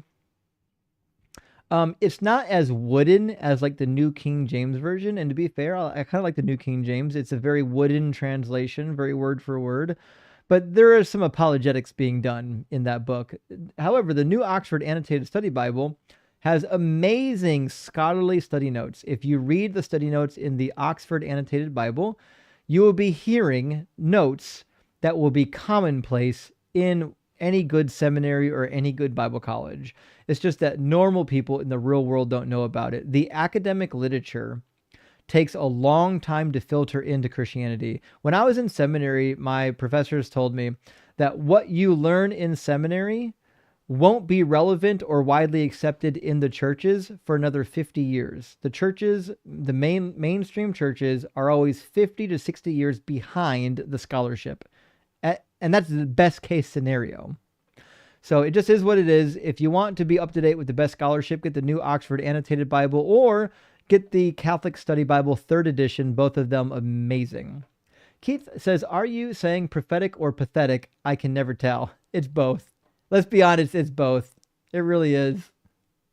And Meg, thank you for the super chat, says, the medical professional in me hopes you're up to date on tetanus and that you don't get an infection. Please be careful. I am, Meg. I am up to date on my tetanus shot. Although I think I'm going to be getting another one soon because I'm going out of the country this spring for a mission trip. In fact, they almost didn't let me on it because I'm an atheist. But I'm joining a friend on the mission trip who wants company, and we're actually doing like real building projects. It's actually something kind of helpful for the poor people of that region. And I have nothing against joining forces with Christians to do good work, but we'll see. The closer the time gets, they may change their mind about bringing me on a mission trip, fucking deconverting the entire church. We'll see. We'll see. It's certainly not my goal to do so, but it certainly could be the case if they think they're going to debate me on it. Might, thank you for the super chat, says, would you call me a god of Mars if I created a life form organic particles and deployed it on Mars? Kind of, actually. If you put some sort of life on Mars and you're the creator of it, you could be like under the semantic range of the word God. You might be included. Like you theoretically would be a god to them. Maybe. It's hard to say. I don't really know. I'm torn on that one. I kind of torn on that one. William, thank you for the super chat. If I accept Doug as my Lord and Savior, will he protect me from the demon Murphy? I don't know anything about the demon Murphy, so I might not be able to answer your question, but I do know this. If Doug is for you, no one can be against you. That's all there is to it. If Doug is for you, no one can be against you.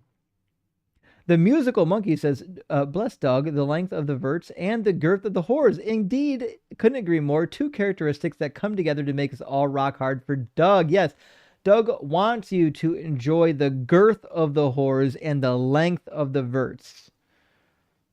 So you can be girthy and long for Doug. Rock hard in every way possible. Jarek, good to see you. Thank you for the super chat, my friend. Says, hey, couldn't watch you live for way too long. Just life taking over. I get it. Don't worry about it. Happy to see a bit of you live and pay my tribute to Rock Solid Quadrinity. I'm sorry about Pi, but happy to see the new kitties around.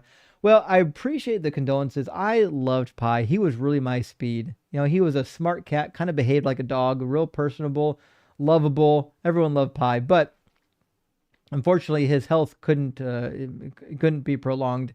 He succumbed to his sicknesses, and eventually, I did get some new kitties, and they're adorable. Volta and Faraday, obviously because I'm an electrical engineer, and they're fantastic. We love some kitties. Rock W, thank you so much for the $2.79 Canadian super chat. Says thank you for your donation. We thank you for your donation and for the additional donation, asking did Mary give consent or was she raped by God? Personally, I think she kind of gave consent, but to be fair, it's not clear consent, and it's also the power dynamic is such that who's gonna fucking say no to God? Yeah, like, see what I'm saying? Like, it's like, can you really give consent when God tells you you're going to do something? And it's not like God asked. God didn't say, Mary, would you be amenable to this? He said, here's what's going to happen. And Mary's like, well, let it be so. So like she kind of gave a half-hearted consent to the Holy Spirit coming on her and giving her the shekel shot. I wouldn't say it's full consent. Luke, thank you for the $10 super chat. Says, thank you for what you do for the amazing community. How much time do you spend keeping current on new scholars and apologists, or does it never evolve? Well, apologists never evolve. Their arguments have been dog shit for 2,000 years. They've never been good. However, I do try to stay up to date on scholarship. I'm reading right now, in terms of newer scholarship. I'm reading Ted Lewis's book on the history and origin of God, specifically the biblical God. It's really good. I'm reading that alongside the writings of Origen, and also I'm reading an evolutionary textbook. I tend to read like 3 books at a time because I've got some ADD, and I read some for part of the day, some for another part of the day, and I kind of bounce back and forth. It's just how my brain works. But yeah, I do try to keep up to date, friends, on the scholarship. Deckard's Unicorn says vertical or horizontal. Don't be dogmatic, be dogmatic. Indeed. And if you're going to be dogmatic, either stream is perfect. Doug loves both streams equally and all viewers of both streams.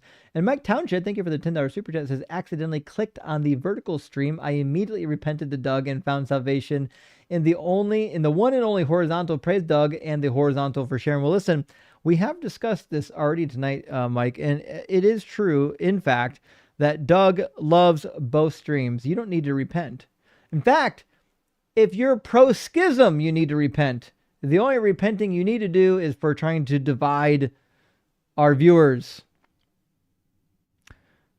Good question. Good to see you. Thank you for the $10 super chat. It says the rotifier, 20 brain neurons, cat and whale thrash, and wriggle fast and stop. I don't know what any of that meant. Are 20 neurons enough for subjectivity? Transcendentals equals nonsense, objectively or subjectively bad. So this is a classic question, which is how much brain power do you need to be considered like sentient or a thinking agent? And I'm not entirely sure, because like even on the tiniest scale, you might say something like a Venus flytrap behaves in a way that looks like it's making decisions. I think what a Venus flytrap does and what our brain does are identical. I think what the Venus flytrap does is what our brain is doing, but trillions of times a second. That was our evolution. That was our evolutionary arc. So yeah, as far as I can tell, sentience is just, when your brain can do so many reactions at once that it can become aware of itself and its surroundings.